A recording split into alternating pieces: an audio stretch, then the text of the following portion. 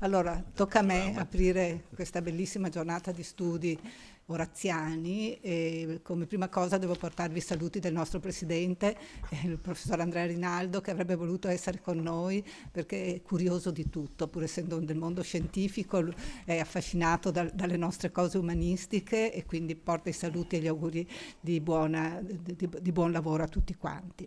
Ringrazio i colleghi Paola Mastandrea e Gianluigi Baldo per aver proposto all'Istituto di svolgere qui questa giornata che prende le mosse dalla pubblicazione recente del primo volume delle Odi di Orazio per la prestigiosa edizione di Lorenzo Valla, che è l'ultima fatica scientifica di Emilio Pianezzola, a cui ha lavorato, come tutti noi sappiamo, fino a che le forze gliel'hanno concesso. E un ulteriore ringraziamento va a Gianluigi Baldo, che assieme a Antonella Duso e a Luigi Nosarti hanno portato a termine l'impresa iniziata da Pianezzola, lavorando sul testo critico, sul commento e curando nell'edizione, che come tutti noi sappiamo è un lavoro intenso, faticoso, però con i risultati che tutti voi avete avuto modo di vedere. E leggendo proprio l'introduzione di Emilio Pianezzola, scusatemi se parlo più di lui forse che del convegno, perché mi legava a Emilio un affetto profondo e quindi insomma ricordarlo qui con voi è per me particolarmente piacevole. Leggendo la sua introduzione vi dicevo, ho ritrovato non solo la lucidità delle argomentazioni, la nitidezza del linguaggio, la profondità degli argomenti che mi avevano avvicinato agli studi ovidiani, nell'ambito dei quali Emilio mi è stato una guida preziosa e sicura, ma ho trovato anche quella consapevolezza che il compito di un accademico non è solo quello della riflessione critica che fa avanzare la conoscenza, ma anche quello di produrre una cultura allargata. Un testo, cito delle sue parole, un testo come quello di Orazio Lirico deve essere a disposizione di ogni lettore che ne voglia usufruire. Lettori diversissimi fra loro, degli specialisti a coloro che conoscono soltanto un latino scolastico o neppure quello, ma sono, continuo con Pianezzola, desiderosi di conoscere un poeta che si colloca al vertice della lirica latina, debitore dei greci, ma anche fortemente innovatore rispetto a quei modelli. E mentre leggevo queste parole, ricordavo il piacere che avevo provato quando tanti anni fa avevo letto quel prezioso librino, Storie d'amore tratte dalle Metamorfosi, che Emilio Pianezzola aveva pubblicato per le edizioni Marsilio assieme al fratello Clemente, che è, secondo me è stato una delle opere di più alta e sapiente divulgazione che ha avvicinato, credo, generazioni di lettori al mondo magico del poeta di Sulmona. Non voglio farvi perdere troppo tempo, ma veniamo due parole a dire di questo convegno che, come commentavo con i colleghi prima, ha un taglio molto originale che credo che Emilio avrebbe apprezzato in modo particolare. E concludo con una riflessione che mi è nata rileggendo, perché ovviamente quando il volume mi è stato gentilmente donato mi sono messa a leggere anche le traduzioni e mi sono soffermata particolarmente sull'Ode 37 del primo volume, quella, voi tutti lo sapete, ma ovviamente io, essendo un'archeologa, non ho la vostra competenza sul latino, che è dedicata a Cleopatra. E mi sono soffermata su quel verso in cui la regina egiziana è chiamata fatale monstrum. Una definizione che è tradotta in modo molto suggestivo, quel segno funesto del destino, che ad alcuni studiosi di ambito archeologico ha suggerito di assimilarla a Medusa, ipotizzando un uso politico dell'immagine di Persio, quale è presente, molti di voi lo ricorderanno, nelle lastre del Tempio di Apollo sul Palatino, che lo mostrano mentre orgogliosamente fa vedere ad Atena la testa mozzata della Gorgone. Secondo questa prospettiva si riconoscerebbe in Persio Ottaviano che ha avuto la meglio sul fatale monstrum. È un'interpretazione suggestiva e io credo che sia abbastanza plausibile, ma non sulla base del verso oraziano.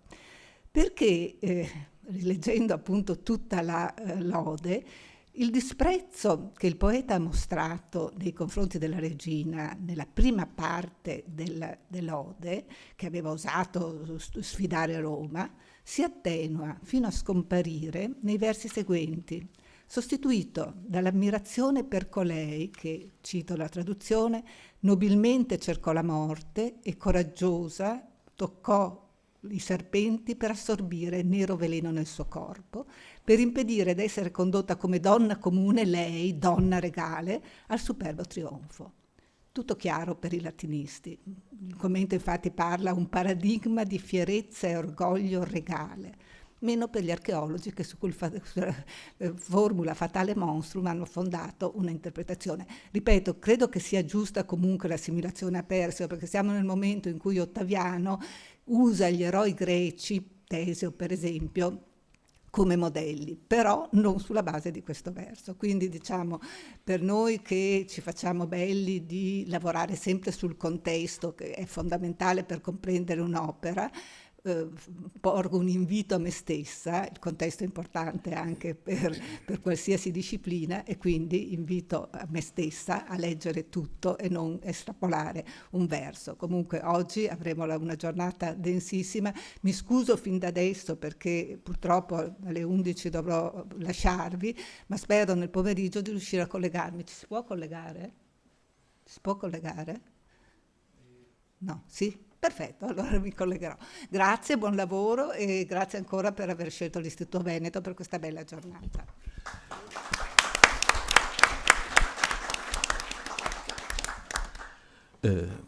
Grazie Francesca, grazie a tutti i convenuti. Due parole, ma proprio due, sul senso del convegno che abbiamo con Gianluigi Baldo e altri consoci pensato di mettere in piedi quest'oggi. Il titolo innanzitutto, Orazio nella cultura letteraria italiana e veneta, non è che volevamo far altro con l'ultimo aggettivo se non indicare dei limiti geografici su una capacità di azione che possiamo avere rispetto al lascito culturale che abbiamo appunto ricevuto dalle generazioni precedenti e che in una stagione come questa ci chiama ad un impegno particolare. Molto particolare, molto più faticoso e, come dire, energico e forse eroico per mantenere non tanto la cultura materiale che spetta agli archeologi e che gli archeologi svolgono in maniera eccellente, ma davvero, potendo però contare su una quantità di vantaggi oggettivi, di cui elenco 2 o 3 soltanto. Il fatto che emergono continuamente nuovi reperti, e non solo diciamo dai siti straordinari come Pompei, ma anche per dire dai campi qui vicini della campagna veneta. Tutto questo purtroppo per chi si occupa di letteratura come noi non è dato. Noi dobbiamo sempre continuare a lavorare su testi vecchi di millenni, sapendo che siamo nani sulle spalle dei giganti, perché prima di noi, soprattutto su autori come Orazio, hanno lavorato menti e intelletti, è vero, con cui non siamo in grado di confrontarci. Eppure, sapendo che a differenza degli archeologi non abbiamo quel contatto con il pubblico, cioè con una, scusate il termine, non so, fruizione, indiscriminata, per cui chiunque è in grado di percepire la bellezza dell'oggetto o la curiosità, no? Del reperto archeologico, mentre quando si tratta di testi, soprattutto di testi di lingue morte, ma lo stesso cosa si può dire ormai anche per i nostri colleghi italianisti della letteratura italiana antica, perché nessuno la capisce più. E dunque occorre uno sforzo, come mai è stato richiesto, salvo in un periodo particolarmente, diciamo, disagevole per l'umanità, come il mondo tardo antico, come il passaggio al Medioevo. Ecco, per me è un po' un chiodo, come i miei amici sapranno, che ci troviamo alla fine di una civiltà e che abbiamo una responsabilità enorme. Ci aspettano secoli, verrebbe da dire di barbarie, ma non vorrei offendere nessuno. Sempre meno si riscuote interesse nei confronti dei contenuti e delle forme che sono a noi care. Uno dei modi, vengo e non voglio dire troppe cose, uno dei modi è appunto quello di curare il lavorio che è stato fatto e che rischia spesso di essere ormai trascurato, soprattutto in una fase di trasformazione, di grande trasformazione tecnologica come questa. Cioè tutto quello che, come sapete, non viene passato, no, alla fruizione per via elettronica è destinato a perire, esattamente come i papiri dell'antichità. Dunque occorre impegnarci il più possibile per traghettare, per salvare, per studiare anche le forme poi della comunicazione attraverso i secoli, che è un po' quello che nel convegno odierno, che ha, come adesso dirò, una causa, come dire, una causa occasionalis, che è appunto l'uscita di questo volume, cui già ci anticipava prima Francesca Ghedini, ma noi abbiamo il problema di curare come sono passati, come sono stati studiati, come sono stati considerati, che peso hanno avuto i testi nel nostro passato. Il caso di Orazio, come tenterò di dire oggi pomeriggio, anche lì in modo molto disordinato e senza troppa erudizione, spero, Orazio è il caso tipico dell'autore latino che subisce le mode. E dunque nel passaggio dal 7 all'800 soprattutto, cioè dal classicismo al romanticismo, avvengono delle trasformazioni enormi. Ecco, studiare questi meccanismi, e lo si può fare naturalmente anche con l'aiuto delle persone che oggi sono state invitate e che ringraziamo fin dall'inizio per la loro adesione, ecco, è, io credo, un elemento fondamentale, cioè legare il più strettamente possibile il nostro lavoro al lavoro della storia, perché è il lavoro della conservazione della memoria.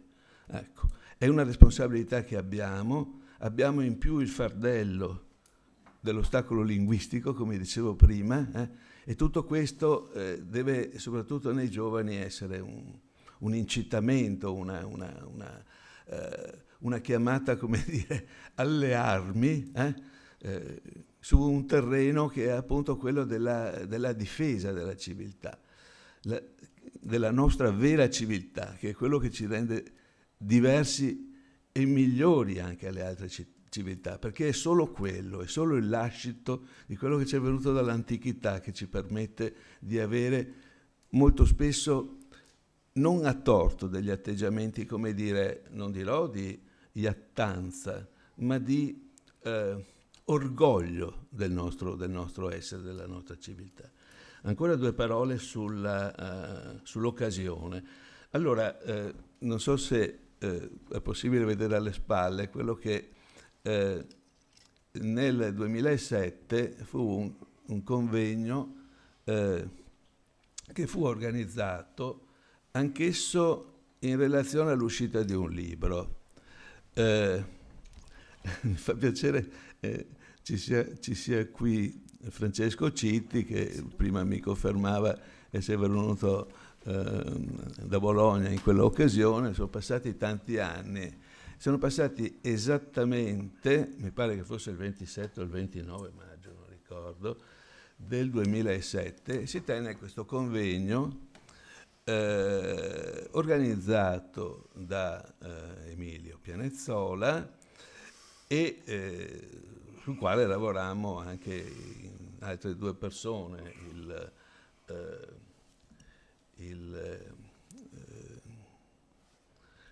non riesco a vedere. Aspetta. Sì.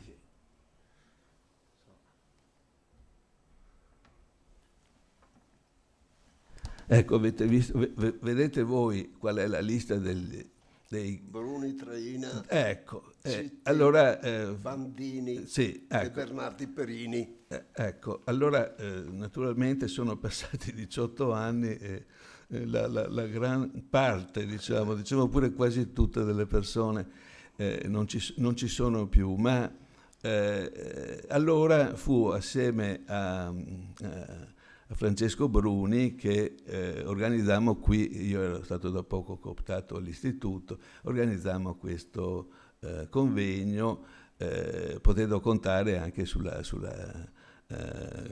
come al solito entusiastica adesione di Manlio Pastore Stocchi, che era allora credo il vicepresidente dell'istituto e che partecipò sempre ai lavori. Qual era in qualche modo la causa occasionale anche quella volta? Era l'uscita della terza edizione del libro di Traina sul Latino del Pascoli. Prima edizione 1962, un libro che aveva fatto epoca perché per la prima volta sollevava lo studio del Pascoli latino, che era sempre stato considerato secondario e del tutto trascurabile rispetto alla produzione che tutti bene o male nelle scuole conoscevano fin dall'infanzia, l'ha sollevato ad un grado di interesse scientifico senza pari. In quell'occasione appunto ci fu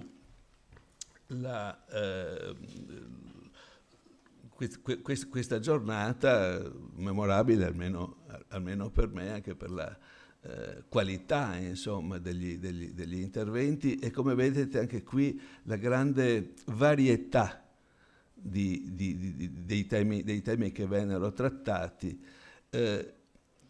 La differenza da allora è evidente, sono passati molti tempi, è passato molto tempo, l'argomento oggi non è più Pascoli latino, anche se avremo occasione di citarlo naturalmente, perché il lavoro del Pascoli nella storia degli studi oraziani del Novecento, del tardo Ottocento-Novecento, ha un suo grande peso. Va bene. Mi fermo qui, ecco, dico solo che gli atti di quel convegno vennero poi pubblicati a cura dell'Istituto Veneto nel 2009, il libro forse è ancora disponibile e quindi io penso che con l'aiuto dei nostri ospiti, se qualcuno interessa, sia ancora disponibile. Mi fermo qui e darei inizio ai lavori, scusandomi eventualmente per il ritardo, ma insomma non va troppo male, dando volentierissimo la parola ad Andrea Cucchiarelli, professore di latino alla Sapienza,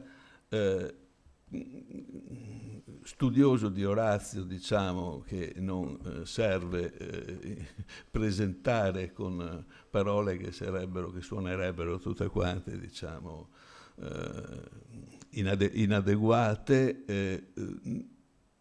Gli passo la parola immediatamente perché sono anch'io ansioso di ascoltarlo, è la prima volta che lo ascolto dal vivo, se posso dire, quindi ho una curiosità, dopo averlo letto, una curiosità anche di sentire la sua voce. Grazie. Grazie. Io vado a sedermi là, Sì. perché così vedo le cose. Grazie. Grazie al professor Mastandrea per questa introduzione che ci ha fatto riflettere sul tema del convegno, sul contesto. E ringrazio gli amici e i colleghi dell'Istituto per questo invito. Ho chiesto qualche indicazione, diciamo, pratica sul tempo a mia disposizione. So che non ci sono particolari limiti, diciamo, questo, però per rassicurarvi comunque ci eravamo accordati su un tempo grosso modo massimo di 45 minuti. Ecco, credo abbiamo a disposizione questo tempo ciascuno. Dunque, qualche parola in premessa, dal momento che mi trovo appunto a cominciare un convegno dal titolo Orazio nella cultura letteraria italiana e veneta, e che quindi si concentra sulla ricezione di Orazio in età moderna, con particolare attenzione al contesto veneto in ambito sia letterario sia critico-interpretativo, in termini cioè di storia degli studi. Dal momento che il mio compito, l'argomento che avevamo concordato è l'opera di Orazio in sé, è chiaro che non ho la possibilità di fare molti riferimenti diretti a luoghi dell'antica Venezia che fossero presenti nei suoi testi. I riferimenti di Orazio alle aree settentrionali, di quella che oggi appunto chiamiamo Italia, sono in realtà necessitate e limitate dal contesto bellico, le grandi odi celebrative del quarto libro, 4.4 e 4.14, le imprese dei due fratelli, Druso e Tiberio, contro i Reti che erano stanziati grossomodo nella zona centro-orientale dell'arco alpino. E dunque, per rispondere al mio tema, cioè il modo in cui Orazio rappresenta quel complesso di fenomeni situati nei luoghi e nello spazio che concettualizziamo con il termine moderno di paesaggio, ho pensato di isolare alcuni casi significativi che siano utili per osservare come Orazio abbia rappresentato la realtà che aveva attorno a sé, definendo un suo modo caratteristico che poi i suoi meriti individuali, uniti a un contesto particolarissimo, la propulsione paradigmatica della cultura augustea, avrebbero reso esemplare e di riferimento per tutta la cultura di età imperiale e canonica appunto per tutta la cultura occidentale. Credo dunque che si possa dire che Orazio sia divenuto per la cultura letteraria italiana il modello del poeta lirico in senso lato, che dice io, capace di costruire una propria rappresentazione della società e della storia nel rapporto con il territorio e più in generale con lo spazio e il contesto, collocandosi all'interno di tale rappresentazione con la propria esperienza biografica, in un processo che però unisce mirabilmente l'ironia e la modestia all'automitizzazione. È questo l'esito di un'azione lunga e paziente che Orazio ha condotto lungo la propria intera esperienza di individuo e di poeta, per comprendere la quale dovrò essere un poco schematico. Ma la sua intuizione, il giovane scampato da Filippi, fu vincente. Egli riuscì a captare e impersonare modelli fondamentali di quell'epoca di cambiamenti, anche traumatici, definendo una figura di cittadino poeta utile ma misurato, legato al proprio territorio di origine e al tempo stesso attivo nella città di Roma, nel centro del potere, capace di ritagliarsi il suo angulus sabino, capace di impegnarsi ma con consapevolezza, condita da ironia, dei propri limiti.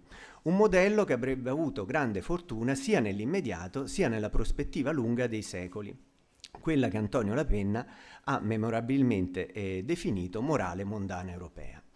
All'interno di questo schema i punti da isolare sono i seguenti. Orazio, come molti intellettuali romani, non è nato a Roma, ma proviene da una dimensione piuttosto remota, quella della comunità romana di Venosa, in una terra di confine.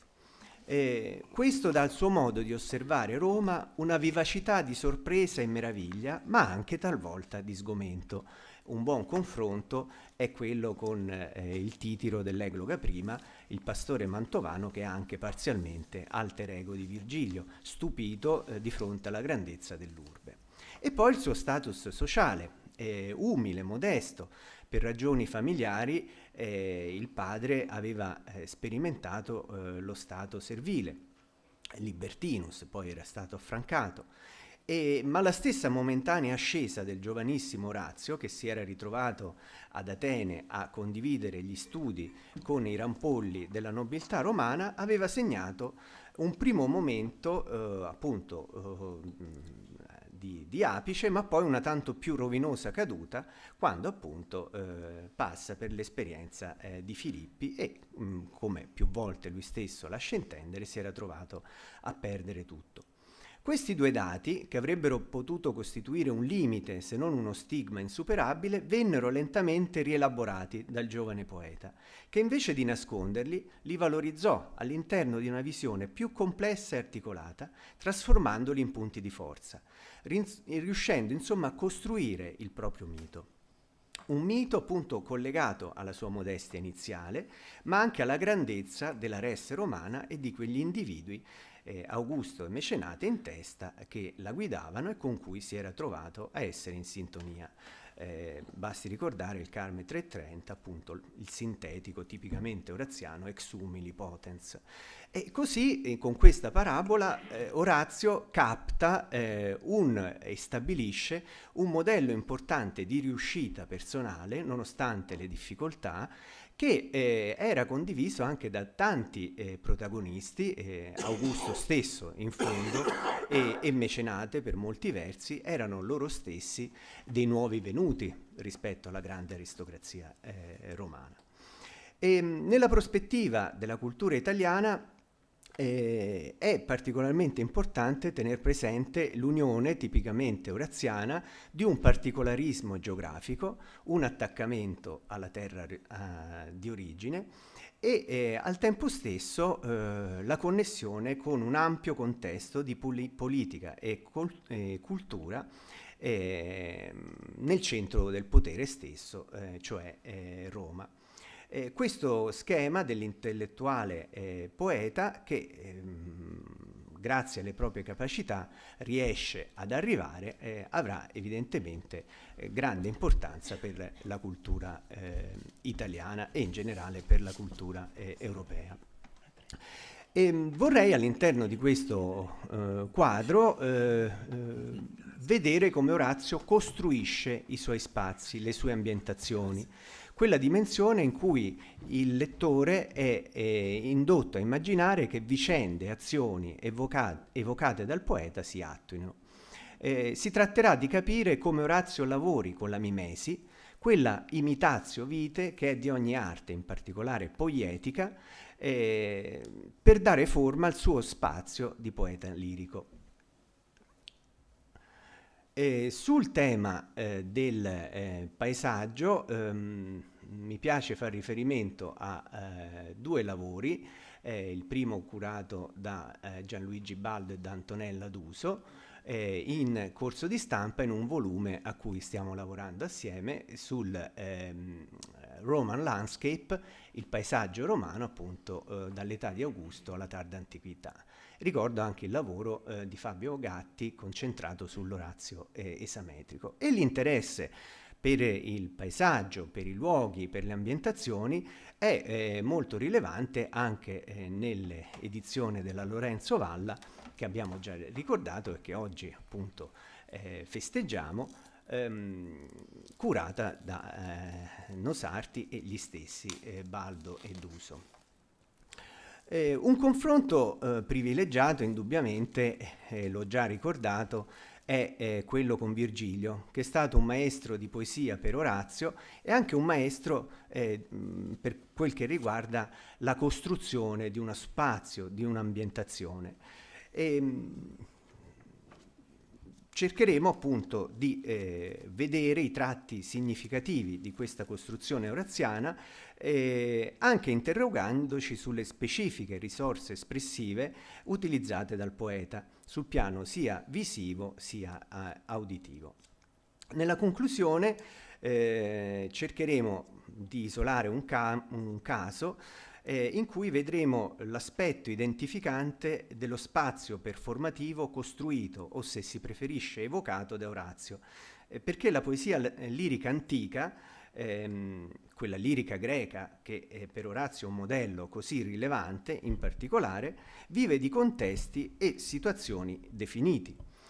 Il poeta antico si rivolge sempre a qualcuno, in una precisa occasione, in determinati contesti e ambientazioni, il simposio tipicamente nella lirica monodica, identificato da una cerchia ristretta di persone. O in alternativa, teniamo conto sempre dell'aspetto mimetico, il poeta simula di farlo.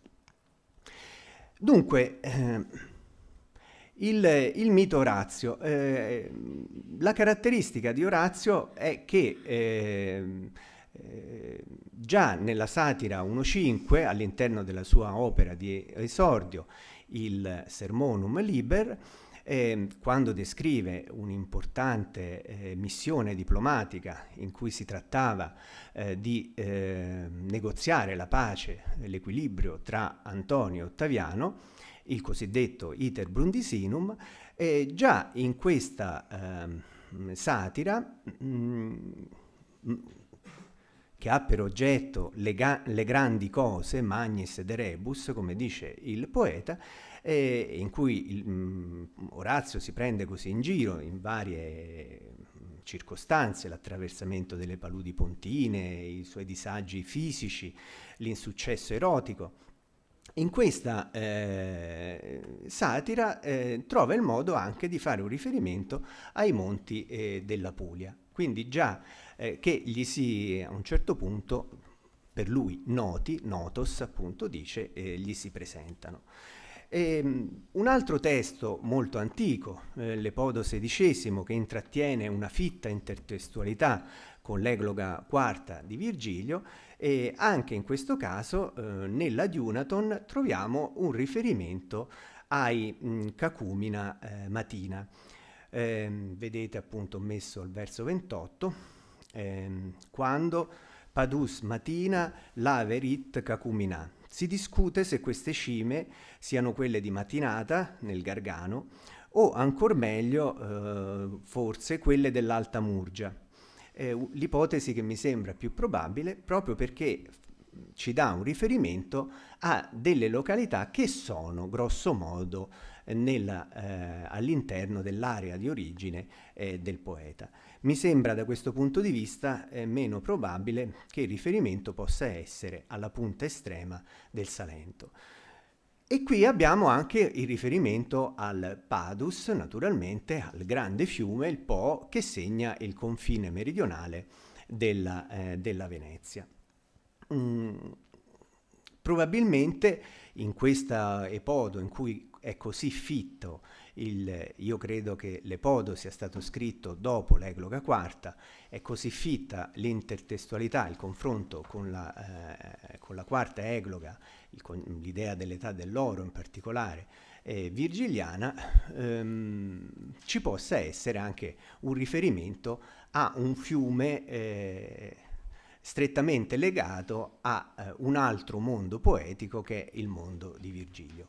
Non ci sarebbe niente di strano se appunto il poeta già nell'Epodo XVI utilizzasse la geografia per identificare se stesso e anche gli altri poeti.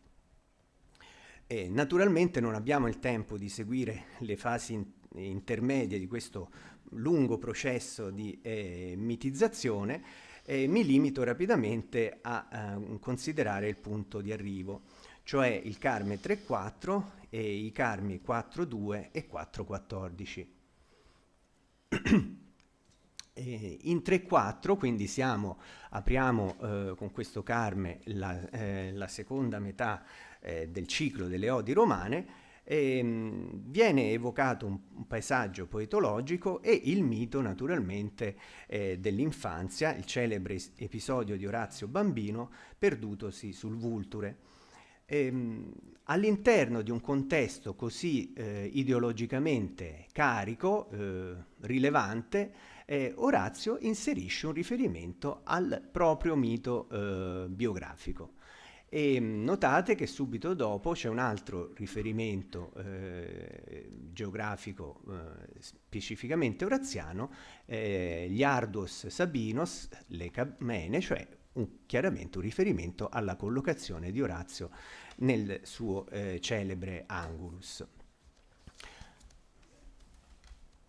Così anche nel Carme 4.2, un carme in stile pindarico di argomento alto, celebrativo e augusteo, nella sua posizione centrale ospita un riferimento alla Apis matine more modoque, e di nuovo poi un riferimento anche all'Aniene e alla zona di Tivoli. Di nuovo abbiamo in un contesto così alto e elevato ritroviamo con una significativa ricorsività il riferimento alle origini, appunto credo che qui Fedeli Ciccarelli abbiano ragione nel pensare all'altopiano dell'Alta Murgia, piuttosto che pensare al Salento dell'antica Calabria, e poi il riferimento alla collocazione vicino a Roma, a Tivoli. L'ape, naturalmente, pensiamo alla prima egloga di Virgilio, le api iblee collegate al salice, quindi a una pianta, un'essenza arborea tipicamente mantovana e virgiliana. Anche in questo caso l'unione dell'elemento geografico che permette di dare precisi segnali di identità personale e letteraria. L'ape iblea rinvia naturalmente alla Sicilia di Teocrito. E di nuovo l'Aufidus, siamo di nuovo in un carme celebrativo, il Carme 4.14, di nuovo nella sua sezione centrale, e abbiamo il riferimento in una similitudine al fiume Ofanto, quindi un altro elemento identificante delle origini oraziane. Vedete in 4.9 di nuovo natus ad Aufidum, strettamente collegato questo concetto appunto dell'origine Apula, Lucanus Anapulus Anceps del nostro poeta, e poi il riferimento al Meonius Homerus. Quindi addirittura il confronto con il sommo poeta. Dunque, come si è comportato Orazio rispetto a due elementi fondamentali del fare poetico, cioè appunto l'aspetto sonoro e l'aspetto visivo? Già da tempo è stato osservato che un tratto caratterizzante della poesia oraziana è la visività. Si differenzia da questo punto di vista nettamente Orazio da Virgilio, che è poeta dell'immaginazione uditive. È questa un'osservazione ricorrente in un grande maestro di studi oraziani e virgiliani, cioè Alfonso Traina. Virgilio fa sentire i suoni, Orazio ci fa vedere le immagini. Nel contesto della destinazione immediata, il gruppo ristretto dei fortunati ascoltatori cui il poeta o un lettore professionista declamava i propri versi, nel caso dell'epico Virgilio erano sollecitati da un testo che soprattutto risuonava, mentre nel caso di Orazio, genericamente poeta lirico, il testo mostrava. Certo, si osservano casi in cui Orazio spinge sulla sensazione uditiva, ma allora, secondo una norma generale della linguistica e della stilistica, lo scarto è significativo. Un caso molto noto è quello del Carme 1.22, in cui anche per effetto del nome Lalage, che rinvia appunto a una cantilena infantile, una sorta di lallazione, l'aspetto sonoro è importante. Vedete la ripetizione del nome di Lalage in chiusa e l'idea che il suono, il canto che si percepisce nelle campagne sabine fa scappare l'enorme, mostruoso lupo. Quindi un effetto addirittura miracoloso del suono. Ma già nel successivo Carme 1.23, peraltro connesso tematicamente in vario modo rispetto a 1.22, tanto da stimolare una lettura continuata e contrastiva. Questo è un aspetto molto importante del libro poetico augusteo, in particolare quello oraziano. I testi vanno letti in successione, chiaramente ogni testo ha la sua autonomia estetica, la propria efficacia individuale, ma il poeta ha congegnato il suo libro in modo tale che i testi, alternandosi secondo il gusto della varietas, potenzino l'un l'altro la propria significanza, la propria forza, le proprie suggestioni. Dunque,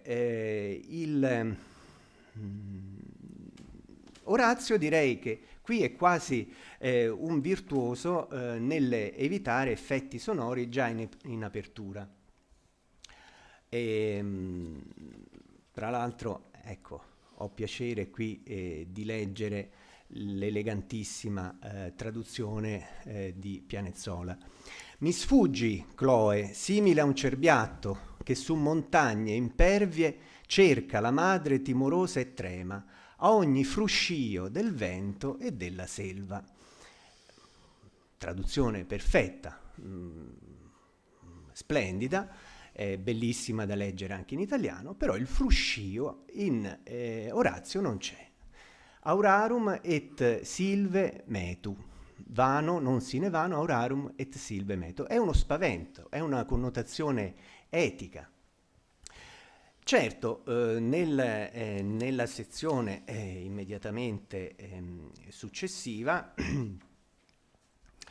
vedete al verso 5 il grassetto, Namseu bilibus veris in orruit adventus folis seu virides rubum dimovere lacerte, mobilibus veris in orruit. Qui abbiamo una serie di effetti sonori che sono stati ben osservati da Francesco Citti e di cui si dà conto anche nel commento appunto di Baldo e Duso. Però poi notate che il concetto si appunta sul rabbrividire della selva, poi c'è una famosa questione testuale veris adventus, e sul dettaglio della verde lucertola che muove il rovo, quindi è un dettaglio visivo. Qui probabilmente c'è anche una finalità espressiva data dal contesto. Qual è il concetto fondamentale di quest'ode e l'effetto a cui mira Orazio? È che Chloe fugge appena vede Orazio.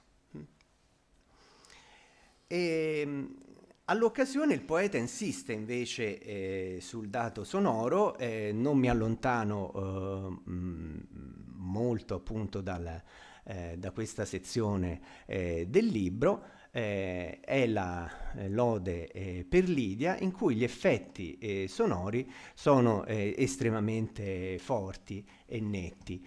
I giovani protervi, gli amanti, gli ammiratori che un tempo facevano battere le finestre della donna, iactibus crebris,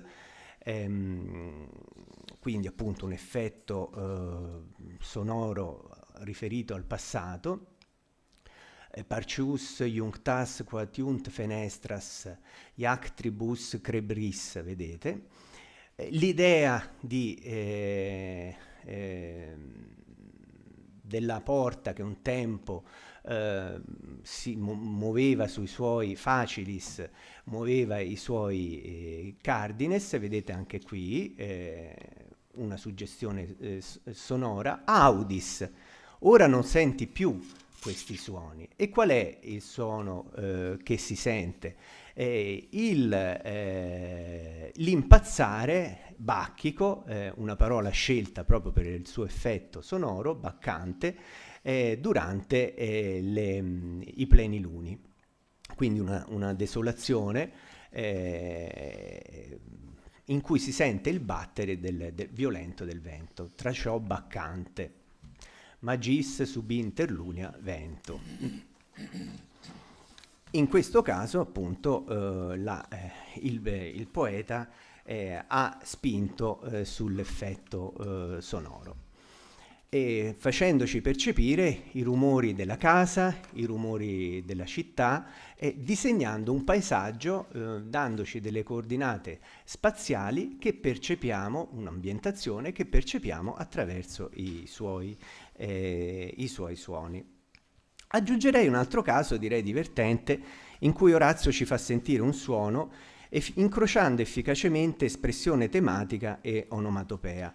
Siamo in questo caso nel libro terzo, in un Carme indirizzato a Elio Lamia, che si apre con un lungo movimento parentetico digressivo, finalizzato a evocare, secondo modalità elogiative che in poesia lirica rimandano a Pindaro, l'antichità della famiglia, le cui nobili origini venivano ricondotte, in realtà non erano così nobili Lamia, alquanto fantasiosamente all'Amo, addirittura l'omerico re dei Lestrigoni, fondatore di Formia.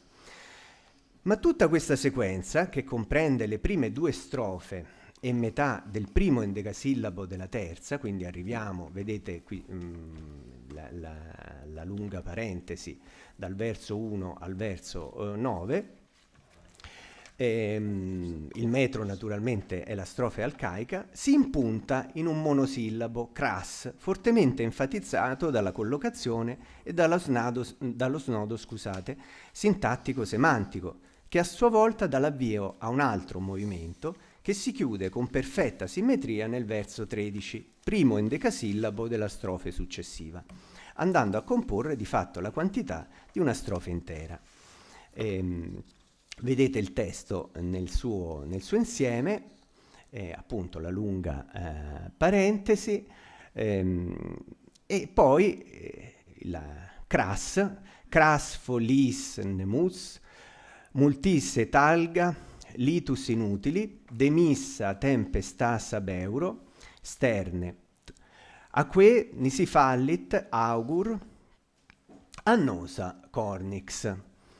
Domani verrà la tempesta, è la dimensione del futuro ignoto, ansiogeno per il poeta, ma anche quindi uno stimolo a cogliere elogi, ma in questo caso c'è una voce della natura che permette all'individuo di allertarsi e di prevedere il futuro. Nisi fallit augur annosa cornix, appunto al verso 13.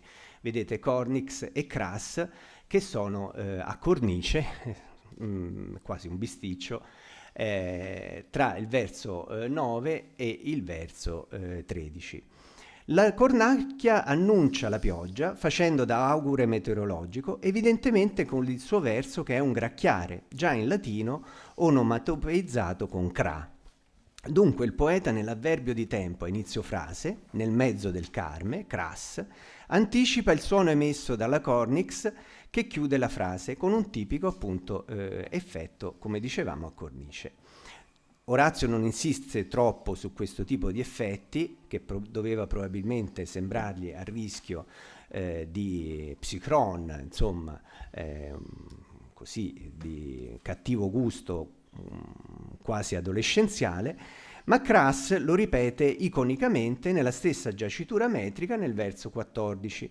Abbiamo quindi un doppio cras attorno alla cornix, un cras in questo Carme che contiene l'augurium vocale della gracchiante cornacchia.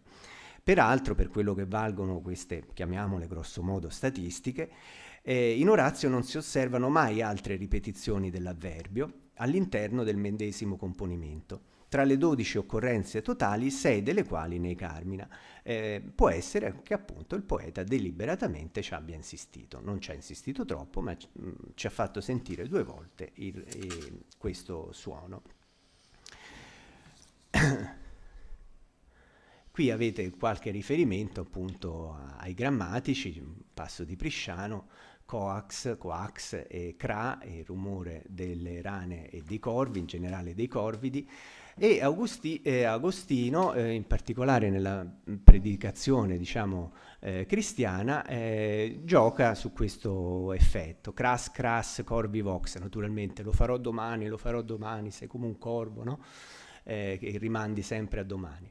E anche questo passo di Cassiodoro con la cornicula.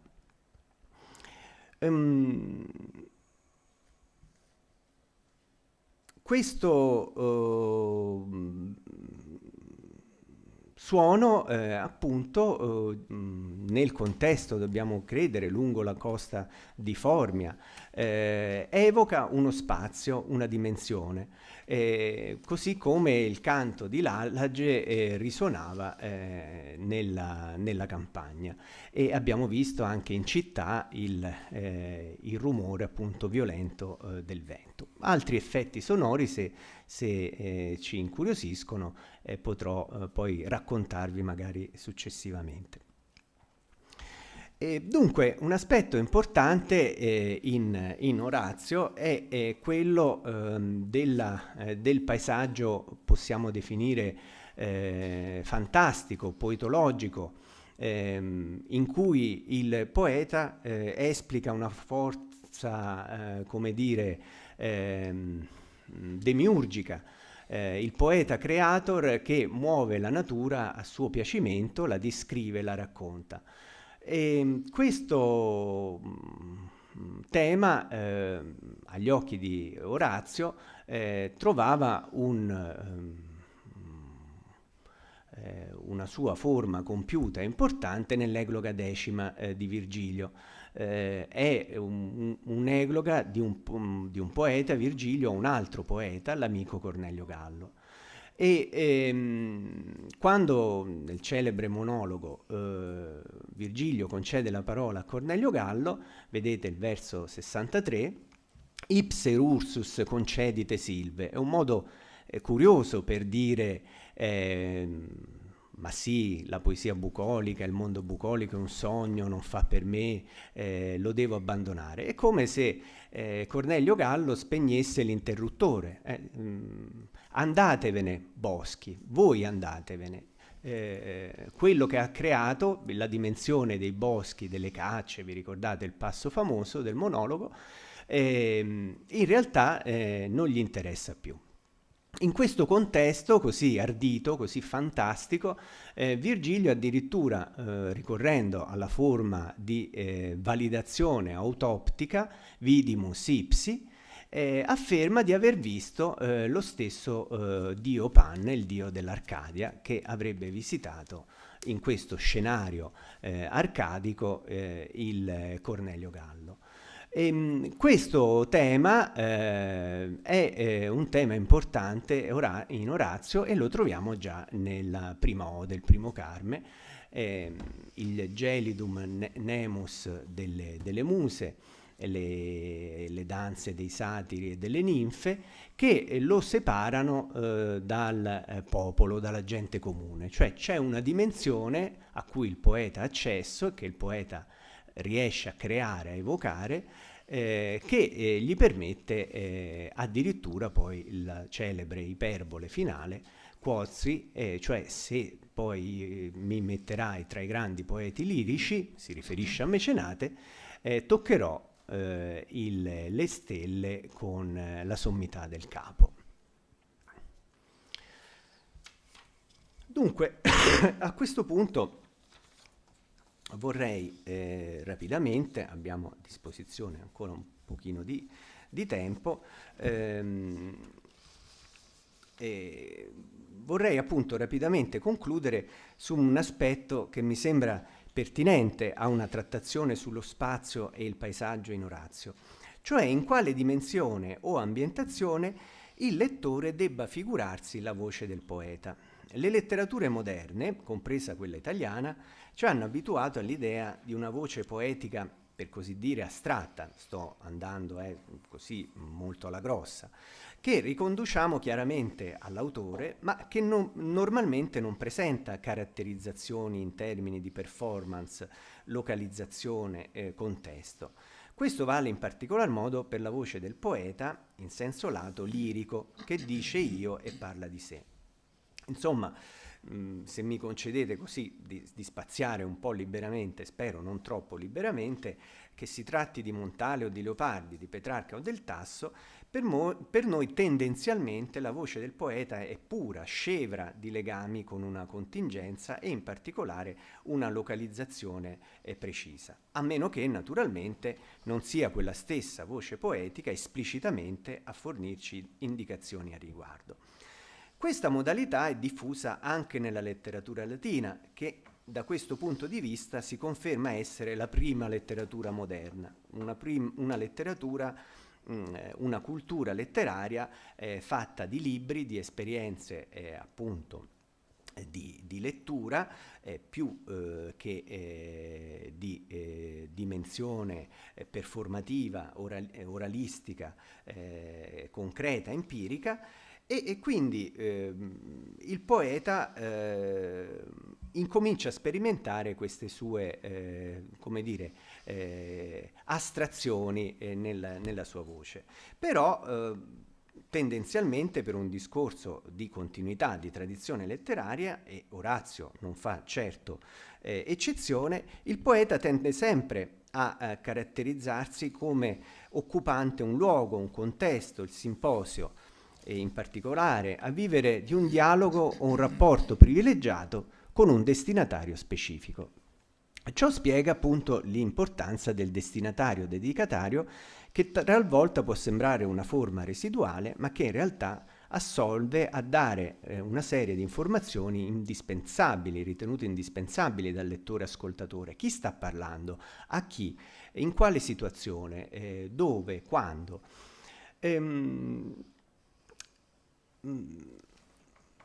Questa modalità di contatto tra Orazio e il suo destinatario è già ben presente nei Sermones e sarà mantenuta costantemente nelle opere successive, in particolare nei Carmina. Quella del poeta è una voce che proviene da un determinato contesto. In particolare la funzione destinatario è lo spazio di dialogo tra Orazio e idealmente Mecenate o gli altri destinatari. È interessante osservare come questo dato convenzionale viene reinterpretato da Orazio in una forma che, pur restando fedele allo statuto comunicativo originario, guarda alla nuova dimensione, potenzialmente eterna e generalizzata, che è quella del libellus poetico, la raccolta di testi come è consegnata alla nuova e definitiva forma della raccolta in più volumi, ciò che Orazio stesso chiama monumentum in 330, naturalmente. Si può dire che con Orazio si compia il passaggio dalle edizioni ellenistiche dei grandi lirici arcaici, autori che non ragionavano in relazione alla pagina scritta al libro, ma nella dimensione orale della diretta comunicazione interpersonale, a una nuova concezione della poesia lirica come ancorata alle modalità comunicative originarie, ma ormai destinata ad attuarsi nella dimensione del libro. Insomma, si può dire che nonostante tutte le sue gestualità da poeta lirico nella tradizione della performance orale e simposiale, quando si rivolge al suo destinatario, quando chiede al ragazzo di portargli il vino, eccetera, Orazio è ormai compiutamente un poeta lirico della pagina scritta. E questo ha una grande incidenza sulla sua modalità di rappresentazione delle situazioni e delle coordinate spazio-temporali. Certo, il New Criticism ci ha insegnato che ogni componimento va letto e interpretato di per sé stesso, però i componimenti, come abbiamo già accennato, vanno letti anche in successione. Orazio predispone tutta una serie di effetti dati dalla lettura continuata del suo volumen, dal suo svolgersi. Il caso che volevo trattare è molto noto una celebre questione testuale, Poscimus o Poscimur, che riguarda in particolare la prima strofe, la parola d'attacco del Carme 1.32. Poscimus siquid vacui sub ombra lusimus tecum quod tunc in annum vivat et pluris agedic latinum barbite Carmen.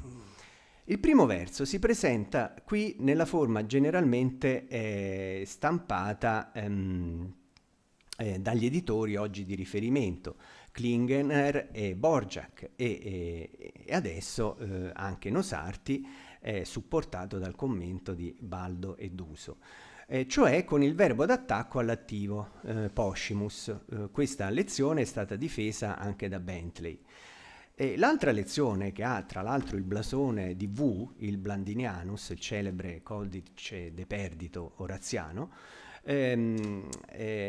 l'altra lezione è poscimur, al passivo, che quindi non vuol dire chiediamo, ma alla lettera siamo richiesti, cioè ci viene chiesto di cantare.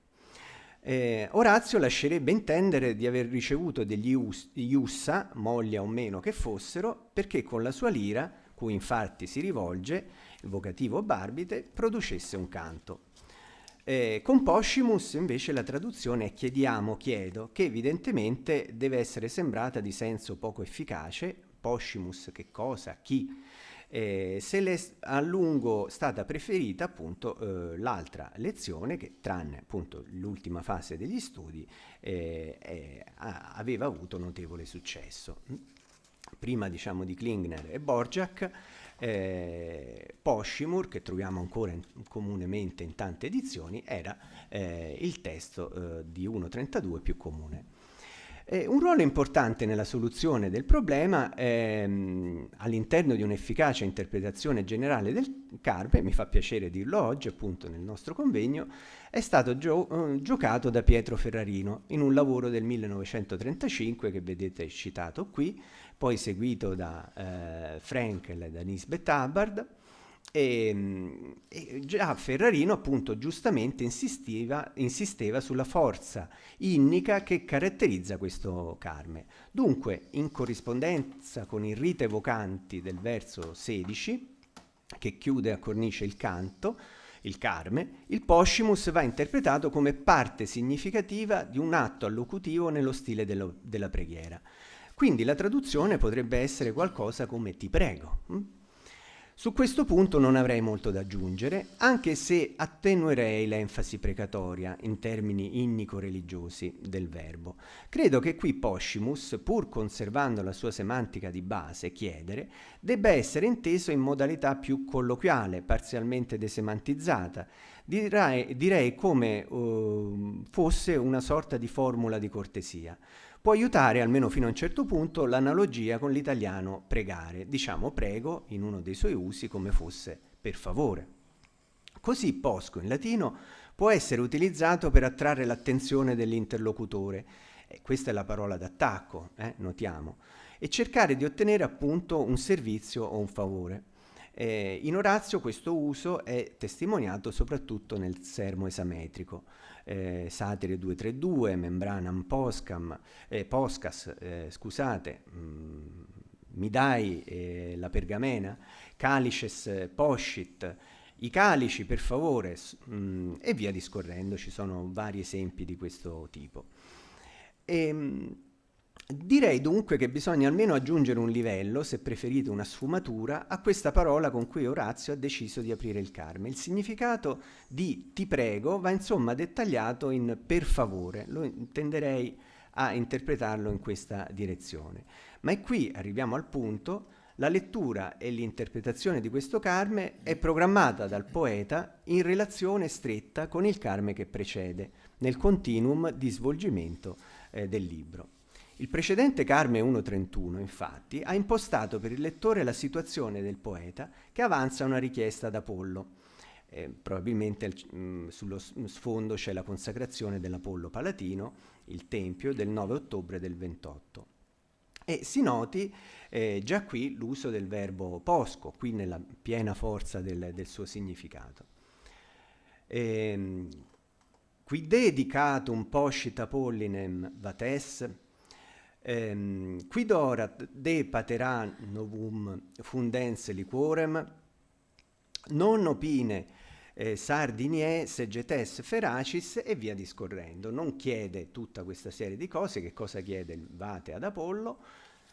Frui paratis et valido mi latoe, insomma star bene, stare in salute, godermi quello che ho, e passare una vecchiaia, come appunto osservava Traina. Orazio si sente vecchio a 40 anni, che non manchi della cetra. Quindi vedete proprio l'ultima parola, nell'ultima frase, nec citara carentem. Il poeta in 1.31 si colloca come un poeta lirico con la sua cetra, nella dimensione molto concreta della performance lirica. Che cosa vediamo nel Carme subito successivo? Che chiede appunto la cetra. Barbite si rivolge appunto a questo tipo particolare di cetra. Quindi questo aiuta a comprendere meglio il poscimus d'esordio del secondo Carme di questa coppia. 1.31 e 1.32 sono collegati da vari punti di vista. Il suo non è più un chiedere agli dei, nella fattispecie ad Apollo come nel Carme 1.31, ma un chiedere di cortesia allo strumento stesso, per favore, al tempo stesso l'espressione di una volontà di prendere l'oggetto in mano e di avviare il canto. Quindi vedete c'è un nesso di situazione importante, rilevante, tra l'uno e l'altro Carme. Orazio ci tiene, quello che lui chiede ad Apollo è avere la cetra sempre con sé, poi si rivolge alla cetra stessa chiedendole per favore di concederle di nuovo un altro Carmen latino.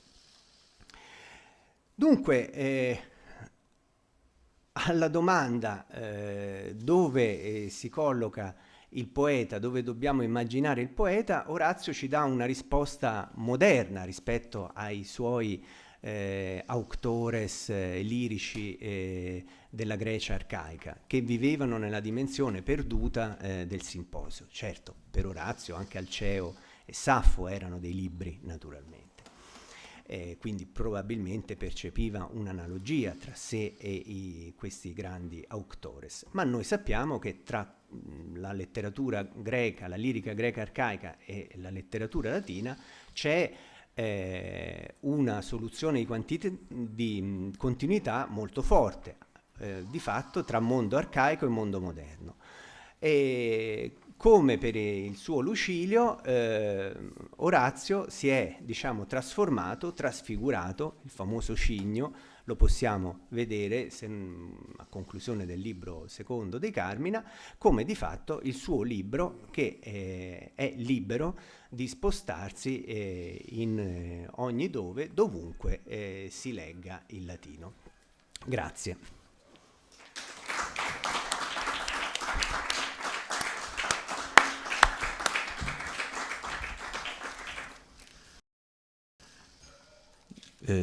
Grazie professor Cucchiarelli. Alla fine della mattinata, che è ancora densa, diciamo, di interventi, magari se ci sono delle domande a cui sono sicuro il professore si sottoporrà volentieri, ma io tenderei a dare subito la parola al prossimo relatore, cioè al professor Gino Belloni Peressutti, che diciamo anche egli socio dell'istituto e ben noto, diciamo, in quanto ha insegnato a Ca' Foscari per gran parte della sua vita. L'intervento che oggi fa è dedicato ad un personaggio che con il Veneto, diciamo, ha avuto dei rapporti piuttosto stretti, visto che qui ha trascorso l'ultima parte della sua vita tra Padova, anche Venezia, ma quello che oggi ci dirà è legato naturalmente ad Orazio e ci mostrerà soprattutto delle cose che, se lui permette, dopo averlo ringraziato per il suo intervento, andrei a vedere dalla prima fila, altrimenti non vedo niente. No, stai buono. Grazie. Grazie. Vediamo di mettere vicino il computer.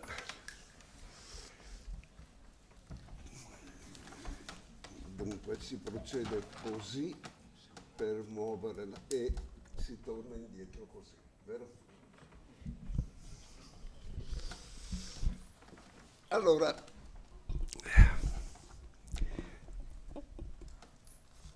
sono un po' un pesce fuor d'acqua in mezzo ai latinisti, fra gli Orazi e i Virgili, perché, che si sappia o no, io mi sono sempre occupato di altre cose, cioè di italiano antico e cose di questo genere.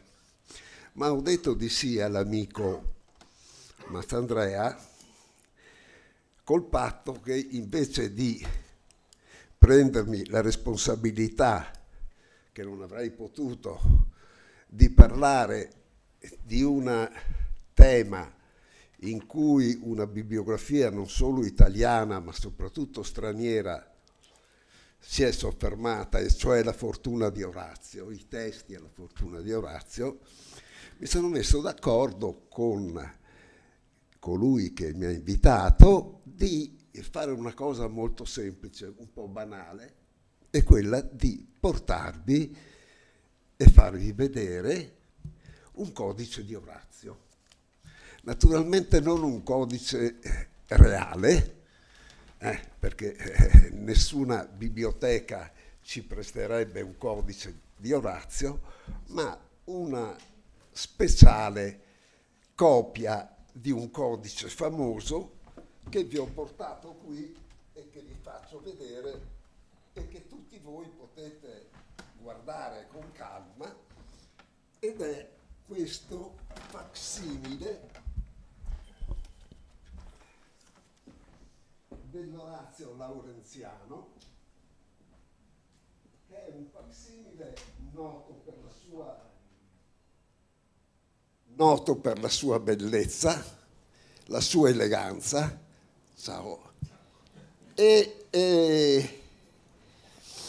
che ha anche come riproduzione una storia molto nobile. È il facsimile del codice laurenziano, appunto, di Orazio, noto non tanto in quanto portatore di un testo di Orazio, ma in quanto toccato dalle mani di un lettore particolare, e cioè Francesco Petrarca.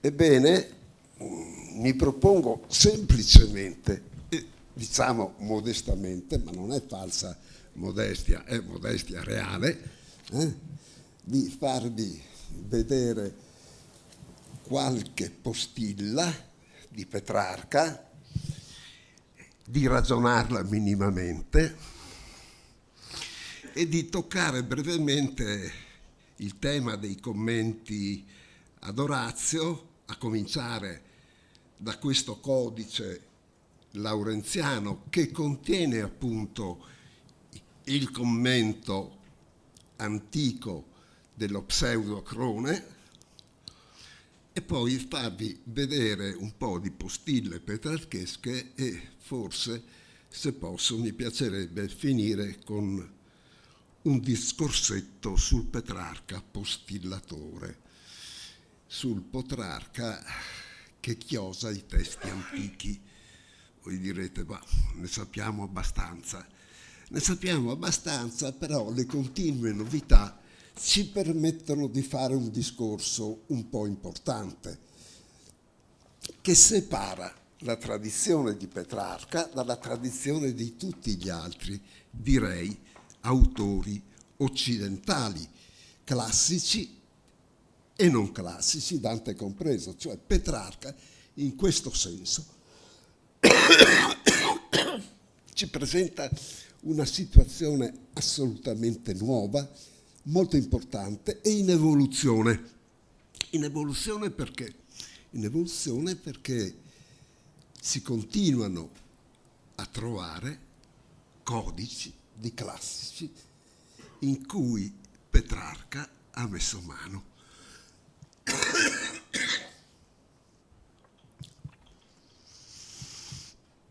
Dunque i commenti antichi ad Orazio sono trasmessi da vari codici ed oggi pubblicati in edizioni consultabili, anche online. In antico questi testi si intersecano e si contaminano.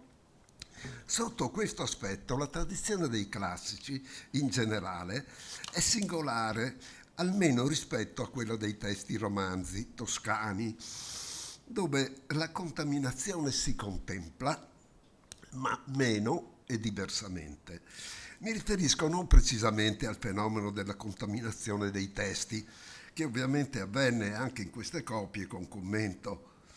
Non parlo cioè di contaminazione dei testi primari, ma di contaminazione dei commenti, che riguarda una diversa modalità e prevede non tanto la differenza di lezioni, ma il fatto che i copisti, di fronte ad un apparato di annotazioni o di scoli, si sentivano in dovere oppure nella necessità di scegliere e insomma diventano quelli che sarebbero poi stati chiamati per i testi romanzi copisti attivi, no? Una specie di ossimero che già Alphonse Daine, in quel libro che la mia generazione ha letto con tanto, imparando tanto, insegnò. Sono quasi un ossimero, insomma un copista medievale che si permette di mettere le mani e di diventare un copista attivo fa tutto l'opposto del suo mestiere, soprattutto in un momento in cui nella tradizione sono entrati i testi sacri, vero? Lì appunto toccare una parola. Il primo tipo di contaminazione oggi più che ieri è sempre più ipotesi obbligata nella costruzione degli stemmi dei testi antichi italiani. Bastino gli ultimi studi sulla commedia di Dante, di Trovato, e altra storia, quella della contaminazione dei commenti e degli scoli, i testi della letteratura toscana iniziale, per questo aspetto godono di una situazione migliore, anche se contemplano misuratamente questa fattispecie, cioè la fattispecie che i commenti vengono, si alterano e l'uno prende qualcosa dall'altro, eccetera. Questo capita, però capita in maniera molto misurata. Invece i commenti antichi ad Orazio continuano a presentare parecchi problemi. È accertato, per esempio, che di Elio Acrone, contemporaneo di Gellio,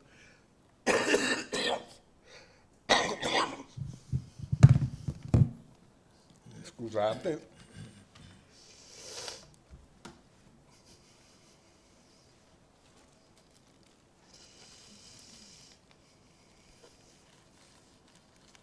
sì, sapevo che ero raffreddato, ma insomma sono venuto lo stesso. Dico, di Elio Acrone, contemporaneo di Gellio, secondo-terzo secolo d.C., e del suo commento ad Orazio Lirico non possediamo altro che frammenti, e nemmeno sicurissimi, tramandati postumi. V-VI secolo, così che è noto, si cita come pseudo-acrone e non come acrone, per via delle troppe interferenze, ma interferenze non si sa nemmeno rispetto a quale testo base.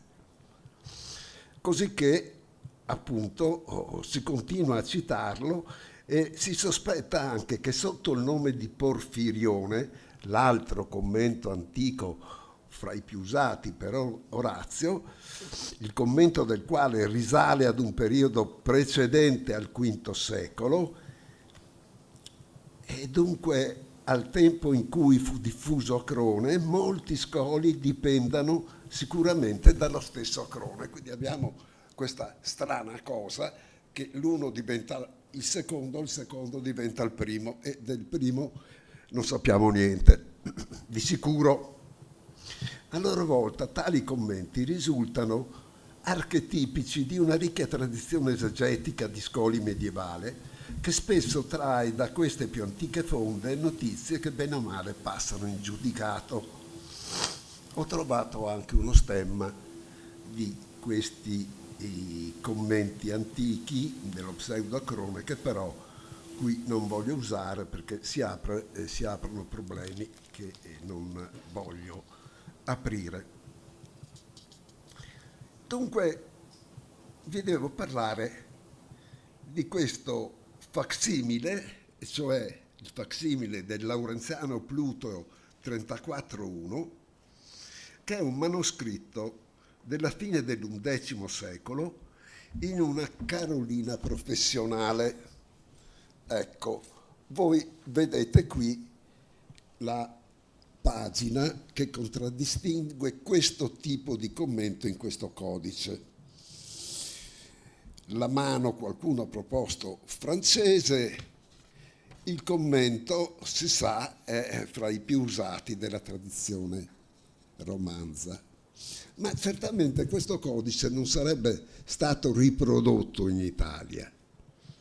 Altri appunto antichi sono rimasti e vengono usati se non si fossero aggiunte minuscole, non poche chiose riconosciute appunto come della mano di Petrarca. Parliamo della copia artigianale e del fatto che si sia potuta riprodurre un codice con tanta intensità e bellezza costituisce infatti un monumento della tecnica specialistica di riproduzione in Italia, riconosciuto tale in assoluto questo esemplare tra i più curati manufatti artigianali di questo genere. Adesso vedremo meglio.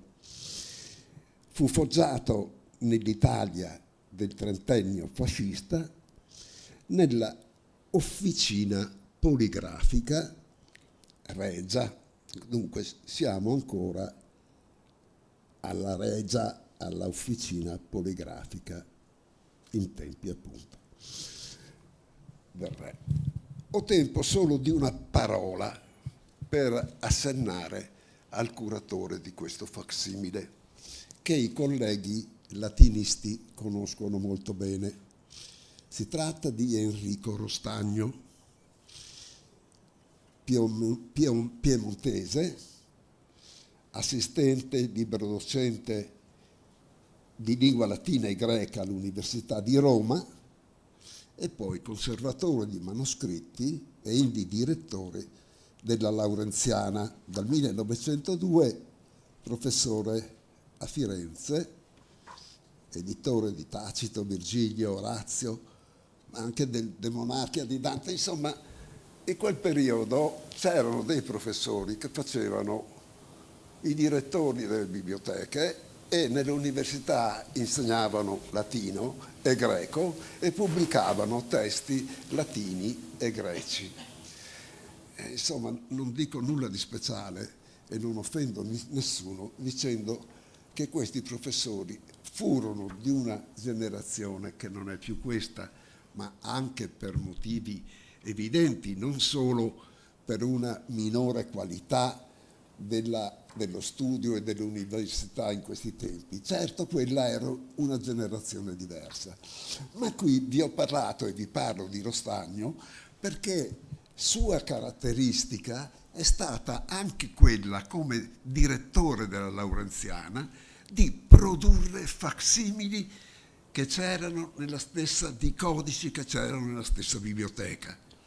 E quindi pubblicò Eschilo, 1896, poi il Virgilio Mediceo, con postille di Pomponio Leto, 1931, e poi Tacito, nel 1902, e poi appunto, insomma, siamo a una persona che poteva permettersi di studiare, ma anche di, come dire, produrre questo tipo di libro speciale di cui si fa così che non si cita tanto, questi facsimili non si citano tanto, in realtà sono molto importanti, non sono una copia artistica fasulla, ma sono molto spesso la possibilità, come nel caso mio che adesso non giro più per biblioteche, ma avendo in casa questo bel coso e essendo chiamato a parlare di Orazio, cosa faccio? Vado a vedere i manoscritti in giro per il mondo? No, apro un manoscritto e provo modestamente a rileggermi e a studiare i testi e in particolare le chiose di Petrarca a questo testo. Ve la faccio un po' corta, ma volevo almeno fare alcune osservazioni che voi vedete qua. Questa mise en page che voi notate, dovete subito vedere che non riguarda il testo di Orazio in una sola pagina, ma si permette di occupare due fogli diversi del manoscritto, cioè il verso di un primo foglio e il recto del foglio successivo. Come voi vedete, il testo di Orazio è piazzato in mezzo e ai margini invece c'è il commento, in questo caso dello pseudocrone, ma come voi potete vedere benissimo, la pagina è bellissima perché testo e inchiostro del testo principale sono in risalto, perché la penna è una penna più grossa, l'inchiostro è un inchiostro più evidente rispetto alle chiose che sono trascritte nei margini, che pure si leggono benissimo. Adesso non so come si veda la fotografia, ma sono leggibilissime. La cosa interessante è che questo facsimile si può permettere di giocare anche su fatti particolari come il lato pelo e lato carne dei codici, no? Io parlo dei colleghi che conoscono bene questa faccenda, c'è anche qualche più giovane studente che forse non ha notato che nei codici in pergamena regola vorrebbe che l'apertura di una pagina aperta corrispondesse sempre ad un lato della pelle dell'animale, o il lato carne o il lato pelle, di modo che a pagina aperta ci fosse la stessa capacità di visione. Di più,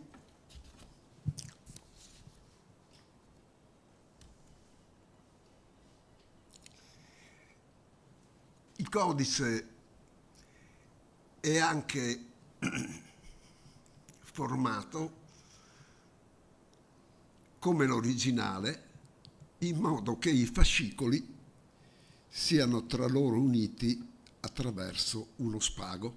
Lo vedete lo spago nella figura 2, ma vedete che insieme allo spago, in fondo alla fotografia sulla destra, la pergamena non è affatto regolare e si vede già da questa fotografia il giro della spalla dell'animale, lo vedete, perché prendendo la pelle dell'animale, ma dovendo utilizzarla al meglio, molto spesso i codici in pergamena prospettano questa cosa, cioè il fatto che si vede una mancanza di pergamena. Qui la vedete molto bene, vedete soprattutto questo, vediamo se, lo vedete, insomma, vedete questo giro di spalla che contraddistingue. Ecco, invece la figura 3 vi mostra qualcosa di dannoso, e cioè il fatto che quando un copista non ha più spazio e non può chiosare interlinearmente, come voi vedete nella parte destra voi della fotografia, oppure ai margini, cosa succede? Fa una chiosa verticale, ma questa chiosa verticale, quando il codice si chiude, non si legge più. Ecco proprio un caso di un difetto, ma insomma non è colpa di chi ha riprodotto il codice. La colpa, se vogliamo dir così, è del copista che, non avendo più spazio, vero? Sì. Invece la fotografia 4, vero, ci porta già alle carte di guardia, nelle quali carte di guardia voi potete leggere, spero, in alto, a destra, Emptus Ian, vero?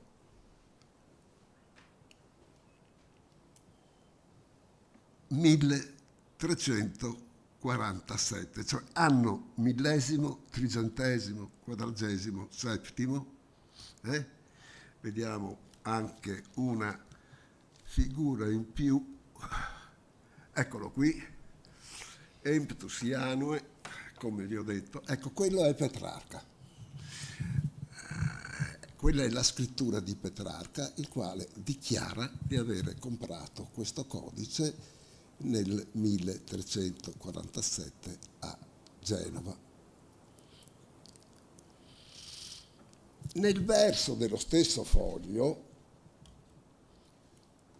vedete una macchia scura di Gora. Lì, in quella macchia, dietro e dentro quella macchia scura, si legge un'altra nota. Io ve la leggo e spero che voi la possiate vedere, e cioè: Liber Francisci Petrarce, poeta e laureati, qui post obitum remaneat penes redum suum. E qui si dice che questo libro, che è del poeta laureato, vero? Petrarca non dimentica mai la laurea in Campidoglio, 1341, Petrarca dice che questo libro deve rimanere a casa propria. Una parentesi: questa autografa dichiarazione contempla il fatto che non tutti i manoscritti del Petrarca fossero destinati al Carrarese, come invece successe, e di cui passarono ai Visconti che avevano vinto i Carraresi, e dai Visconti al Castello di Blois, dal Castello di Blois alla Bibliothèque Nationale di Parigi, dove oggi sta la maggior parte dei manoscritti di Petrarca.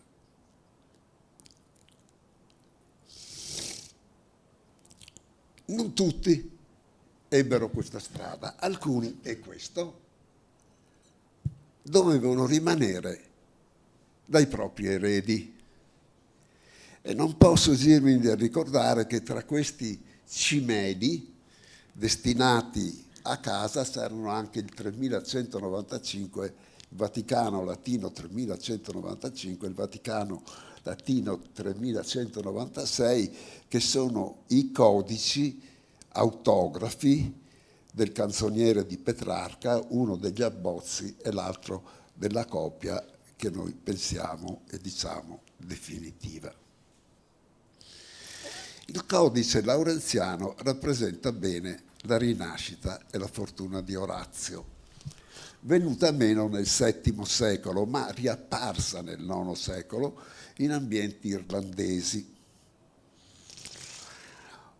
o in manoscritti che comunque da essi dipendevano. L'interesse di matrice irlandese per Orazio, che è confermato dalla tradizione oggi rimasta, si è scritto, è indirizzato fondamentalmente alle sue forme, anche metriche e legate al canto. Esse sono d'altronde utilizzate nel Medioevo anche in contesto cristiano.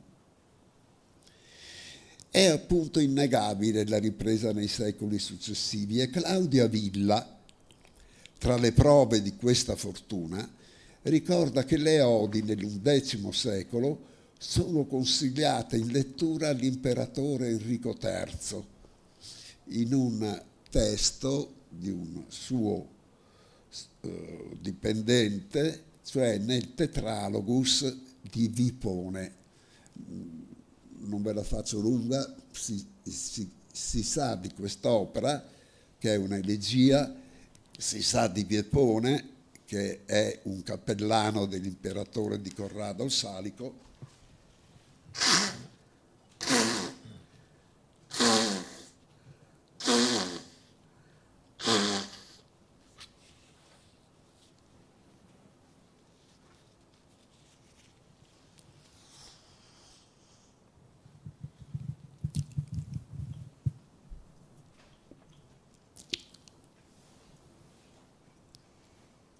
La studiosa attesta ancora, parlo della Claudia Villa, manoscritti alla mano, che nel bagaglio oraziano della tradizione manoscritta le odi stanno sempre all'inizio del gruppo, fanno da portabandiera, come nel nostro laureziano del resto.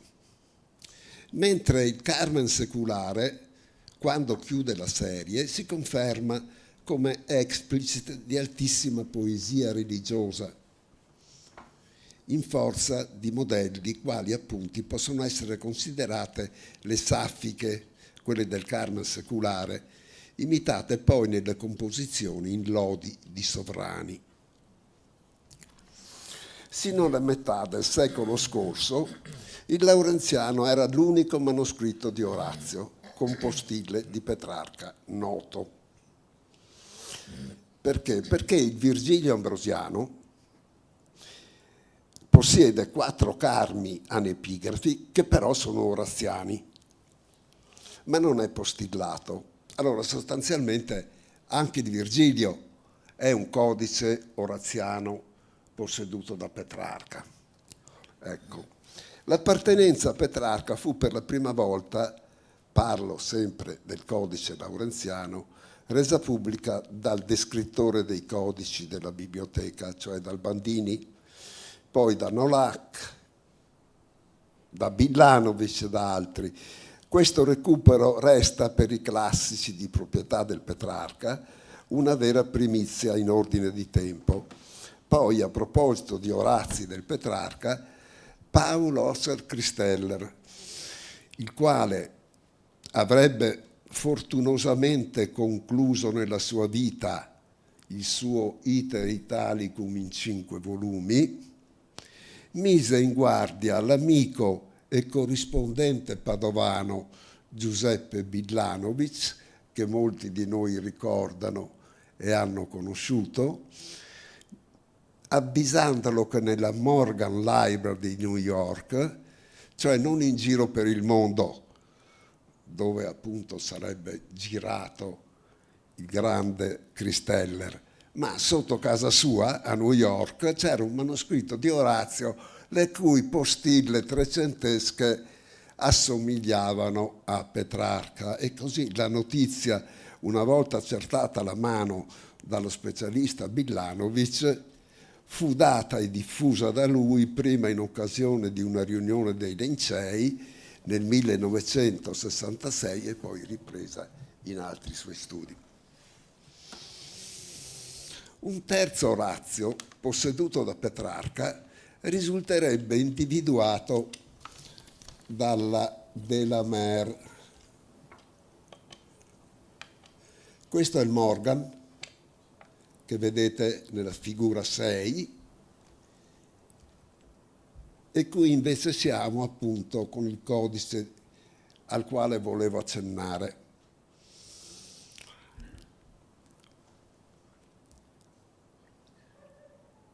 In un manoscritto trecentesco di origine bolognese, ora la British Library, Arleiano 3754. Non è un codice del solo Orazio. Con il poeta venusino c'è Virgilio, le tre opere maggiori, Ovidio, parzialmente le Metamorfosi, Persio, Giovenale, Stazio, Lucano. Non possiede per Orazio nessuna nota né di Petrarca né di altri. Ma la notizia della provenienza di questo codice dalla biblioteca del Petrarca, per quanto ne so, e quindi non ci giuro, non ha conosciuto riscontri. Ed è un poco strano. Ho impegnato la dottoressa Laura Nuvoloni a darmi qualche altra notizia di questo codice. La Nuvoloni, paleografa, studiosa veronese, fissa da anni alla biblioteca di Holkham Hall, è una biblioteca privata, ed è stata per anni molto vicina alla Delamere e sua stretta collaboratrice. Ha anche terminato un bel volume iniziato della Delamere su Bartolomeo di San Vito. Nel codice londinese Orazio appunto non è chiosato, ma l'amica mi ha spedito quella che a suo dire è l'unica postilla trecentesca. Voi la vedete in calce a questa carta, nella parte bassa, e nell'ingrandimento successivo, eccolo qui, la potete leggere meglio. Ora non posso escludere, ma non riconoscerei la mano di Petrarca in questa mano trecentesca. Qui, oltretutto, la postilla non riguarda Orazio, ma Ovidio. Però è interessante per Orazio, guarda caso, perché? Perché qui ne ho fatto una trascrizione con l'aiuto di Francesco Piovan, perché questo testo parla di cosa? Parla di Bacco, delle varie maniere in cui Bacco è stato nominato, del vino, eccetera. Insomma, un motivo assolutamente oraziano. Quindi il fatto che in questo testo ci sia anche Orazio non chiosato e che qui ci sia una nota trecentesca sicuramente, perché la mano è trecentesca, eccola qua, ad Ovidio, è Ovidio libro quarto, e lascia in sospesa un po' la questione. Naturalmente avendo cercato di trascrivere questa nota, l'ho anche tradotta e un pochettino studiata, ma non è il caso di parlarne qui perché appunto non è una chiosa d'Orazio, ma è una chiosa d'Ovidio. E però resta questo fatto strano, cioè questa importante sollecitazione della Delamer a considerare questo codice come proveniente dalla biblioteca di Petrarca, ma questa notizia appunto è rimasta stranamente lì. Siccome per Petrarca abbiamo degli studiosi in Italia che sono dei super specialisti che conoscono non solo a menadito e a memoria i testi latini di Petrarca, ma conoscono anche le sue postille, che sono migliaia. Ecco, io devo immaginare che qualcuno di loro si possa essere occupato di queste cose, quindi trattengo ogni giudizio sul fatto. Quanto ho ancora? Posso aver finito? Sì, No, no, guardate, allora dico due parole sulle postille di Petrarca. Fra 3 minuti suonano le campane di mezzogiorno, quindi può essere una... Allora, come anche vi anticipavo, la situazione di Petrarca è unica all'interno della letteratura occidentale. Perché? Perché Petrarca con queste postille parla di se stesso, parla dei propri fatti, per esempio dice l'ora, il momento, il giorno preciso in cui ha scritto o trascritto una postilla, ma parla anche d'altro, parla dei riferimenti tra un autore e un altro. Insomma, queste postille rappresentano un libro aperto in cui gli studiosi hanno cominciato a mettere insieme, a confrontare le postille e a poter determinare il momento in cui Petrarca ha letto un libro, lo ha riletto, ha comparato un altro manoscritto, nell'altro manoscritto ha collazionato quello di prima, cioè si sta aprendo una storia del Petrarca lettore come sarebbe impossibile poterla vedere per qualsiasi altro scrittore, certamente non per Dante, di cui non conosciamo neanche un autografo, ma direi nemmeno per la letteratura medievale romanza e nemmeno per i classici, perché questo materiale è talmente vasto, talmente personale e talmente, come dire, importante, per esempio per l'acquisizione di notizie sull'antichità, che rimane una pagina ancora aperta per gli studiosi e ricca di grandi frutti. Ecco, questo per chiarire un po' questa faccenda delle postille di Petrarca, ma siccome io avevo fatto, e in questo manoscritto avevo segnato, come vedete, molti passi, guardando a molte postille di Petrarca. Ne avevo preparato qualche esempio, ma è un po' tardi. Io vorrei sceglierne qualcuno, se riesco a non fare pasticci, e a mettere insieme una fotografia, una figura con quello che vi dirò. Avrei pensato di mostrarvi il Carme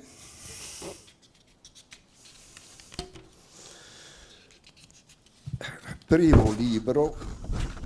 Hai l'immagine? Sì, ho l'immagine. Primo libro è la figura 11.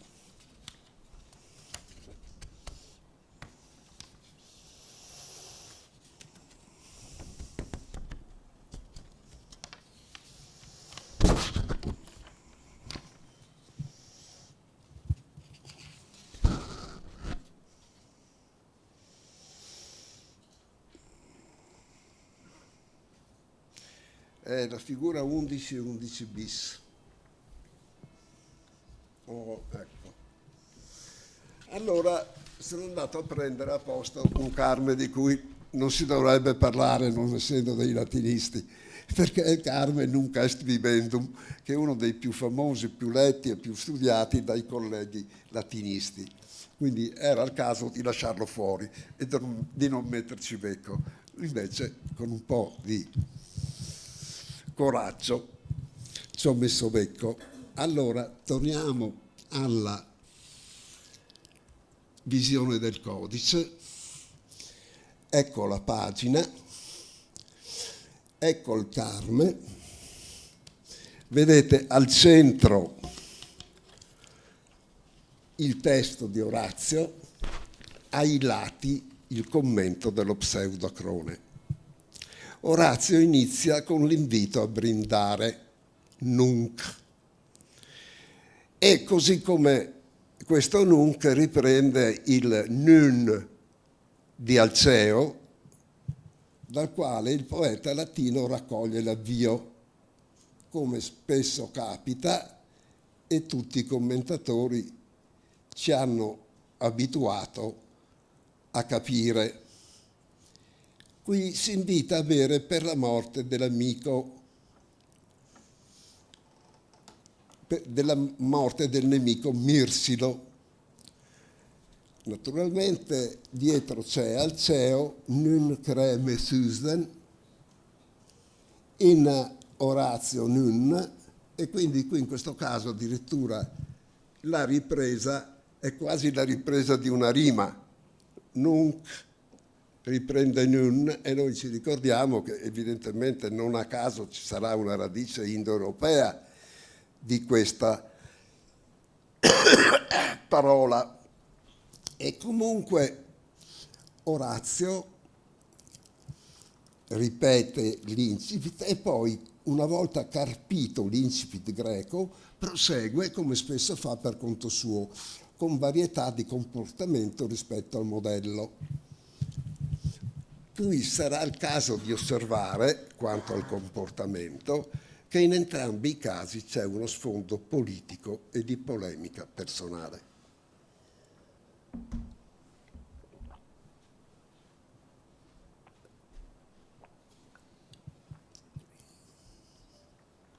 Sono molte acute ancora oggi le pagine di Pasquali 1920, che ne fissa anche la data, agosto o settembre del 30. Riscontra lo stesso metro di Alceo, quindi questa volta Orazio usa lo stesso metro di Alceo, insiste nel mettere il punto e virgola dopo vivendum, nunc est vivendum, non virgola ma punto e virgola, sottolinea che il bere è del rito e non della festa per la morte dei nemici, eccetera, eccetera, con tanta eccellenza di erudizione al seguito che ancora noi, ogni volta che leggiamo sto Pasquali, rimaniamo affascinati. Dico fra parentesi che non ho potuto controllare invece il libro dei nostri amici qui presenti, ma non per colpa mia, perché non me l'hanno mandato e io l'ho aspettato fino all'ultimo minuto per vedere come anche il loro commento poteva aiutarmi, eccetera. Dopodiché all'ultimo giorno sono andato in biblioteca dove c'era, ho fatto 4 fotocopie e mi sono guardato quei 7, 8, 10 esempi che avevo preparato, ma mi scuso con loro per non tenere conto della loro fatica. Magari io cito Pasquali e loro hanno utilizzato o negato le parole di Pasquali e io rimango fesso e balordo. Mi scuso e continuo dicendo che sono appunto per me ancora acute queste parole, queste pagine di Pasquali, e nel caso nostro sono i versi in cui Orazio, morta Cleopatra dopo la battaglia di Azio 2 settembre 41, invita a brindare, parlando di Ottaviano Cesar che insegue la regina d'Egitto, in carica dal 52 e de facto moglie di Marco Antonio, aggiunge che la insegue come un falchetto incalza le tenere colombe. Falchetto è una traduzione mia, ma può andare bene anche con altre cose, qualcuno ha tradotto corvo, eccetera. Io invece direi mi va bene falchetto, ma dove invece ci terrei a tradurre personalmente, magari sbagliando alla grossa, come sempre succede, no? Aggiunge che la insegue come un falchetto incalza le tenere colombe. Per me questa è una ben scelta comparatio. Oppure come un cacciatore citus. Io tradurrei un cacciatore in fregola, citus, perché questa velocità del cacciatore su un campo di nevi della Tessaglia o della Leonia non ha proprio senso. No? Cosa si fa? Corre sulla neve della cosa? Non credo. E quindi questo citus deve avere un significato un po' diverso. E io proporrei un cacciatore in fregola, proprio il cacciatore che assolutamente vuole la sua preda. Ecco, questo secondo me è questo citus. Vediamo dove siamo. Ecco, cosa succede? Guardate, succede che qui il nostro commentatore, guardate alla carta, vediamo se riesco a farvi vedere dove, eccolo lì, il nostro commentatore, vedete la freccetta?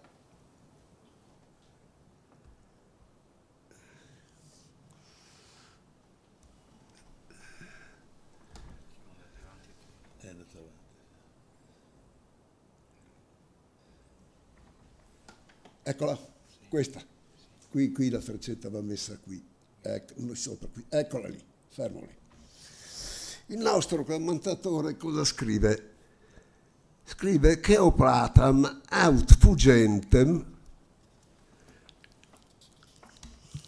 Vediamo se ve l'ho messa anche in una, comunque ve la leggo. Aut fugentem, aut ut pedibus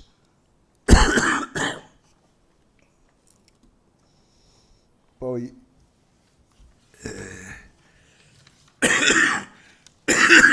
ut pedibus lego addit alas timor addit alas aut navigantem ut pelagoque volantem. Cioè il commentatore dice, ma perché ha scritto Volantem di Cleopatra? E commenta, fa un commento intelligente, secondo me. Dice, o perché nel latino già volare significa andare per mare,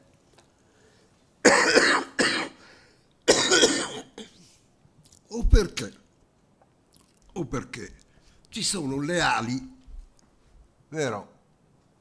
E ci aggiunge il timore, ci aggiunge le ali, e allora le ali aggiunte ai remi rendono Cleopatra che quasi vola.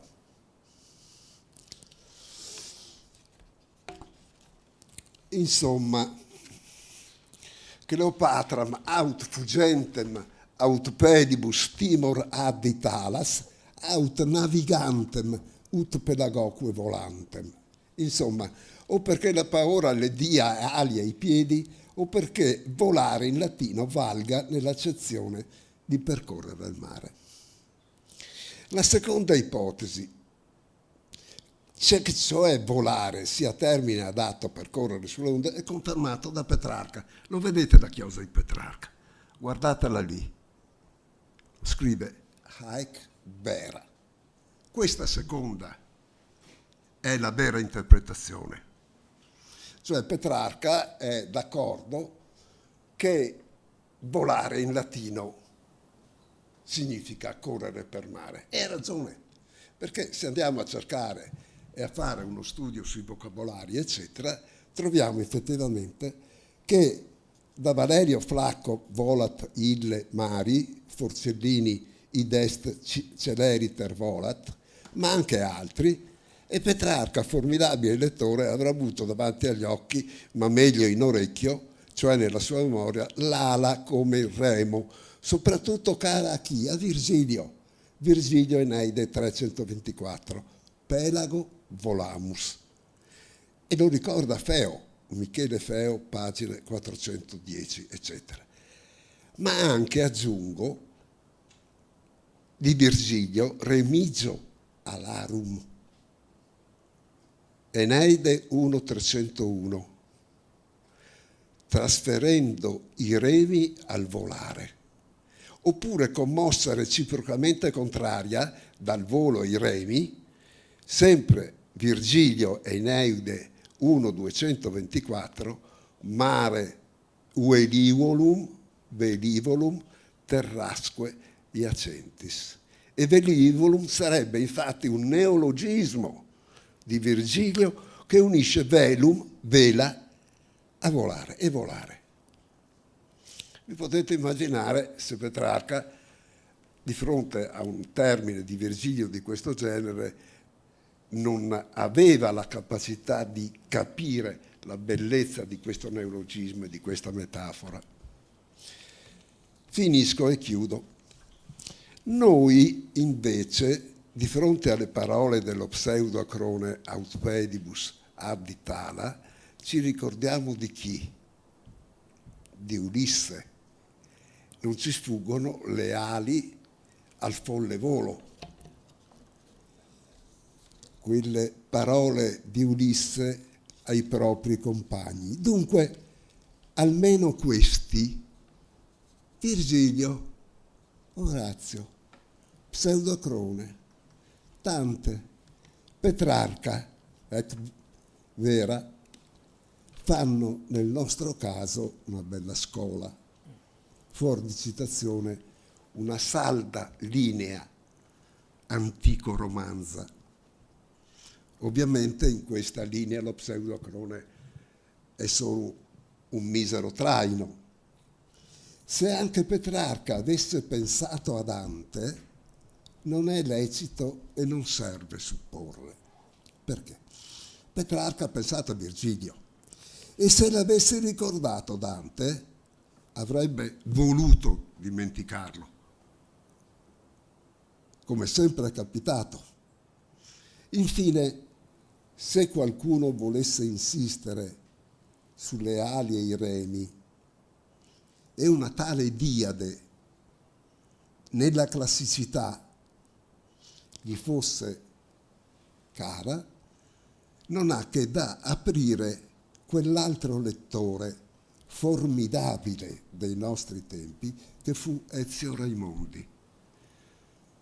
Metafora e storia, Einaudi, 1970, dove con Virgilio troviamo Silio Italico, Alano di Lilla e altri. E qui ho chiuso.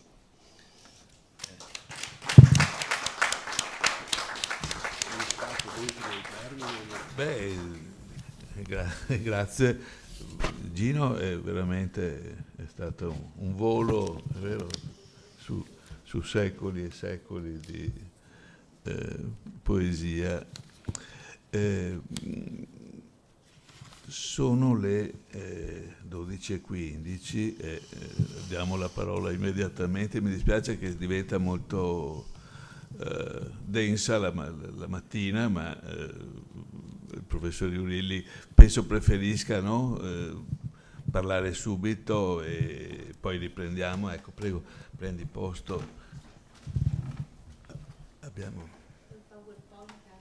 Sì, dove vuoi sedere? Dove posso comandare il... Sì, allora dobbiamo fare in cambio. sì, Ecco. Gino. È possibile portarlo qui, il computer? Ma no, è meglio. Vieni. Abbiamo le carte. Grazie.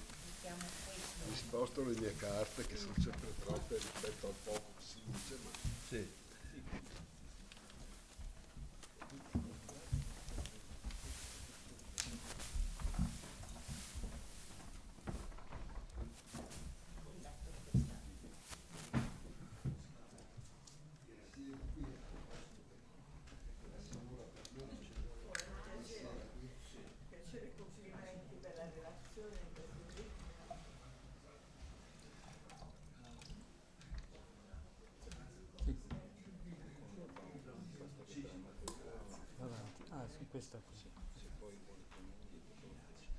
Va bene, perfetto, grazie.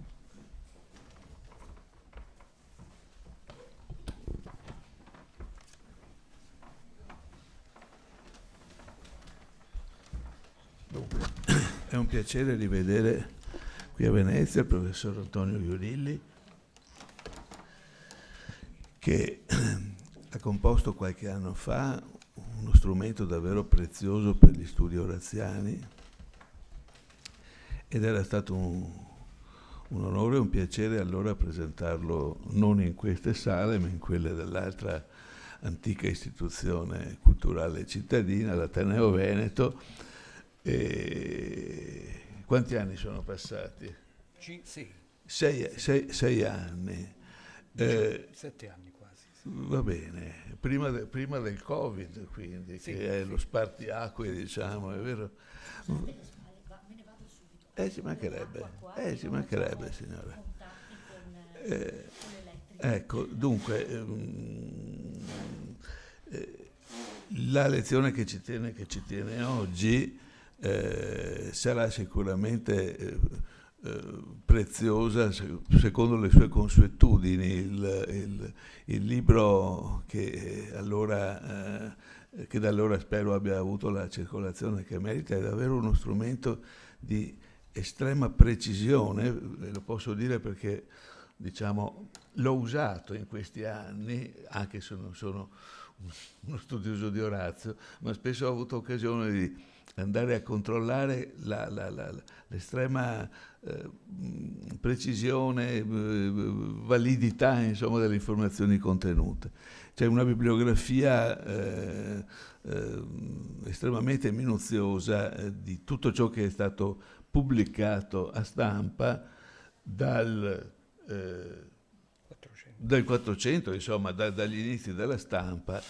Quest'oggi la lezione che ci tiene riguarda in particolare Orazio in Laguna, nel senso che, come sappiamo, a Venezia fu la sede dell'Editio Princeps, quasi sicuramente, e Venezia fu appunto fino almeno alla metà del Settecento uno dei centri editoriali in cui Orazio ha goduto di maggior fortuna, ma non dico altre banalità, lascio la parola all'esperto e grazie ancora. Grazie. Per quanto sia doveroso per l'ultimo relatore di una giornata così intensa contenere il suo intervento, ho piacere e dovere di ricordare, appunto, come già ha fatto il collega Mastandrea, che ho avuto in lui, nel professor Baldo, come dire, un viatico di questo mio lavoro, una benedizione scientifica attraverso questa presentazione che è stata ricordata a Venezia. C'è stato anche un antefatto barese con il professor Citti, che ho salutato con piacere anche qui, e non posso non ricordare infine il ruolo che ha avuto il collega amico Claudio Grigio nel propiziare tutta questa operazione veneziana e consolidando questo apprezzamento del mio lavoro attraverso una magistrale recensione che ha fatto a questa mia opera. Bene, vorrei iniziare questo mio intervento ricordando che una vera libridine, per usare uno stravagante ma efficace neologismo d'autore, una vera libridine, dicevo, segna la fortuna editoriale di Orazio in quel Settecento che non a caso fu chiamato il secolo di Orazio, per il riuso, direi, polisemico che si fece in quel secolo del Princeps Lyricorum. Una libridine, dicevo, alimentata non solo dal culto, direi, idolatrico che il secolo dei Lumi nutrì a vario titolo per il poeta di Venosa, ma alimentata anche da una bibliofilia morbosamente vissuta all'ombra del collezionismo antiquario che fu tipico di quei tempi. Una libridine messa tuttavia a dura prova, nel caso di Orazio, da una pletora di fantasmi bibliografici, come sono stati definiti, che a lungo avvolsero il suo esordio nel mondo dell'ars artificialiter scribendi, adescando la passione spesso ingenua dei bibliofili e fomentando la speculazione dei falsari. Assai mossa è infatti la storia della Princeps di Orazio, segnata da audaci quanto erronee rivendicazioni che coinvolsero prima la protoeditoria romana, poi milanese e soprattutto la protoeditoria napoletana, nonché da plateali quanto ingenue contraffazioni. Ma la storia di Orazio sotto i torchi della neonata stampa a caratteri mobili ha un incipit davvero singolare, un incipit che Ludwig Hein, fondatore della moderna bibliografia incunabolistica, attribuisce a un prodotto editoriale invero esiguo, ma denso di significati culturali.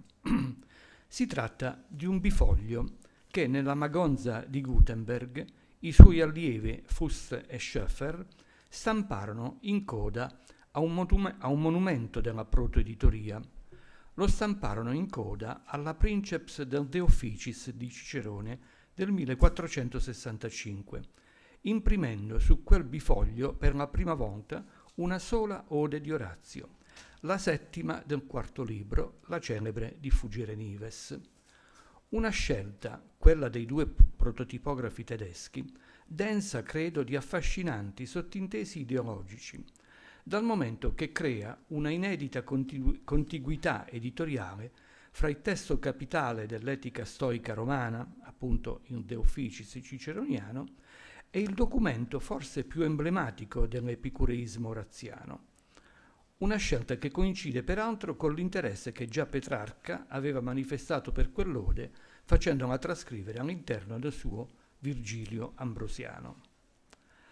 Ma perché, vi starete forse chiedendo, perché dovendo parlare di Orazio in laguna sto evocando vicende editoriali topograficamente lontane? L'ho fatto perché, a parte l'eccentrico, esile bifoglio moguntino del quale ho detto, almeno 3 poli della protoeditoria italiana rivendicarono la paternità della Princeps completa del corpus oraziano, oscurandone l'identità fondatamente veneziana. L'ho detto anche il collega amico Mastandrea poco fa, la Princeps è sicuramente veneziana. Mi riferisco, come ho già accennato prima, alla protoeditoria romana, milanese e napoletana. E particolarmente curiosa è la vicenda napoletana. Insidiò infatti il primato veneziano nella storia editoriale di Orazio soprattutto un elegante incunabolo napoletano prodotto da un fiammingo, Arnaldo da Bruxelles, convertitosi alla stampa dopo essere stato calligrafo nella biblioteca aragonese. Un incunabolo vantato come princeps al volgere del XVIII secolo, quando da Lorenzo Giustiniani, allora storico della tipografia napoletana, che lo aveva visto nella biblioteca di Luigi Cassano Serra, ricca di ghiottonerie bibliofiliche, a cominciare dai classici latini messi a stampa all'ombra del Vesuvio.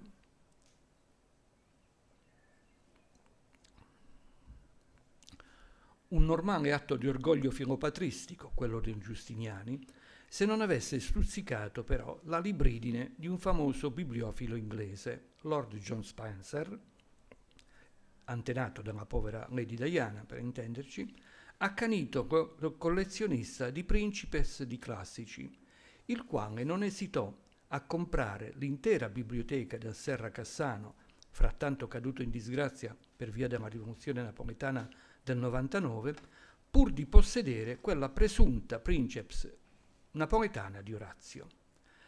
Ma quella di Lord Spencer fu in realtà una infausta operazione che costò a Napoli la perdita di un prezioso giacimento librario, appunto la biblioteca Serra Cassano, oggi consultabile nella Ryland Library di Manchester, e a lui, allo stesso Spencer, l'essere stato vittima di un bluff.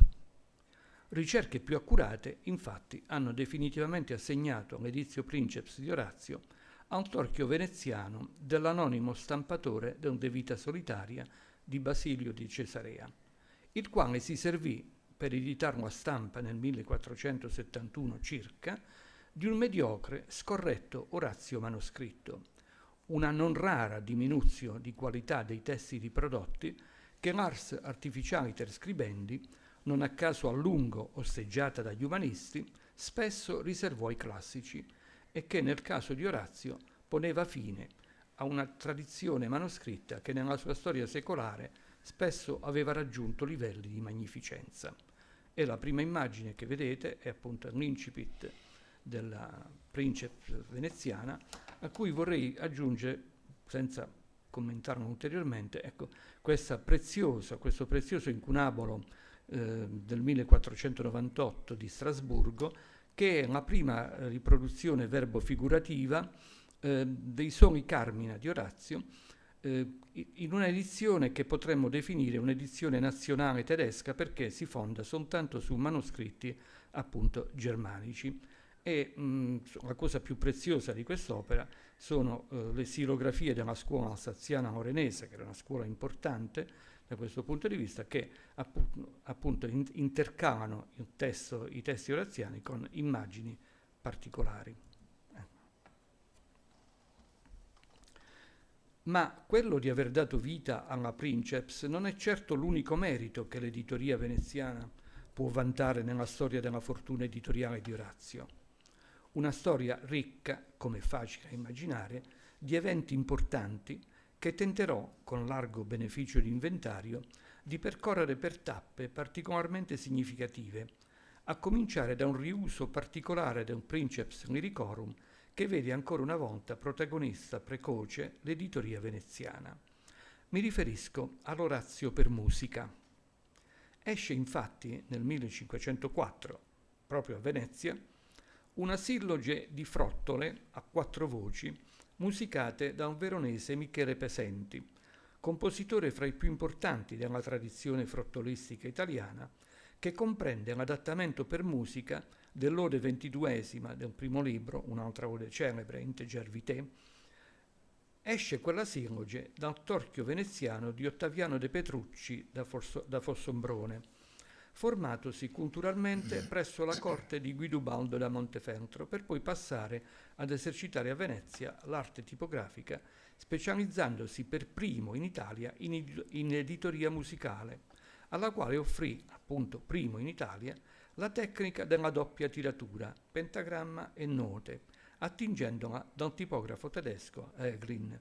Ecco, non ho le immagini del testo di De Petrucci, ho quello invece di Eglin, che appunto riguarda una versione musicale di Orazio intera germanica, del 1507, quindi di poco successiva all'edizione veneziana, che rappresenta appunto Orazio musico.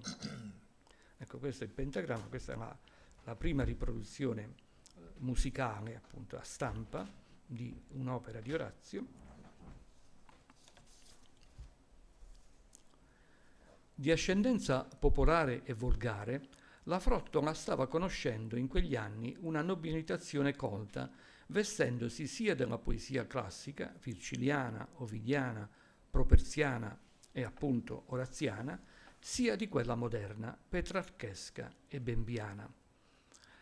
Alla tipografia veneziana del Petrucci fece capo anche il liutista italiano di origine bosniaca Franciscus Bossinensis, che gli affidò la stampa del primo libro dei tenori e contrabbassi intabulati, all'interno dei quali si leggono alcuni testi oraziani musicati, frutto della ricerca della musicabilità del loro metro, specialmente della saffica, ma con uno scarto rispetto alla inclinazione metrico-didattica che fu propria degli intonatori medievali, intenti a finalizzare i versi oraziani all'apprendimento metrico-prosodico.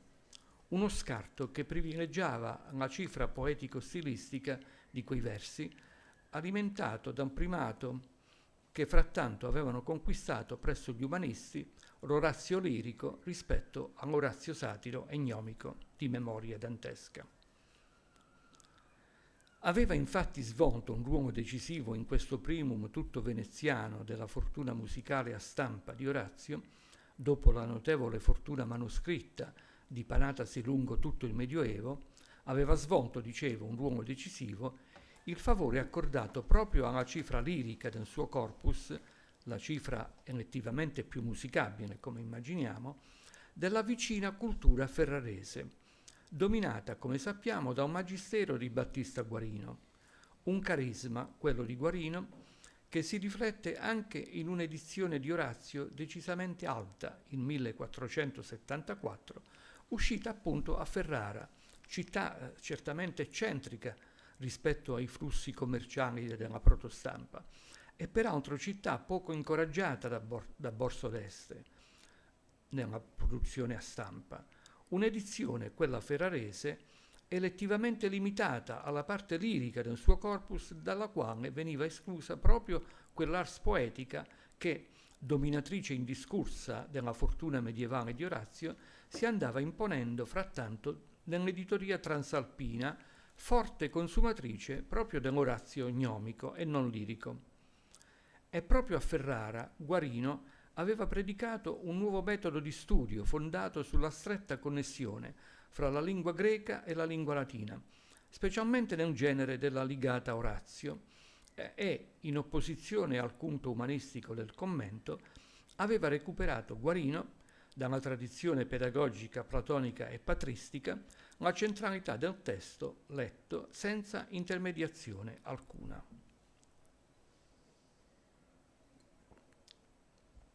E allora verosimile ipotizzare che proprio la centralità del testo auspicata da Guarino abbia ispirato ad Aldo Manuzio, all'alba del nuovo secolo, la splendida collana dei classici latini, inaugurata, come sappiamo, dal Virgilio del 1501, cui seguì a distanza di pochi mesi Orazio.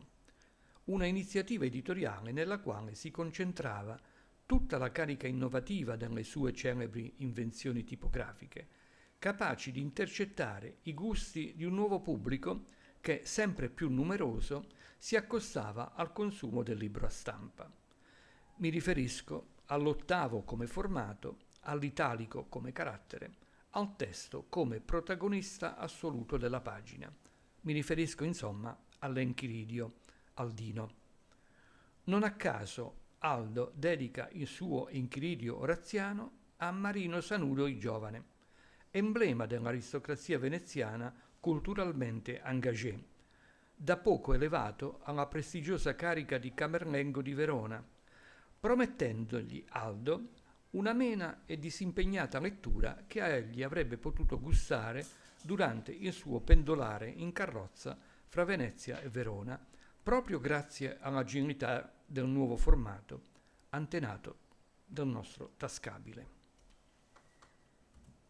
Ecco l'edizione di Orazio nei classici aldini del 1501. L'iniziativa di Aldo mirava tuttavia ad andare oltre il pur auspicato successo editoriale legato all'innovazione tipografica.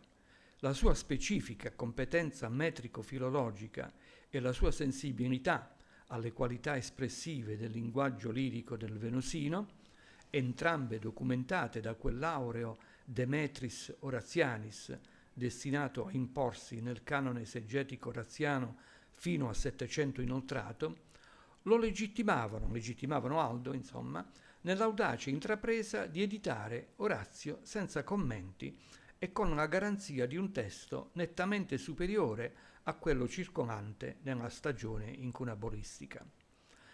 Del resto, proprio la degenerazione testuale dei classici era stata uno dei punti di forza della polemica contro l'ars artificialiter scribendi che un altro veneziano doc, Marcantonio Sabellico, aveva consegnato nella forma vigorosamente polemica del dialogo al De Latine Lingue Reparazione. Alle riserve dello storico veneziano sui rischi di corruttela dei testi nel trapasso dallo scriptorium all'officina tipografica e sulla perniciosa capacità della stampa di diffondere tradizioni testuali inaffidabili o di farsi per mero profitto ricettrice di varianti attinte da fonti inaffidabili, Aldo aveva opposto tutta la sua formazione di umanista e tutta la sua capacità di intuizione del possibile futuro dell'arte tipografica in relazione all'emergere di nuovi ceti sociali assetati di un diverso approccio ai classici. 60 anni dopo la morte del grande nonno, Aldo Junior dedicava a Bartolomeo Capra il suo commento all'Ars Poetica, uscito nel 1575 a Venezia sotto l'Ancora e il Delfino. In quella nuncupatoria Aldo Junior, da editore, sottolineava che molto si era scritto lungo tutto il secolo su quell'opera, sull'Ars Poetica, al punto da poter legittimamente affermare che il numero dei commentatori aveva ormai superato il numero dei versi. Il che suonava ovviamente come ironica autocritica, visto che non pochi di quei commenti, compreso appunto il suo, erano passati sotto i torchi Aldini, assecondando la ormai acquisita centralità di quel testo dell'Ars Poetica in tutte le culture letterarie d'Europa. A cavalcare precocemente la fortuna della lettera ai Pisoni era stato infatti il padre Paolo, fattosi editore a Venezia, a metà del secolo, del commento di un autentico outsider dell'esegesi oraziana, di un tale Francesco Filippo Pedemonte, oscuro grammatico di origine campana.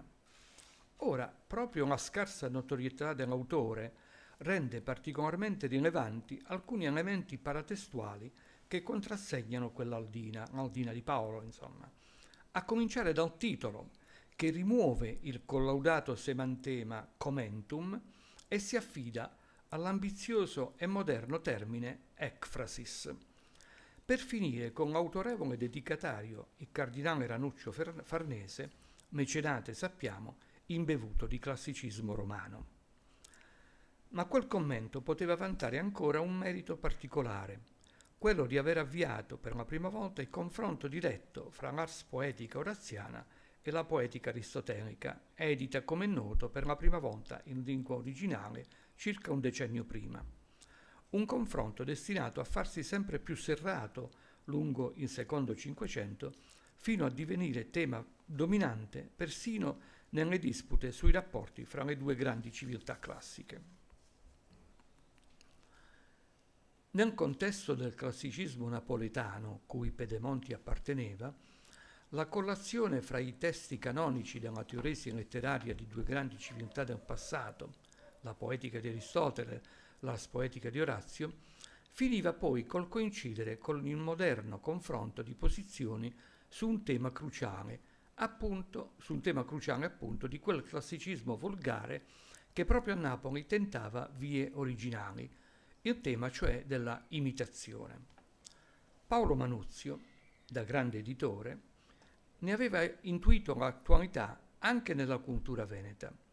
Non a caso il confronto fra Aristotele e Orazio avrebbe tenuto ancora banco in anni successivi in Laguna, dove al segno di Erasmo in merceria presso l'orologio di San Marco, l'editore francese Vincent Vaugry accoglie l'interpretazione dell'Ars Poetica che Vincenzo Maggi, maestro nel ginnasio di Ferrara, culla del classicismo cortigiano, aveva elaborato all'interno di uno studio condotto sulla poetica aristotelica, destinandola proprio all'ambiente ferrarese, notoriamente filo-oraziano, come ho detto, fin dai tempi di Guarino.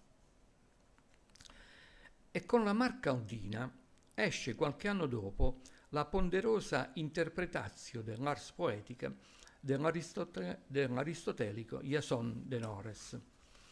Il suo ruolo di prestigioso maestro dell'Ateneo Patavino, peraltro erede dell'insegnamento oraziano impartitovi da un veneziano Trifone Gabriele, non fu certo marginale nella decisione di Paolo Manuzio di accogliere nel suo catalogo editoriale, da sempre sensibile anche per intuibili ragioni commerciali ai prodotti della ricerca patavina, di accogliere, dicevo, il suo commento alla lettera ai Pisoni, che dichiarava fin dal titolo il suo debito proprio nei confronti del Gabriele. Ciò che invece il De Nores non dichiarava, ma che di fatto costituiva la ragione stessa della sua esegesi è sicuramente un punto di forza dell'operazione editoriale Aldina, era proprio il bisogno di confutare l'interpretatio del toscano, ma professore nella vicina Vicenza, Jacopo Grifori, che circolava da 3 anni sontuosamente confezionata a Firenze da Lorenzo Torrentino. E in effetti l'operazione editoriale sponsorizzata da Paolo Manuzio aveva tutti i connotati di una rivincita del classicismo veneto, di solida ascendenza aristotelica, contro il giovane e per questo spregiudicato classicismo toscano. Il De Nores contestava infatti al Grifori l'interpretazione della varietas oraziana come qualità di cui potesse giovarsi la fabula nell'atto dell'invenzio, col rischio di minarne l'unità. E proprio su questo punto cruciale del dibattito si consuma la replica messa a stampa da Giovanni Varesco a Venezia che il Grifori oppone al De Nores, sulla quale il tempo mi impedisce di soffermarmi.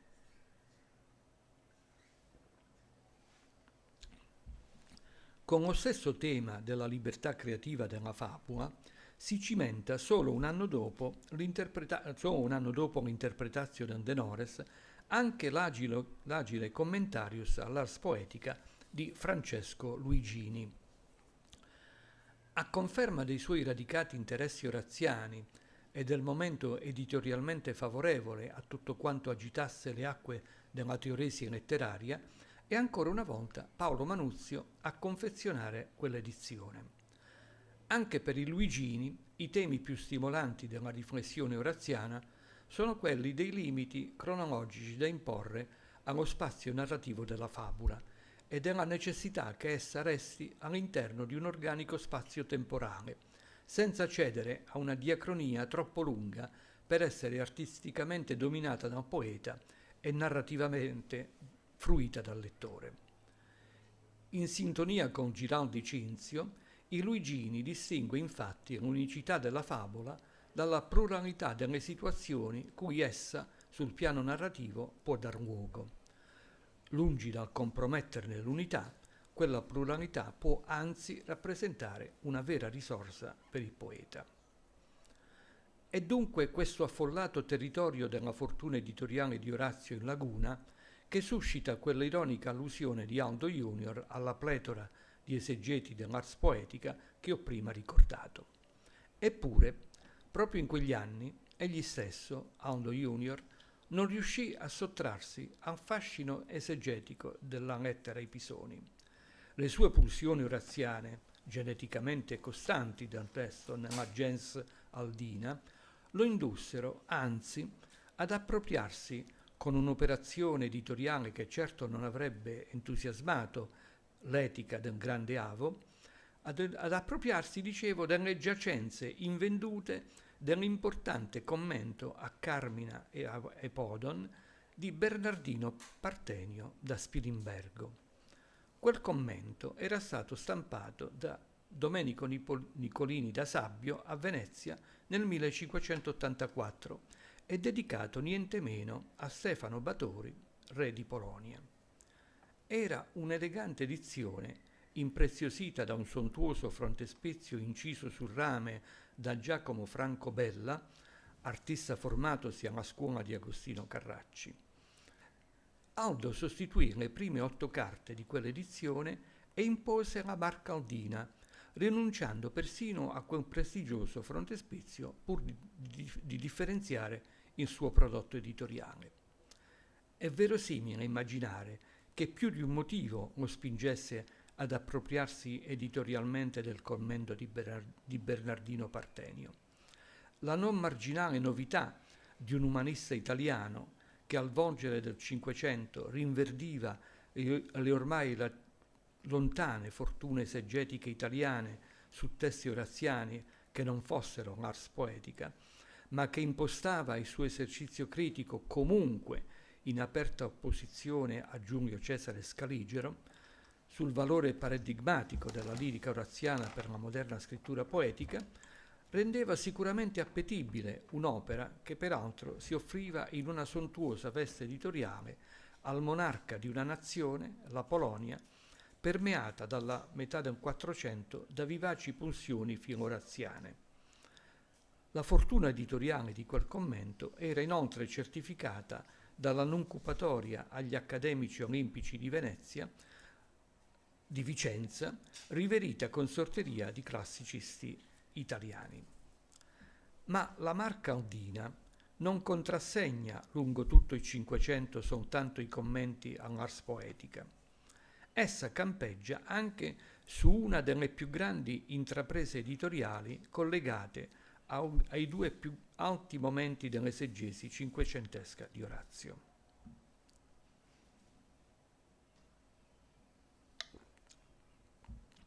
Mi riferisco ai commenti di Marc-Antoine Muret e di Denis Lambaine, entrambi maturati a metà Cinquecento nella scuola filologica francese e in quanto tali sono la prova del passaggio di consegne di Orazio dalla scuola esegetica italiana di ambito umanistico, Landino, Mancinelli, Beroaldo, Bonfini e altri, alla scuola centroeuropea. In realtà non poco doveva il commento del Muret alla filologia umanistica italiana e all'Italia tout court, dove Muret aveva trovato scampo alla condanna a morte per sodomia. L'insegnamento da lui tenuto a Venezia, a Padova e infine alla Sapienza romana si era di fatto trasformato nel tempo in un costante contatto con i più importanti circoli culturali italiani. Era dunque più che probabile che il suo esercizio filologico su Orazio incrociasse gli interessi di Paolo Manuzio, a rinnovare, con l'Orazio commentato da Muret, sempre all'insegna dell'Ancora e del Filo e nel piccolo formato, il testo oraziano consegnato dall'Aldina del 1501. Una ineccepibile operazione editoriale di revival che tuttavia presto impattò in una imprevista aggressiva concorrenza. Solo 6 anni dopo, l'edizione appunto di Muret, in un centro editoriale infausto per i Manuzio, Lione, storica sede delle contraffazioni aldine, trova ospitalità presso l'editore Jean de Tourne il secondo grande commento che segna l'esegesi oraziana cinquecentesca, il commento appunto di Denis Lambaine, di un altro francese. Non poche erano le ragioni che avrebbero immediatamente conferito ai due commenti, quello di Muret, quello di Lambaine, identità tanto diverse da provocare negli stessi autori, soprattutto nel più anziano Muret, sentimenti spesso acrimoniosi di competizione. Diverso era stato del resto il loro approccio esegetico a Orazio. Muret vi approdò infatti attraverso, direi, un'empatia poetica al limite dell'emulazione e attraverso un tirocinio letterario che aveva cercato nel poeta di Venosa sostanziosi archetipi stilistici. Lambaine, invece, vi approdò con l'algida acribia del filologo affinato dal duro tirocinio giovanile nel collegio del cardinale Lemoine. Non a caso l'immediata fortuna del suo commento a Orazio gli valse la nomina a professore di eloquenza latina proprio nel Collège Royal. E proprio la fortuna che toccò al suo più giovane rivale provocò i prevedibili malumori del Muret, che hanno lasciato una graffiante impronta nell'esemplare del commento del Lambaine che Muret possedeva e che oggi è conservato nella Biblioteca Nazionale di Roma. Si tratta di una velenosa emendatio autografa con la quale Muret modifica, nel frontespizio dell'edizione Lambaine di suo pugno, l'espressione auctoritate decem librorum manuscriptorium, nella quale il filologo francese aveva concentrato tutta la carica innovativa del suo commento, modifica, dicevo, l'espressione auctoritate decem librorum manuscriptorum in auctoritate corruptorum manuscriptorum. No.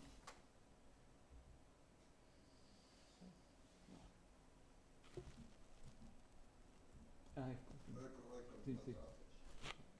Ecco. Era di fatto quella ingenerosa emendazio apportata da Muret di suo pugno sull'esemplare del commento dell'antagonista, la rappresentazione icastica delle sue riserve su quello che era il merito maggiore dell'operazione filologica condotta da Lamberti, la rivisitazione appunto del corpus oraziano attraverso una sistematica collazio della tradizione manoscritta, materializzatasi frattanto in una selezione di 10 codici considerati ottimi per una restitutio textus innovativa sia rispetto alla tradizione eseggetica italiana, sia naturalmente rispetto alla recente sistemazione testuale proposta da Muret. Una scelta, quella di puntare su una restitutio textus fondata su codices plurimi autorevoli, che si poneva di fatto come alternativa alla scelta che la coeva filologia fiamminga, per mano del celebre Crucius, faceva in quegli anni di fondarsi su un codex optimus, il già ricordato qui Brandimianus Vetussissimus.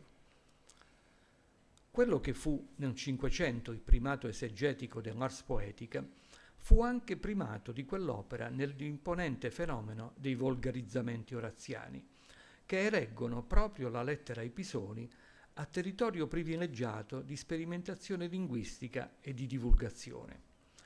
A stimolare il fenomeno è da una parte il bisogno di divulgare un testo fattosi centrale nelle culture letterarie europee, dall'altra il tentativo di saggiare le risorse dei volgari letterari del continente nel tradurre l'intensa gnomica oraziana in un clima di intenso classicismo linguistico patriottico.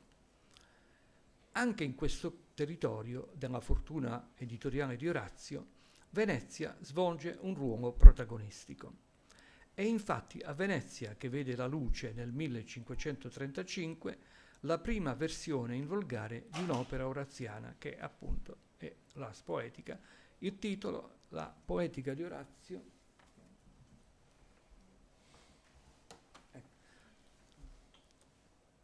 il titolo è appunto La Poetica d'Orazio, tradotta per Messer Lodovico Dolce, è appunto la traduzione toscana di un letterato veneziano dedicata a uno sperimentalista letterario alla page come Pietro Aretino. Il tutto a sancire nel suo dedicato intreccio di variegate tradizioni culturali la convivenza fra l'egemonia linguistica del toscano e la solida tradizione classicistica veneta in chiave volgare. Anche il sodalizio tipografico veneziano che si accolla alla stampa, Francesco Bindoni e Maffeo Pasini, famoso con sodalizio per la produzione di poemi e romanzi cavallereschi di consumo popolare e per le 7 edizioni dell'Orlando Furioso, concorre con sodalizio a identificare la natura e i fini di quella traduzione. Ecco, è questo.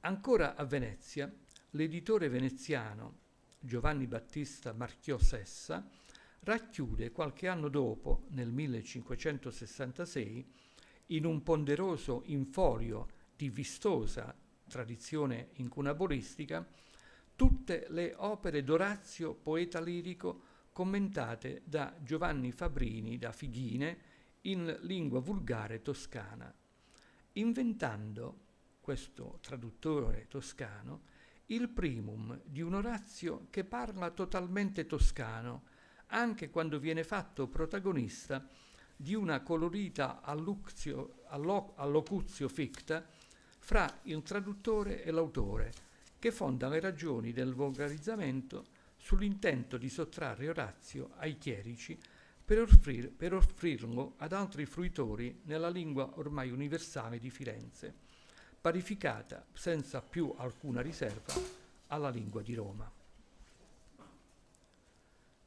Soffiava favorevole su quella imponente intrapresa editoriale di tradurre interamente Orazio il vento di un promettente consumo degli auctores volgarizzati, soprattutto da quando il Senato della Serenissima sposando le idee pedagogiche di un divulgatore come Sebastiano Fausto da Longiano, artefice della modernizzazione dello studio dei classici, aveva autorizzato la riforma dei curricula degli studi umanitatis nel 1567.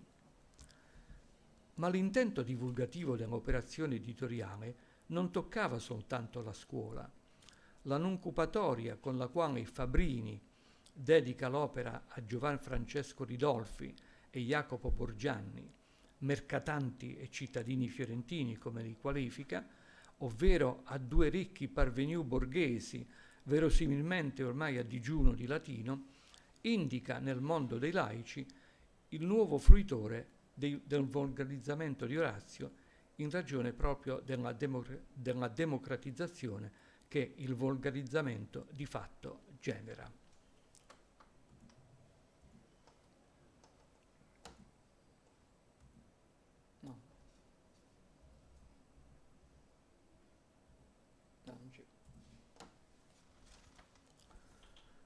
Ora, consapevole di aver omesso altri momenti non meno significativi della fortuna editoriale di Orazio Laguna, ma rispettoso del tempo concessomi e della pazienza di voi che mi ascoltate da tempo, vorrei concludere con un breve riferimento a un episodio che coinvolge ancora una volta l'editoria veneziana nella diffusione di un momento alto del riuso di Orazio nella cultura letteraria italiana del Settecento. Mi riferisco al raffinato esercizio traduttorio che Pietro Metastasio svolge, non a caso, sull'ars poetica alla ricerca di una legittimazione della sua deroga alle unità aristoteliche che facilitasse l'innesto del suo melodramma nella tradizione drammaturgica classicistica.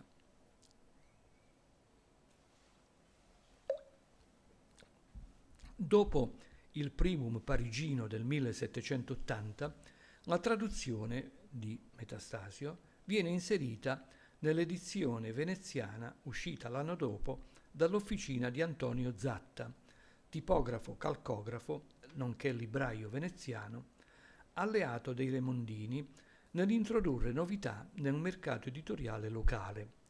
Un'edizione, quella dello Zatta, impreziosita da un cast di incisori pressoché tutto veneziano, da Marco Alvise Pitteri, da Giovanni Antonio Giuliani, da Giuseppe Dall'Acqua, da Lelio Cosatti, da Pietro Antonio Novelli, da Giuseppe De Gobbis.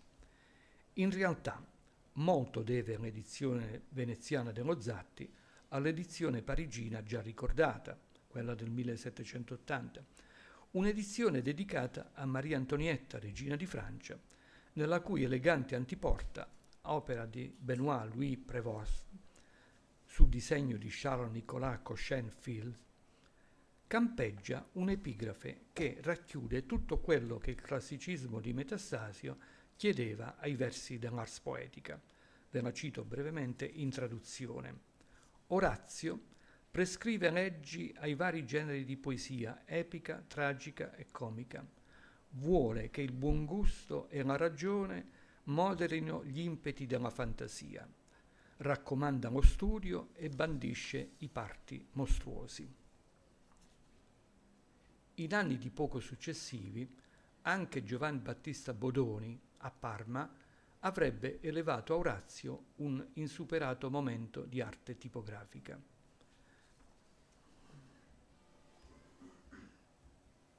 Eccolo.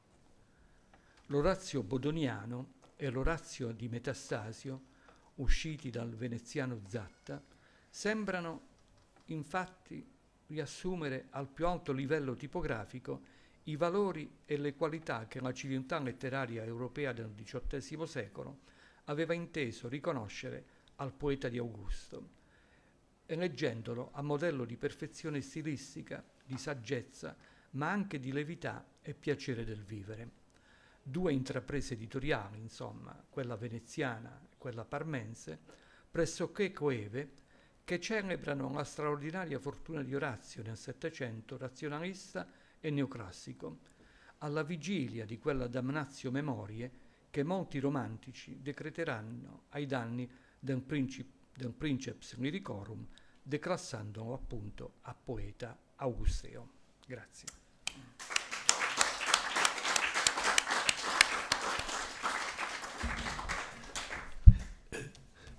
Molte grazie. Ci ha fatto vedere il miracolo della Aldina, che considero sempre passare dagli incunaboli al libro come noi lo possediamo e lo abbiamo sul tavolo, è veramente un salto è veramente il passaggio ad un'altra epoca, alla modernità, che forse nessun altro delle tappe, diciamo, successive riesce a far emergere in questa misura. Allora grazie ancora al professor Iurilli. Possiamo cominciare la sezione pomeridiana. Sono Claudio Grigio, mi hanno chiesto di presiedere questa seconda parte del seminario, del convegno, e il collega Gilberto Pizzamiglio non sta bene, quindi devo prendere fare la sua parte, ecco. Sì, adesso. Sì, benissimo. Sì. Quindi sostituisco il collega e amico Gilberto Pizzamiglio. Chiamerei i relatori al tavolo, Francesco Citti prima di tutto, poi Paolo Mastrandrea, credo, e Gianluigi Baldo, Antonella Duso e Lorenzo Nosarti, che non c'è però, che è assente. Forse stanno seduti lì per vedere il PowerPoint. Sì, benissimo. Volevo dire che io sono un italianista, quindi un pesce fuor d'acqua, un italianista anomalo, e mi scuso fin d'ora se non sarò preparato a presentare i relatori. Alcuni sono però noti, quindi va benissimo. Però su Francesco Citti vorrei dire qualcosa, nel senso che è professore all'Università di Bologna. Io l'ho conosciuto personalmente oggi ed è stato un vero piacere, anche se abbiamo una corrispondenza che risale certamente a più di 20 anni fa, molti, e riguarda dei comuni interessi, in questo caso la poesia latina, neolatina del Cinquecento, in particolare Andrea Navagero. E il tramite è stato niente meno che Alfonso Traina, maestro di tutti noi, di me compreso, anche se poi ho fatto altro. E questa corrispondenza è stata molto utile per me. Scusatemi se entro un po' nei particolari, nel senso che ho ripreso in mano dei miei studi che erano stati accolti anche bene per quel tempo, riguardanti Navagero, che l'usus, poi accolti nella banca dati di Mastrandrea, dei poeti in lingua italiana, italiani in lingua latina, e mi è stato utilissimo perché ho potuto correggermi e addirittura migliorare l'interpretazione in qualche maniera di alcuni carmi, e di questo sono molto grato. Come vedete il tempo così è molto galantuomo, insomma, e ho il piacere oggi di conoscerlo. Gli altri studi li conoscete, siete di latinisti, però mi fa piacere perché vedo anche dal titolo La Lira di Pascoli e gli Orazi di Castelvecchio, credo mi riportino proprio a quel saggio famosissimo del 61, se ricordo bene, 1961, di Alfonso Traina, il saggio sul latino del Pascoli, insomma, ecco. E adesso le cedo la parola, professore.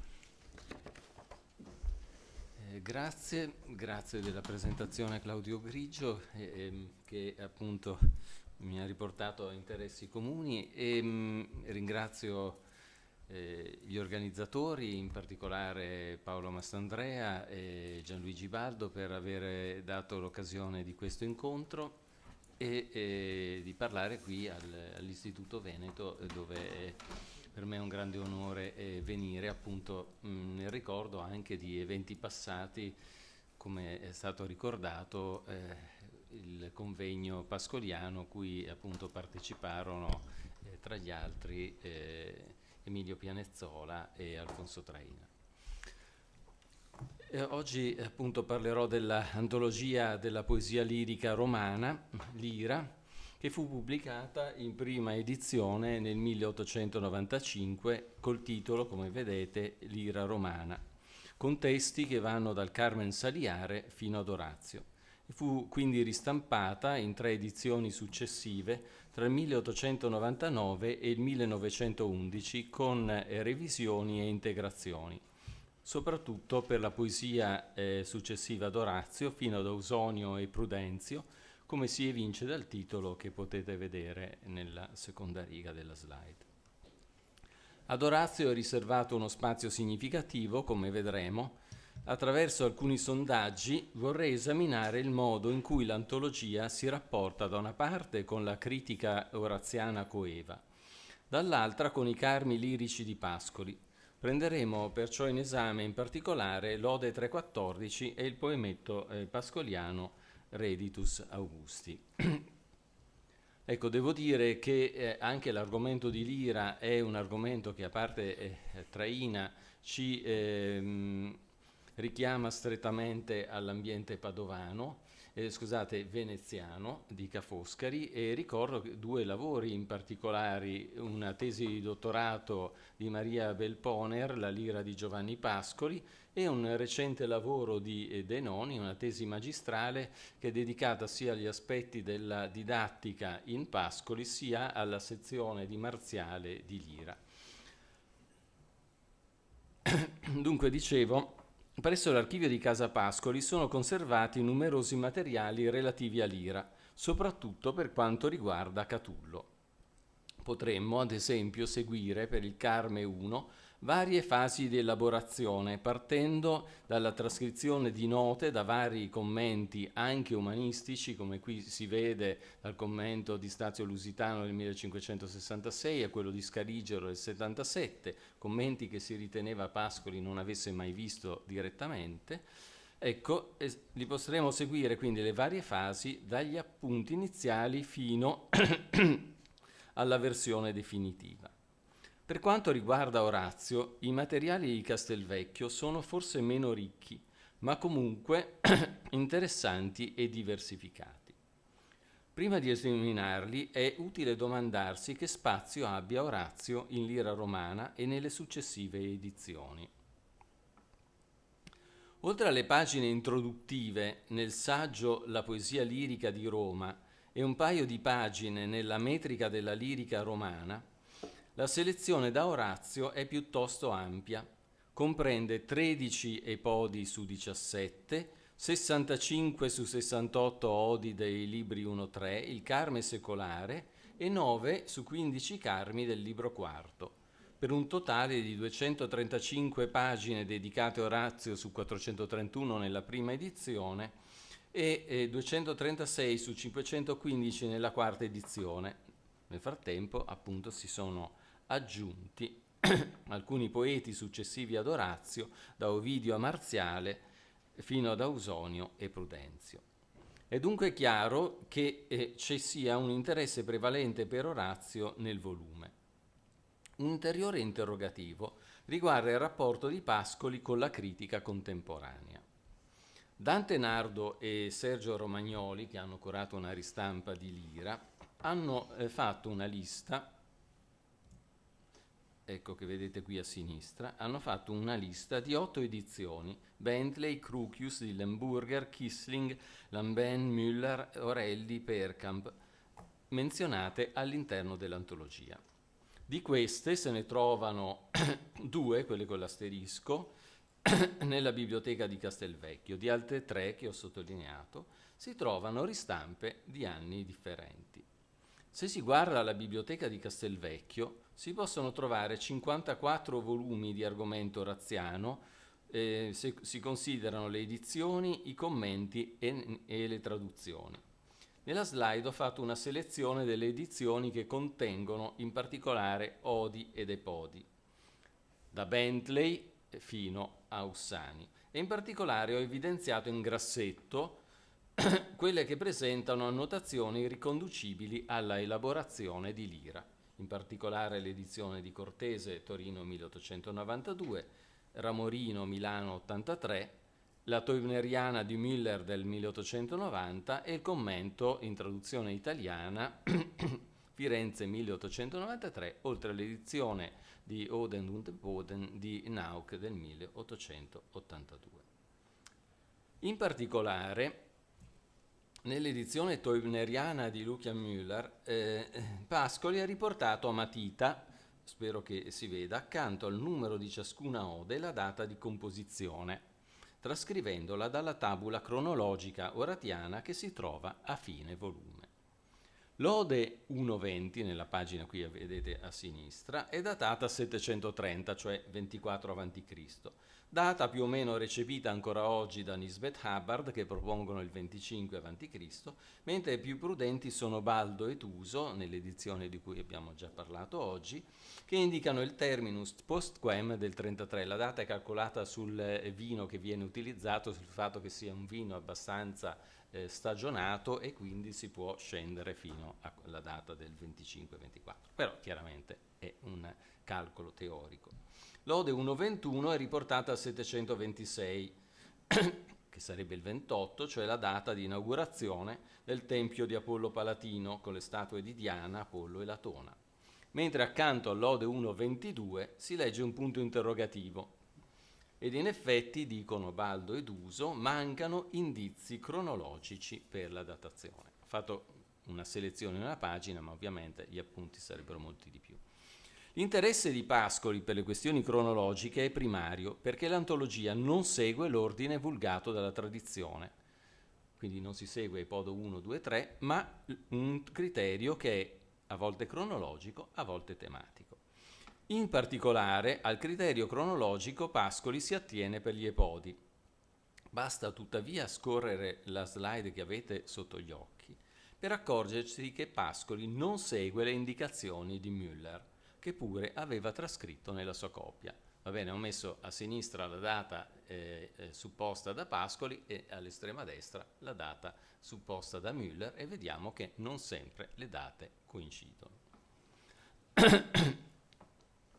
Un foglietto conservato a Castelvecchio ci rivela l'ampiezza delle ricerche condotte in questo campo da Pascoli su studi specifici, come esempio quelli di Grotefend e Franke, e sulle edizioni da Bentley e fino a Dillenburger.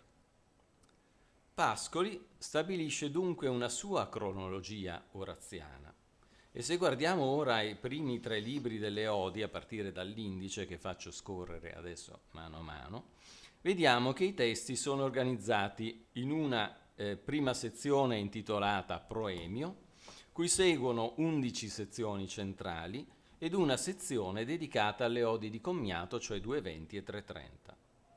Le sezioni 1-3, che avete sotto gli occhi, sono dedicate a Tra il vecchio e il nuovo, primi esperimenti, la fine delle guerre civili, e seguono, come gli epodi, il criterio cronologico. Poi si passa ad un ordinamento tematico.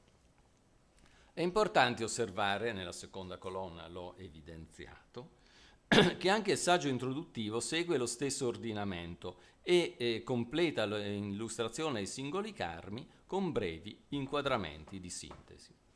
Abbiamo dunque da 4 a 6 i convivi, le donne, il canto nuovo. L'Ode 1.11, l'Ode del Carpe Diem, al numero 21, rientra nella sezione dei convivi con il titolo Convivio intimo.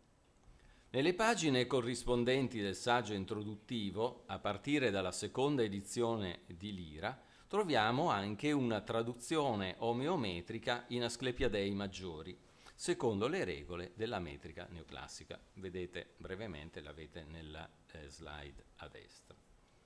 Qui mi interessa però sottolineare innanzitutto la classificazione di quest'ode tra quelle conviviali.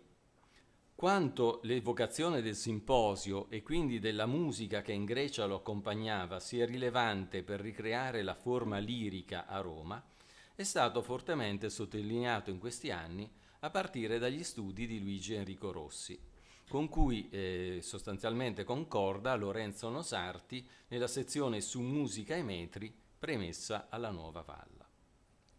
Baldo e Duso parlano per le Lode 1.11 di invito alla saggezza tradotto nel concreto gesto simpotico. Come si vede anche solo dall'insistenza dei termini convivio e simposio che ho evidenziato nella premessa, a Pascoli non era sfuggita l'importanza per l'ode e per le odi oraziane in genere di questo spazio simbolico. C'è un altro aspetto che ci dice molto degli interessi pascoliani, ovvero l'analisi del nome Leuconoe. E all'inizio del commento, io qui ho riportato una parte del commento di Lira, no? Nella parte iniziale. E dice: così mi giova interpretare il nome della fanciulla, da Leucos e Nus, come valesse, se fosse anche nell'animo, Candida sarebbe in tutto. Anche in questo caso Pascoli ha imboccato quello che Baldo e Duso considerano l'orientamento interpretativo più credibile, anche se, osservano sempre Baldo e Duso, i componenti lessicali del suo nome, Candido e Mente, non si prestano a un'esegesi univoca. Ma per il Pascoli quella della etimologia è una vera e propria ossessione. Si veda nel nostro caso, oltre alla ripetizione nel commento della parola candida, che ho evidenziato in azzurro, vedete sia nella premessa compare 2 volte e nella nota di commento appunto a Leuconoe compare 2 volte. Ecco, oltre quindi alla ripetizione di candida nel commento, vediamo il fatto che nella traduzione il nome Candida compare al posto di Leuconoe. Non cercare così che non si può, quale a me, quale a te sorte, o Candida sia data da Dio. Ecco, quindi o Candida, non o Leuconoe. Nell'antologia seguono poi le sezioni da 7 a 11. L'11ª, la 7ª era appunto in campagna alla divinità, banchetti con amici, poi abbiamo canti ad amici, fino alla sezione 11 dedicata a Per Augusto, dove si trova in particolare l'Ode 3.14, un'ode composta nel 24 a.C. per il ritorno di Augusto dalla Spagna. In questo caso la parte, diciamo nel saggio introduttivo, quindi non stiamo guardando la parte di commento, ma la parte del saggio, la poesia lirica in Roma, è piuttosto dettagliata ed ha un inquadramento preciso dell'ode. Possiamo leggere. Quando poi tornò l'anno dopo, cioè nel 24 a.C., vincitore, invita con un'altra ode pure saffica il popolo a festeggiare il glorioso reduce ed egli stesso presta il convivium adventicium. La gioia trabocca, ma al poeta già cominciano a imbiancarsi i capelli e si ricorda della sua balda giovinezza, consule Planco.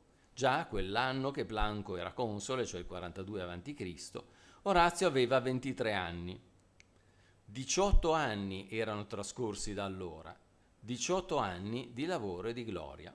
Questo è un passaggio determinante per l'autoidentificazione di Pascoli in Orazio, che si attua proprio nel successivo poemetto Reditus Augusti.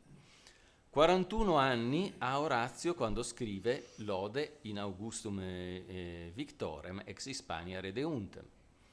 41 anni ha Pascoli quando compone il Reditus Augusti. Ma torniamo alla biblioteca di Castelvecchio. Come si può vedere da questa slide, per disporre le odi secondo un ordine talora cronologico, talora tematico, Pascoli ha annotato a matita sul commento di Lucia Müller, in versione italiana, prima di ogni ode, il tema e la data, quando ovviamente era possibile indicare la data. Così per l'Ode 1.5, che rientra nella sezione 5, le donne, annota amori-inc, data incerta. Per 1.11, che è nella sezione dei convivi, annota conv 21. Per 1.20, che è nella sezione banchetti con amici, annota con, che vuol dire convivi, per, che immagino voglia dire con personali o qualcosa di questo genere, e così via. Nella redazione dell'antologia, Pascoli afferma poi, lo vediamo nella nota a pagina 11 che ho riportato, di avere seguito per la lezione e per il commento Kissling, di cui la biblioteca di Castelvecchio conserva l'edizione del 1890. In effetti si possono trovare frequenti consonanze con Kissling nelle note di commento e soprattutto nella forma e nel contenuto dei cappellini introduttivi alle odi. Per quanto riguarda il testo, è probabile che Pascoli lo abbia trascritto, o più probabilmente lo abbia fatto trascrivere da Maria. Ci sono per altri testi, non per Orazio, delle trascrizioni fatte da Maria, partendo da un volume che aveva in biblioteca. A Castelvecchio, infatti, si conserva una edizione dei Carmina Selecta nella biblioteca Höpliana del 1892, che sembra essere stata preparata a questo scopo. Si veda ad esempio come Pascoli abbia annotato, ecco, non so se lo vedete al centro dove c'è scritto 5, al centro c'è scritto 11 punto, poi tra parentesi 2-7. E in effetti, se noi andiamo nell'indice dell'antologia, vediamo che 11 corrisponde all'11° Carme antologizzato nell'ordine e 2-7 è l'Ode 2.7. Il testo di Ramorino presenta poi correzioni, forse non so se si vede, è un po' piccolo, correzioni delle U in V, ma per esempio al verso 3 c'era scritto Redonavit, che è stato corretto in Redonavit. E oltre alla grafia di U e V vengono indicate le maiuscole ad inizio verso. Tutto questo noi lo troviamo esattamente se guardiamo come nella prima edizione di Lira abbiamo la grafia con U e le maiuscole ad inizio verso. In un momento successivo, a partire dalla seconda edizione, Pascoli sarebbe tornato alla grafia più usuale nelle scuole, ristabilendo la distinzione tra U e V. Questo lavoro sarebbe stato affidato a Maria sulle bozze, tracciando un puntino sotto le lettere da correggere, come si legge in una lettera a Egidio Cecchi, collaboratore della casa editrice Giusti, che ho riportato qui al centro. E in fondo, in arancione, ho riportato il testo come si legge a partire dalla seconda edizione di Lira fino alla quarta edizione, appunto Redonavit con la V e mantenute invece le maiuscole. In effetti, se prendiamo il caso dell'Ode 3.14, possiamo osservare che le differenze tra la prima e l'ultima edizione di Lira, ecco sono le prime due colonne, sono solamente di natura grafica. Ho evidenziato in rosso nella prima colonna quello che c'è di diverso rispetto alla seconda colonna, va bene? Quindi vedete Wenalem, ecco, unico, eccetera, solamente correzioni di natura grafica. Se invece confrontiamo Lira, il testo di Lira con l'edizione di Kissling, le divergenze sono quelle in grassetto, si fanno più significative. Mi soffermo in particolare sui versi 10 e 11, dove Pascoli stampa Voso pueriet puelle, iam virum experte, mentre Kissling, adottando una congettura settecentesca di Cunningham, stampa expertes. Ma prima di esaminare il passo è opportuno dire due parole introduttive all'Ode. L'Ode è strutturata in due parti simmetriche di 3 strofe ciascuna. Anche su questo Pascoli si sofferma in una prosa che che oggi non stiamo a vedere e che ho pubblicato qualche anno fa in Paideia. Comunque, diciamo, l'ode è strutturata in 2 parti simmetriche di 3 strofe, con la strofe centrale che funge da cerniera. Nella prima parte dell'ode, versi 1-12, strofe 1-3, Orazio si rivolge alla folla, o plebs, dice all'inizio, calandosi nei panni di un vate, per promuovere la festa pubblica per la celebrazione di Augusto Vincitore. Diciamo che la struttura del Carme è molto discussa, ma semplifico un pochino.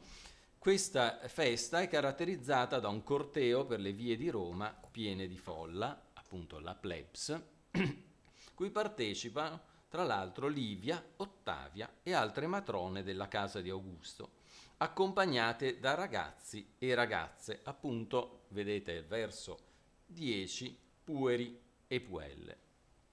Nella strofe centrale, versi 13-16, Orazio afferma che questo per lui è un giorno festivo e che non avrà più ansie e timori grazie alla pace riportata da Augusto. Nella seconda parte, versi 17-28, le strofe da 5 a 7, Orazio ordina a un giovane servitore, vediamo il verso 17, i puer, di fare i preparativi per un simposio nello spazio intimo di casa sua. Un simposio al quale invita anche la giovane Neera, pur timoroso che possa rifiutare.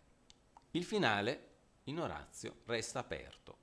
Il lettore dell'ode oraziana non saprà mai se la ragazza ha accettato l'invito. Tornando al testo dei versi 10-11, questo testo è molto discusso, a partire dal fatto che i pueri e puele del verso 10 siano da identificare con i juvenes e le virgines, cioè con i giovani reduci dalla Spagna e le loro giovani spose del verso 9. Fuori luogo, in particolare, è sembrata la definizione di queste puelle, appunto delle spose dei reduci, come iam virum experte, cioè come già esperte di uomini, lezione tramandata dai manoscritti, donde appunto la correzione iam virum expertes, cioè prive di uomini, adottata da Kissling, o quella alternativa non virum experte, proposta in apparato da Bentley, che stampa però il testo tradito come Pascoli. Detto tra parentesi, secondo me è molto interessante la congettura expectate di Gau, che è stata accolta nel testo nel commento cantabrigense che è uscito, chi è l'autore? Di Woodman, sì, che è uscito recentemente. Ecco, quindi, ma questo con Pascoli c'entra poco. Quindi dicevo, abbiamo non virum experte proposte in apparato da Bentley, che però stampa il testo tradito come Pascoli. E in effetti, se andiamo di nuovo nella biblioteca di Castelvecchio e prendiamo la edizione di Bentley, c'è in questo volume un solo segno. Ci sono 2 lineette, non so se si vedono, le ho fatto un circoletto, ci sono 2 lineette proprio accanto alla discussione del verso 11 alla proposta di non virum. La spiegazione di Pascoli in lira, che trovate qui nella slide, non è rilevante solo per capire come Pascoli stabilisce il testo, ma perché prefigura e usa un verbo specifico, il verbo immagino, che vedete 2 volte, appunto prefigura la situazione che sarà sviluppata poi nel poemetto metapoetico Reditus Augusti. Leggiamo quindi la nota di Lira. Male nominatis. Pochi codici hanno male ominatis, dal cattivo suono. Immagino. Quid iste fert tumultus, dice qualcuno, e questa è già invenzione di Pascoli, no? Lui si sta immaginando che qualcuno dice quid iste fert tumultus. E tumultus può valere guerra repentina. Ecco un verbum male nominatum, un verbum disonimum, una parola che suona male. immagino che anche qualcun altro, meglio qualcun'altra, dica di tra la ressa le parole di Cesare assalito dai congiurati, ista quidem vis est, e ognuno comprende quali sensi possa avere vis, donde lo scherzoso oxymoron di puelle iam virum experte. Stiamo andando probabilmente molto lontano da Orazio, però ci stiamo veramente molto avvicinando al Reditus Augusti.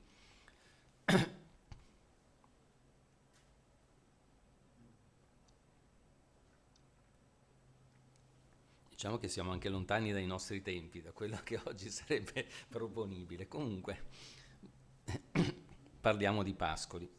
Pascoli ipotizza che una ragazza tra la folla subisca una vis, una molestia. Questa ipotesi viene appunto messa in scena nel Reditus. Ai versi 63-68 che trovate nel riquadro lì a sinistra, si immagina infatti un dialogo che fornisce una spiegazione assai più chiara di come Pascoli intendesse non solo iam virum experte, ma anche male nominatis parcite verbis. E appunto si immagina questo dialogo, la traduzione questa è di Traina. Piano, non ci calpestate, state fermi, quindi siamo nella folla che celebra l'arrivo di Augusto, ci sono delle ragazze che dicono piano, non ci calpestate, state fermi, che fai sfacciato, svergognato, ecco quella che ha subito molestia, dice così, e riceve questa risposta, bona nunqui dademi, ecco ti ho tolto qualcosa, e risponde ista quidem vis est, questa è violenza, e un'altra dice, anzi un altro nella folla dice quidnam fert iste tumultus. Quindi il verso 64 ci presenta accostati esattamente quei due emistichi che Pascoli aveva anticipato semplicemente come esegesi in lira, ormai diventano riscrittura e parte del poemetto. E i versi successivi non sono altro, potremmo dire, che una nota esegetica di Pascoli che si è trasformato in Orazio personaggio, e dice istis omen habent parcite versi verbis, quindi non usate, dice Flacco sorridendo, ragazzi e ragazze, seppure la violenza subita or ora vi lascia essere ancora ragazze, non usate, badate, codeste parole di malaugurio. Appunto tumultus è di malaugurio, e perché di malaugurio? Perché qui non ho scritto l'ultimo verso, sarebbe chi col ritorno di Augusto può temere i ricchi tumulti? Ecco, in realtà gli interventi sul testo di quest'ode non si limitano in generale nella critica coneva a Pascoli agli interventi che abbiamo visto sui versi 10 e 11. Ma quest'ode, sulla cui unità si discute ancora oggi, aveva subito appunto interventi radicali e profondi. Perkamp, per esempio, la considera opera di un imitatore grossolano e la espunge totalmente. L'Ers, un'edizione che Pascoli conosce perché la cita proprio in uno dei foglietti che ho fatto vedere, l'Ers ritiene che manchi di unità e che siano da cassare le ultime 3 strofe. Per la stessa ragione Schütz ritiene sospette le prime 3. Pascoli invece vi trova un senso unitario. Leggiamo cosa scrive in lira, dove rivendica l'unità dell'ode e fornisce ulteriori riflessioni che ha messo a frutto in realtà poi nel passo del Reditus che abbiamo letto. Di questa ode, variamente giudicata, emendata e torturata, non conosco nulla di più bello e più vivo e più lieto. Sebbene la letizia infine sembra chiudersi con un sospiro.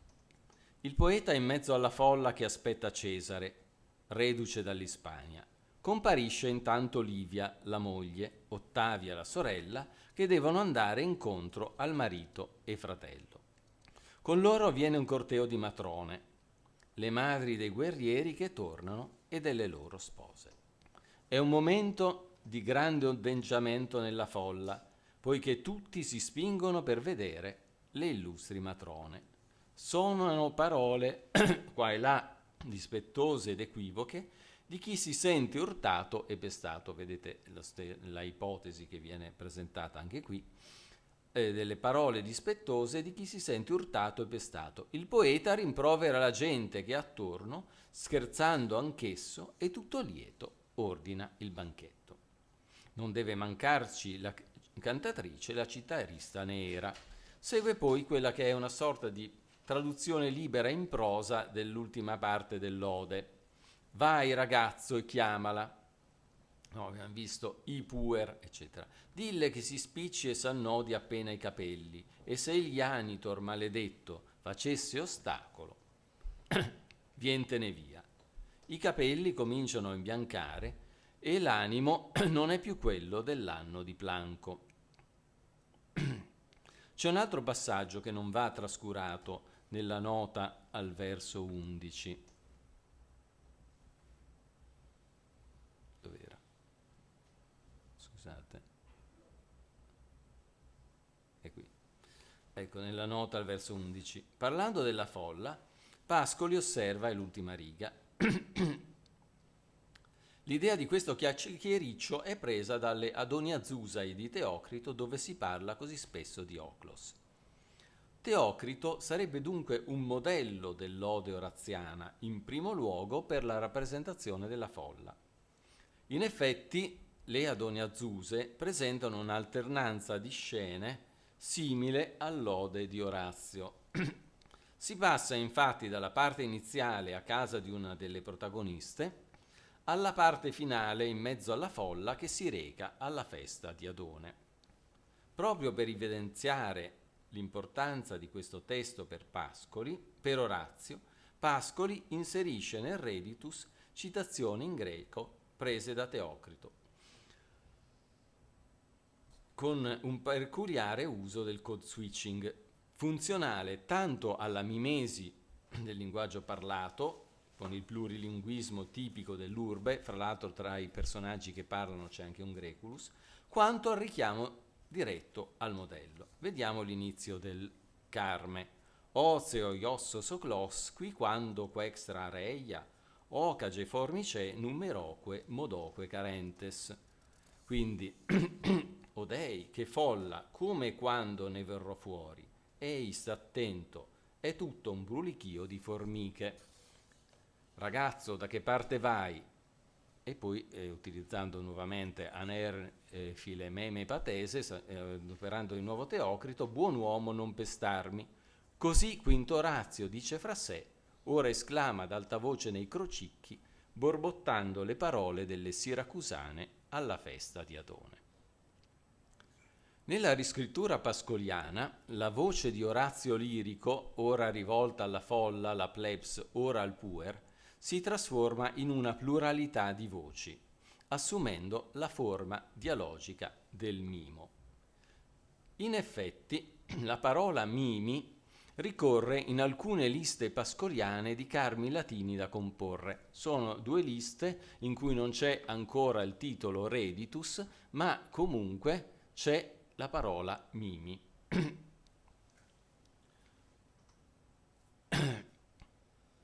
La folla si anima di personaggi. Il monologo, nel Reditus, diventa polifonia, esprimendo una potenzialità che il Pascoli di Lira aveva intuito nelle odi. Se noi leggiamo quanto scrive Pascoli nel saggio introduttivo, vediamo. Le odi, che abbiamo detto simposiache o amorose, sono dunque parti di dialogo. Una è dialogo vero e proprio. Sono piccoli mimi, vedete questa parola ancora, sono piccoli mimi in cui per lo più ignoriamo il nome dell'interlocutore di cui sentiamo le parole.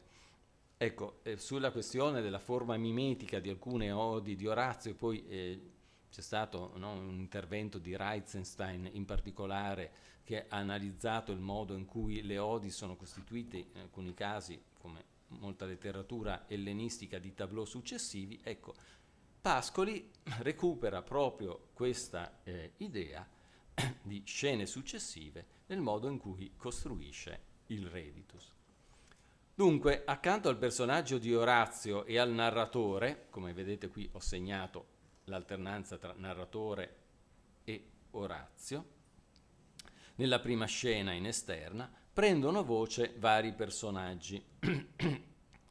Un tronfio poeta Greculus, Aulo, un rigattiere, poi uno Stessa, una serie di personaggi anonimi che danno l'idea di una folla indistinta. Nella seconda parte, dai versi 72 e seguenti, dove è rappresentato il ritorno a casa e i preparativi del banchetto domestico, con l'invito a Neaera, ecco, in questa sezione sentiamo solo la voce di Orazio, che in parte medita tra sé e in parte dà ordini al servo. Il servo acquisisce la voce solo per una brevissima battuta al verso 110. Negavit, cioè ha detto di no. Il rifiuto di Neaera a partecipare alla festa. A differenza quindi dell'Ode oraziana, dove restiamo nel dubbio se la ragazza abbia accettato o meno l'invito, Pascoli sceglie di non lasciare aperto il finale, ma lo fa con un doppio prosdoketon. Appunto, il primo è dire di no. Rispetto ad Orazio è inatteso questo finale. Ma dopo il no arriva in attesa Neaera, che non ha voluto fare mancare al suo poeta il suo amore al poeta Alvate, che, dice nell'ultimo verso, gode di eterna giovinezza. Appunto, meti videsse meo potuisti credere vati, hai potuto credere che io mancassi al mio vate? Che cosa borbotti, che mi ripugnino questi tuoi capelli?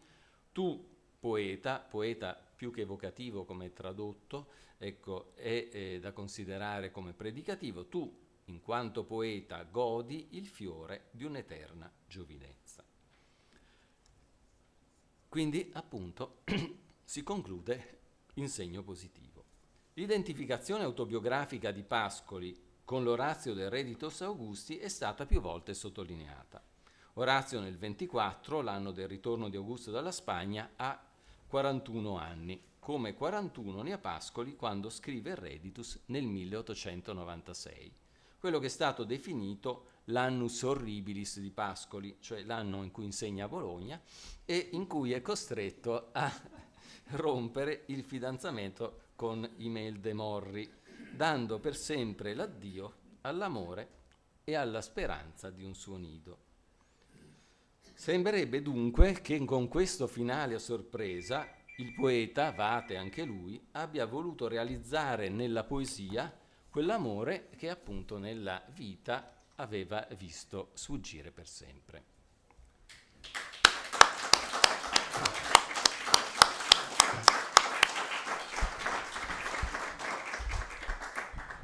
L'ho ascoltata con grande trasporto e interesse. Intanto devo dire che è una relazione lucidissima, veramente molto chiara, documentata sulle carte di Castelvecchio, anche questo è importantissimo. Ho apprezzato molto poi i riferimenti concreti all'edizione di cui oggi parliamo, questo è molto importante. E poi trovo molto interessante questo cammino che va dall'antologia Lira, questa bellissima, interessantissima antologia, fino al Reditus Augusto e ai Carmine, insomma. Quindi è lucidissimo l'esposizione, ma lucidissimo anche il cammino, insomma. Credo di averlo colto, gliene sono molto grato. Ora toccherebbe a Paolo Mastandrea. Sì, mi dicono che sarebbe pronto. Ecco.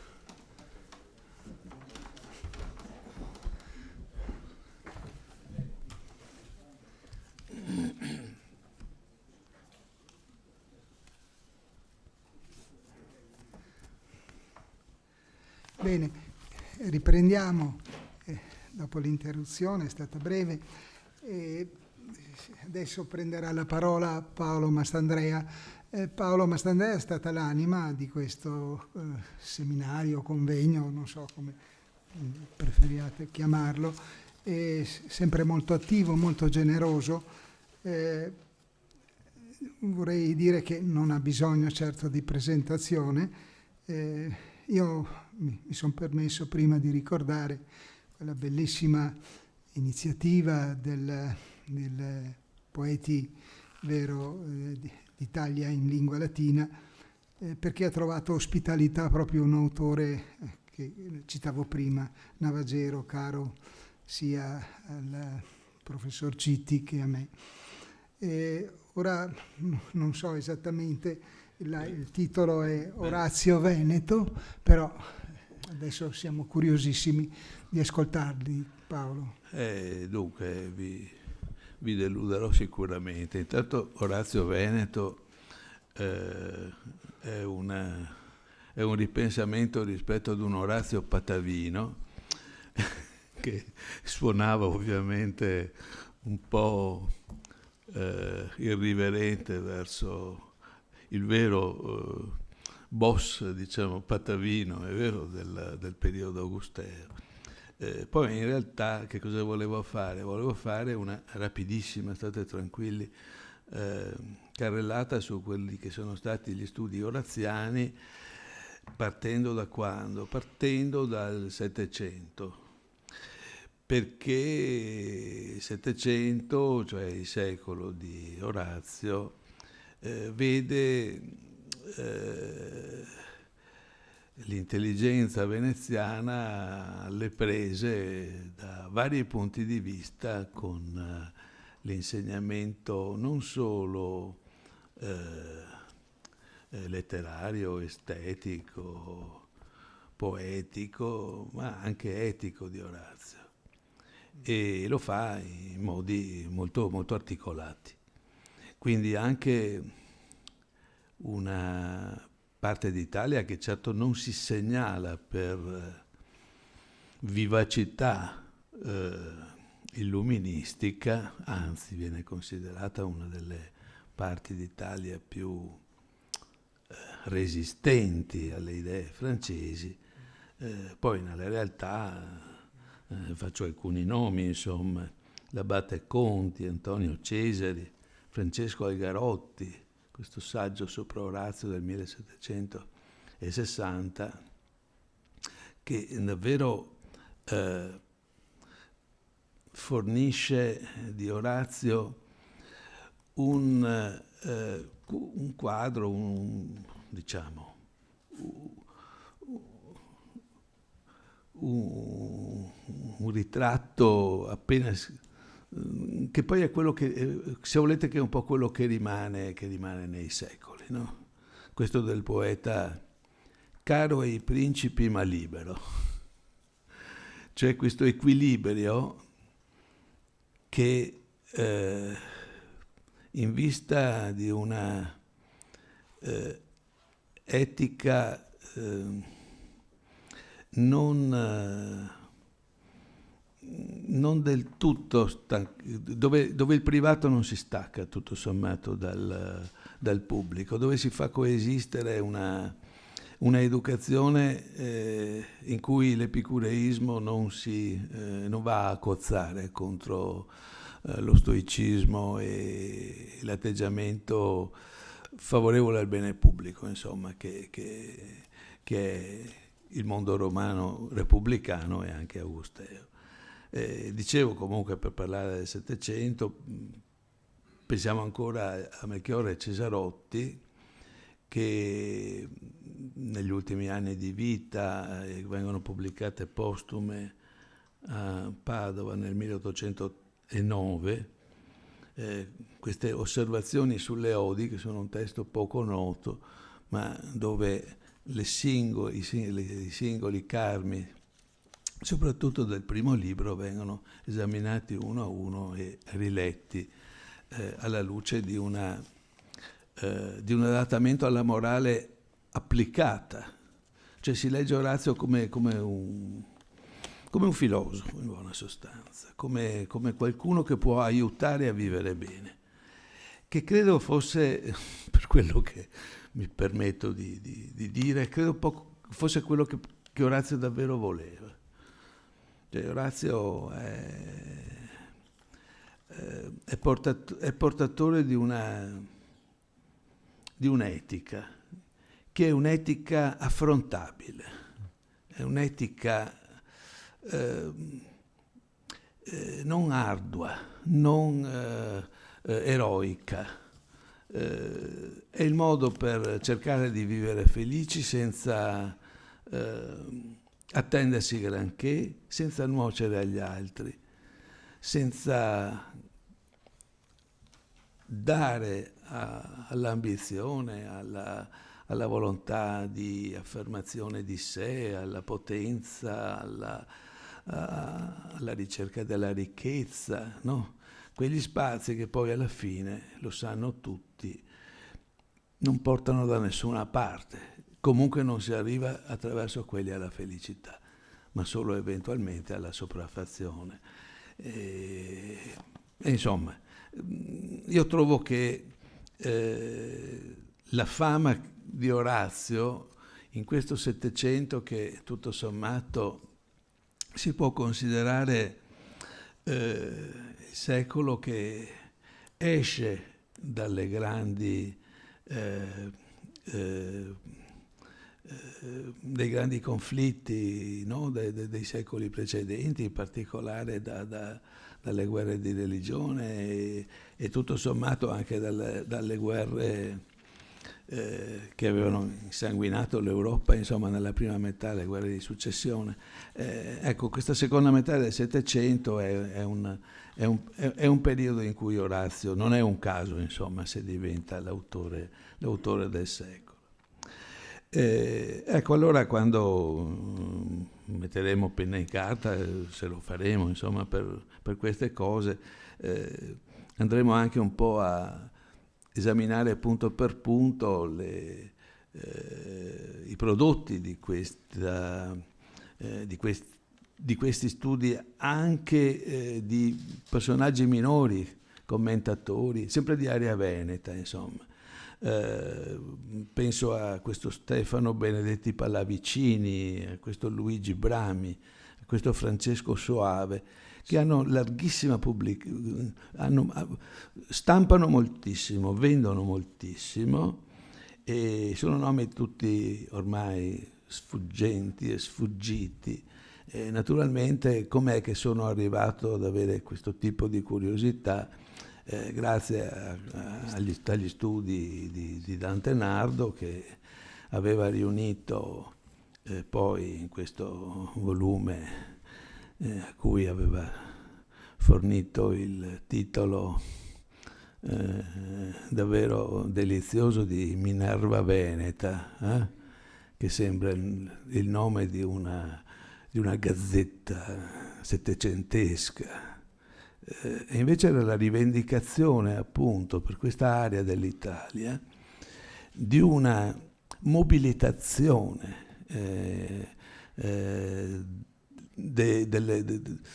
dei colti, degli intelligenti,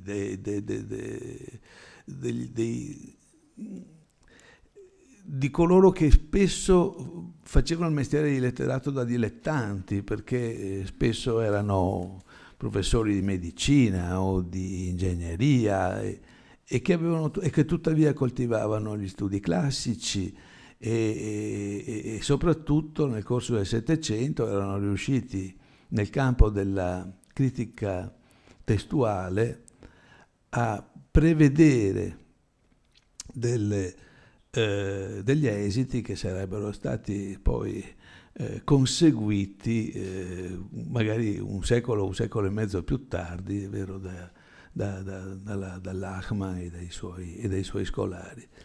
Quindi un libro che a suo tempo ha avuto anche, devo dire, una certa importanza, anche perché andava a collimare con gli studi che Timpanaro stava compiendo, appunto, sulla genesi del metodo dell'Achmann. Ricordo che la genesi del metodo dell'Achmann, la seconda edizione, fu stampata proprio grazie a Nardo con la Liviana di Padova, e dunque io ricordo quegli anni, che sono gli anni in cui cominciavo, insomma, a fare questo mestiere. Ho conosciuto Timpanaro e sono stato a casa sua più di una volta. In quel tempo e tra i due uomini c'era un bellissimo rapporto a distanza. Timpanaro lo citerò ancora fra pochissimo, a proposito di un altro nome importante degli studi classici, questo di metà Ottocento, cioè il nome di Pietro Canal. Pietro Canal, 1807-1883, è un patrizio veneto, è un sacerdote di idee, diciamo così, liberali, anche se di certo non si poteva dire ancora al tempo di Gregorio XVI e anche dopo, naturalmente. Aderisce in modo sempre molto, diciamo, cauto, ma alla rivoluzione di Manin del 48-49, è professore universitario di latino a Padova, è stato anche per un breve periodo presidente di questo istituto veneto, una figura anche questa poco nota. Timpanaro e Nardo hanno fatto il possibile per restituirle almeno, diciamo, e non abbastanza però, perché effettivamente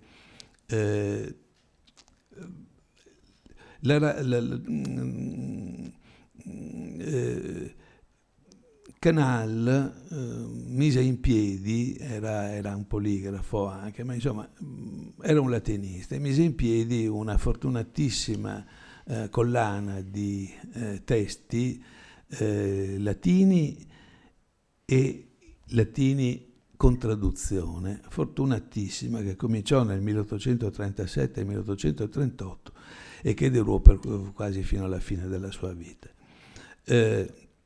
In questa collana vennero fatti alcuni esperimenti proprio di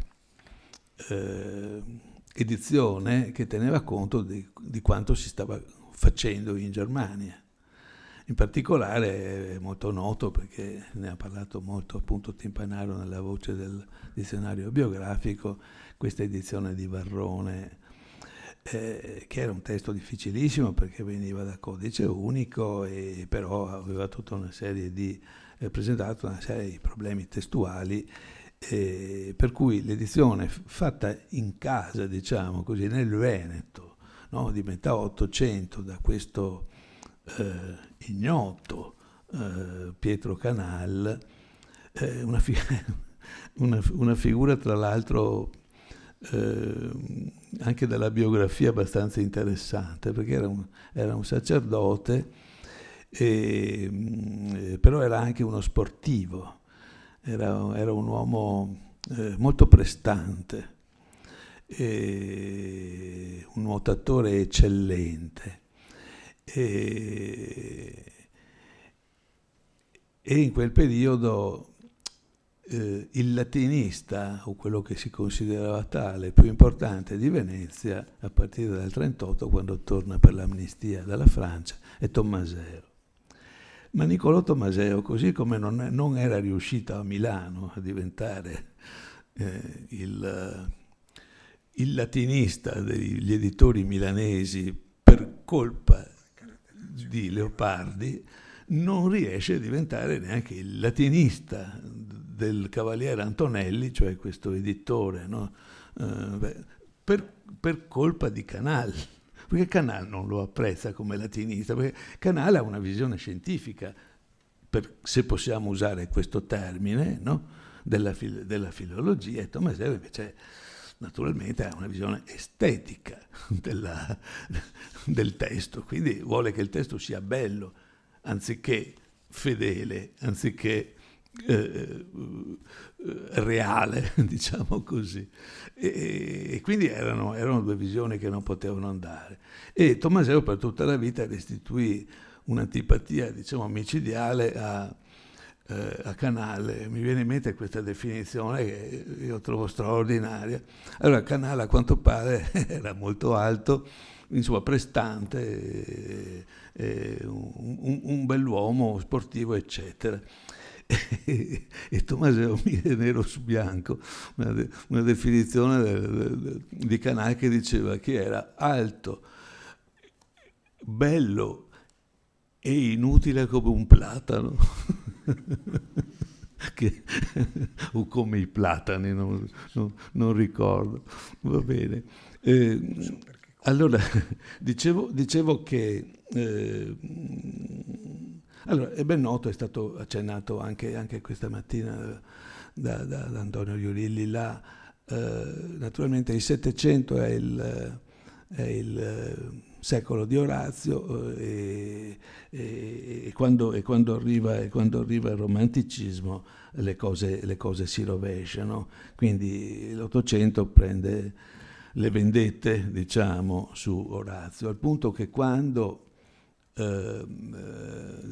Canale nel 1838, uno dei primi volumi, deve scegliere una traduzione per il primo volume della sua biblioteca, non trova un traduttore in casa, come di solito faceva, ma deve riprodurre le opere recate in versi del siciliano Tommaso Gargallo, che era l'Horace moderna, secondo Lamartine, insomma.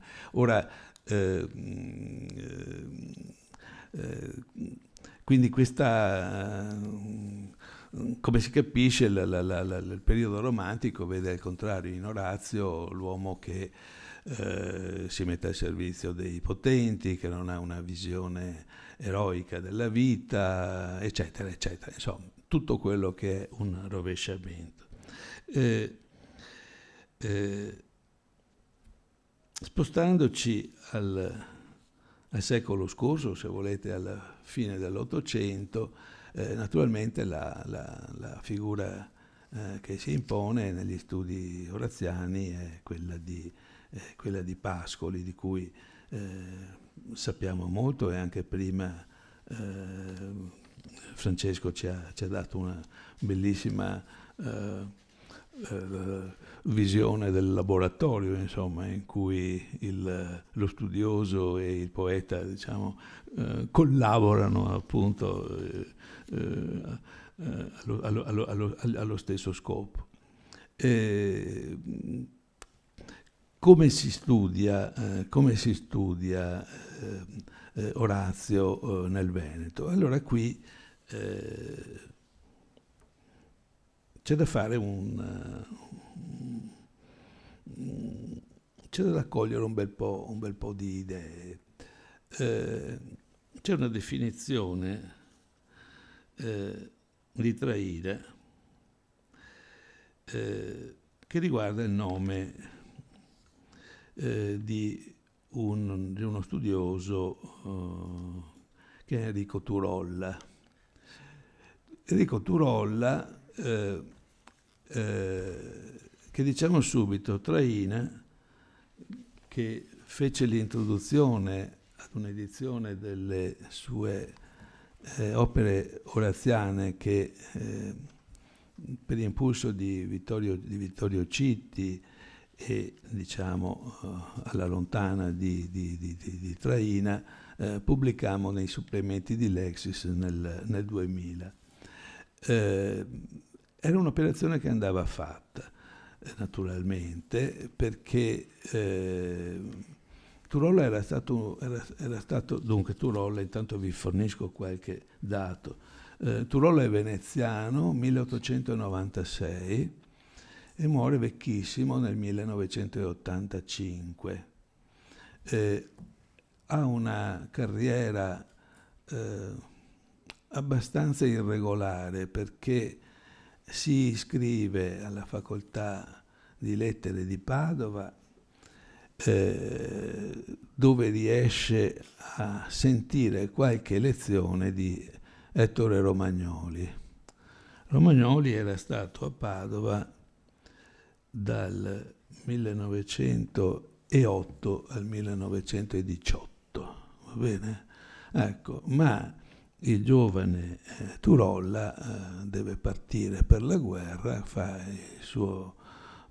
la sua guerra da ufficiale di fanteria, riesce a tornare indietro e quando torna non c'è più Romagnoli. Chi trova? Si lega a Pistelli, Ermenegildo Pistelli, che è una figura importantissima per Pascoli, perché è il suo editore, il suo continuatore. Ecco. Pistelli è un altro personaggio tipico di quegli anni tra la fine del positivismo e il passaggio, diciamo, all'irrazionalismo nelle sue varie forme. Va bene, ecco.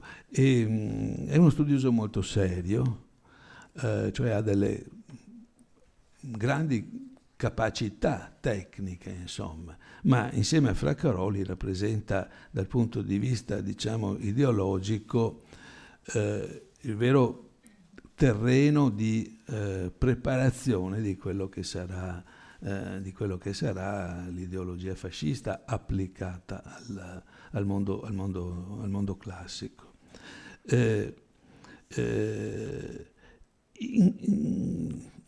Vale a poco, insomma, sono personaggi molto noti, sia Pistelli che Romagnoli, non vale la pena dirne.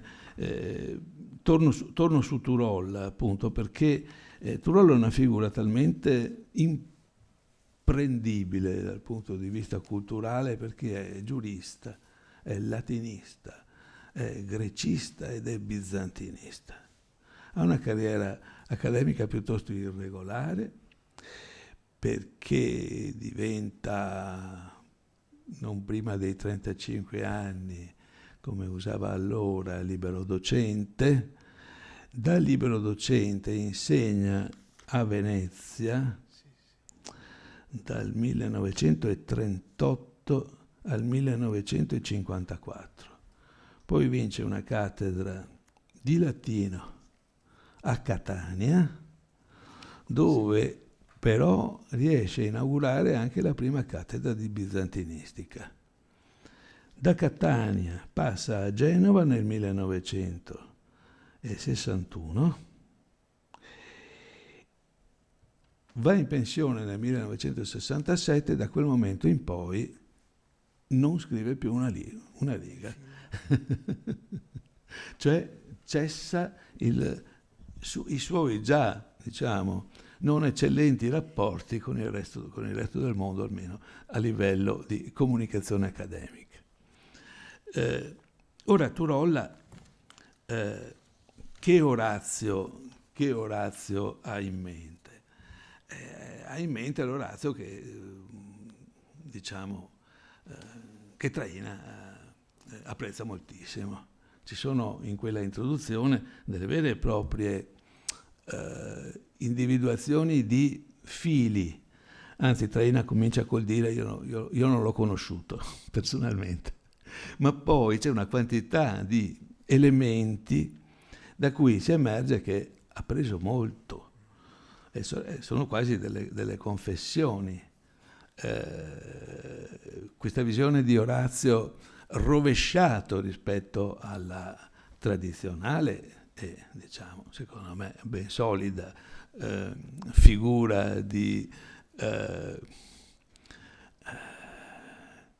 uomo in pace con se stessa. Certo che ha i suoi problemi esistenziali, ha le sue angosce, la sua paura della morte, perché no? Però è raro trovare qualcuno che riesca a fornire delle medicine così efficaci per vincere le nevrosi.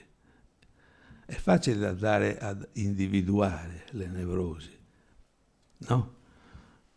Più difficile è trovare qualcuno che riesce a darti dei lenimenti. Io credo che questo sia il un merito naturalmente non filosofico dal mio punto di vista, ma proprio il merito dal punto di vista della sua straordinaria grandezza letteraria, no? Quello che fece accettare la sua visione della vita così mondana, appunto, come diceva La Penna, no? In tutte le epoche.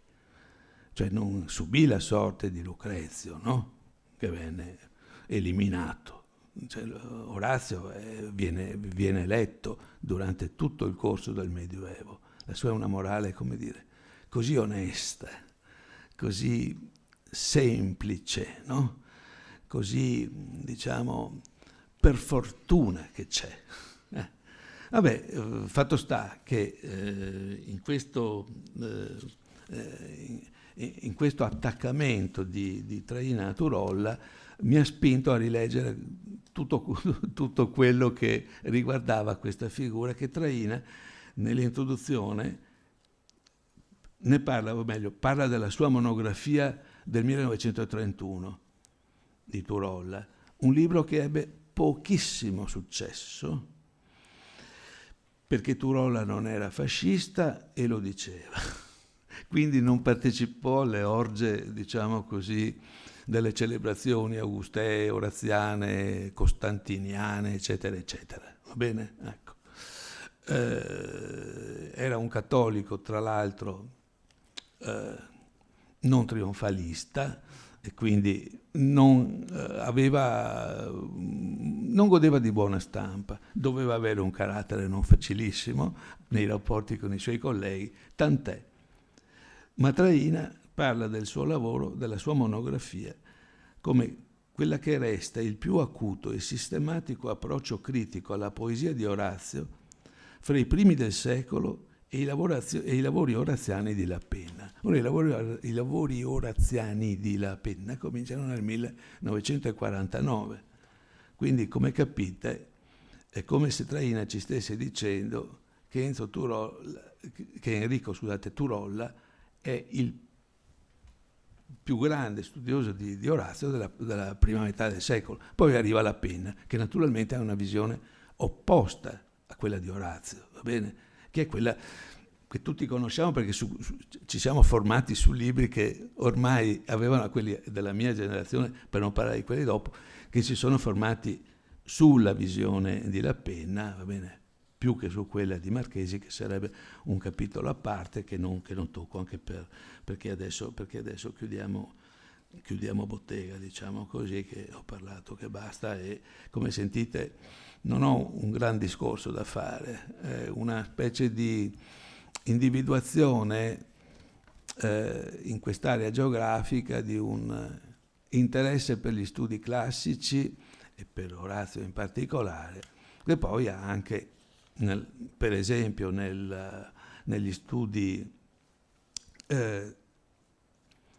pascoliani, e quindi in qualche modo indirettamente oraziani, della ripresa dell'antologia di Nardo e Romagnoli di Lira, che fu fatta su spinta di Manara Valgimigli, il quale aveva da poco, nel 1951, dato fuori l'edizione di Pascoli, di Mondadori, e dunque aveva cercato di rimettere in circolazione questa bellissima antologia di cui ci ha parlato Francesco poco fa.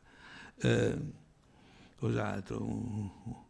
Un'ultima curiosità che interesserà, e poi chiudo, che interesserà sicuramente i nostri colleghi bolognesi.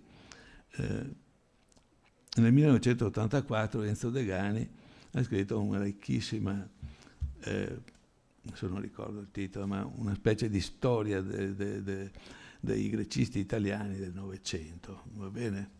Ecco,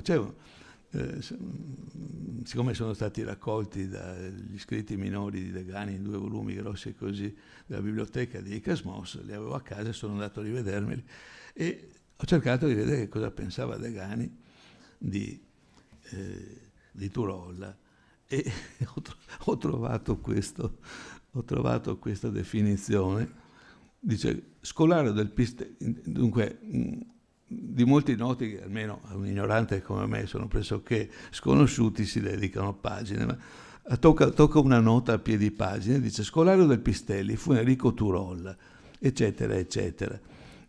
Dal 54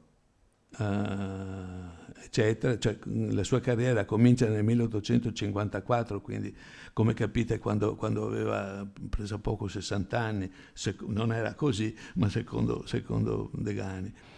Inesausto ricercatore di bellezze e messaggi eterni, estetizzante quant'altri mai, e traduttore ispirato, eccetera, eccetera. Ecco, voglio dire, è interessante come ancora negli anni, diciamo, 80 del secolo scorso, nei confronti di Turolla, che forse era ancora vivo, ci fosse questa, come posso dire, questa valutazione, diciamo un po' bassa, ecco. Va bene, vi ringrazio. Bene,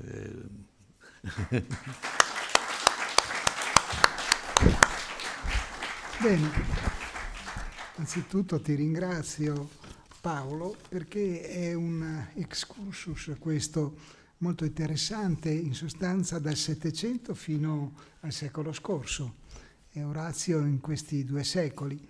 Ti devo dire che a me personalmente ha incuriosito molto e ha sollecitato tante domande, tante questioni.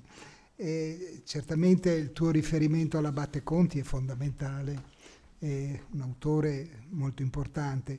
Così quando ti ho sentito iniziare il tuo intervento ho pensato immediatamente a Dante Nardo, ma ho pensato anche all'ambiente del seminario di Padova, ecco, certo. C'è qui Monetti che studia Facciolati, e quello è un ambiente di grande livello, di grande pregio, quindi va considerato.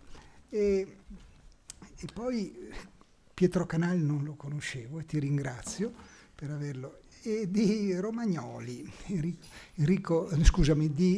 Romagnoli, Padova è nota, Gino Belloni sa bene queste cose, il figlio Sergio è stato un italianista molto famoso, e così un po' è avvenuto anche, secondo me, correggimi se sbaglio, sono curiosità, lasciatemele, sarò brevissimo, che me le tolga. Ecco, di Enrico Turolla io ho conosciuto probabilmente, so che insegnava a Padova, sì. Enzo Turolla, si ricorda, ed era un italianista raffinatissimo, aveva scritto degli articoli sull'Ottava dell'Ariosto di grandissima qualità, solo come il padre ha fatto la scelta del secondo periodo, quello di diventare socratico. Da un certo punto in avanti ha solo parlato, non ha mai scritto. Ecco, quindi vedi, queste si trasmettono anche di padre in figlio, queste cose, sono curiosità ma molto interessanti, insomma.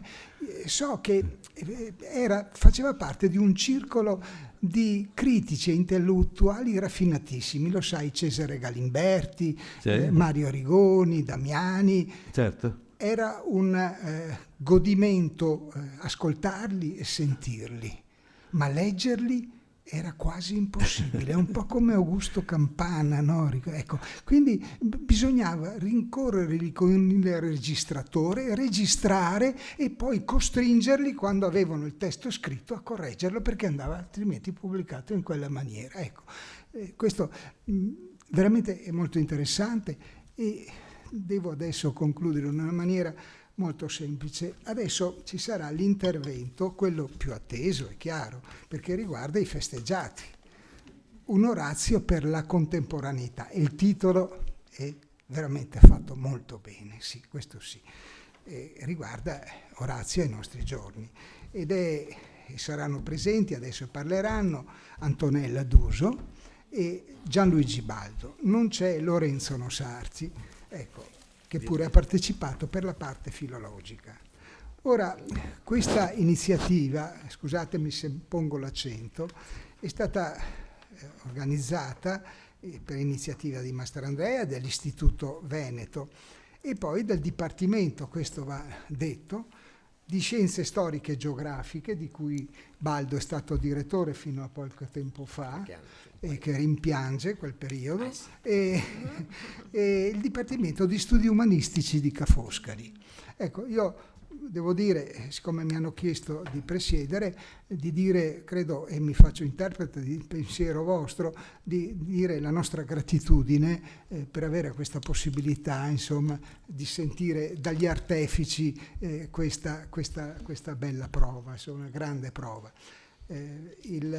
Esce per la Fondazione Valla, Lorenzo Valla, quindi credo che il direttore è Pietro Boitani, insomma, so che tenevano molto a questa iniziativa. È uscita, c'è, il libro c'è, adesso auspichiamo che arrivi anche al secondo, vero? Con un po' di respiro forse, e io dico, mi rallegro fin d'ora, insomma, per questo. Purtroppo non so se qualcuno avesse questo libro, tu ce l'hai, eccolo, vedi? Vedi che non aveva fiducia, no, c'è, eccolo qua. No, io non ce l'ho. Sì, eccolo qui. Sì, ce l'ho. Eccolo qui, l'ha portato un esemplare rarissimo, ecco, eccolo qui, questo è il testo. E molto bello anche al vedersi, molto bello.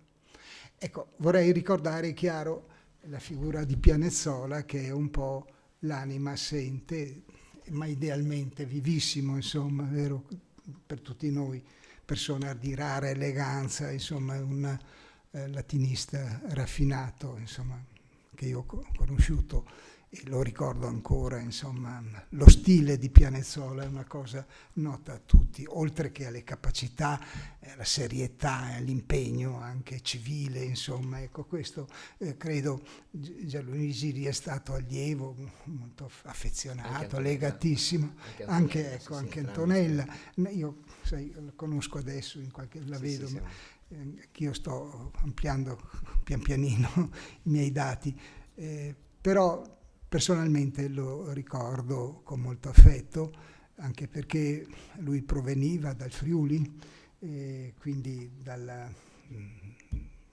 credo da un paese che io ricordo sono passato una volta, avendo insegnato a Udine, insomma, mi fa venire in mente, ecco, questo paese, non so se sia se fosse un paese friulano, credo, ecco, non so questo collegamento, se il paese di origine forse del fratello?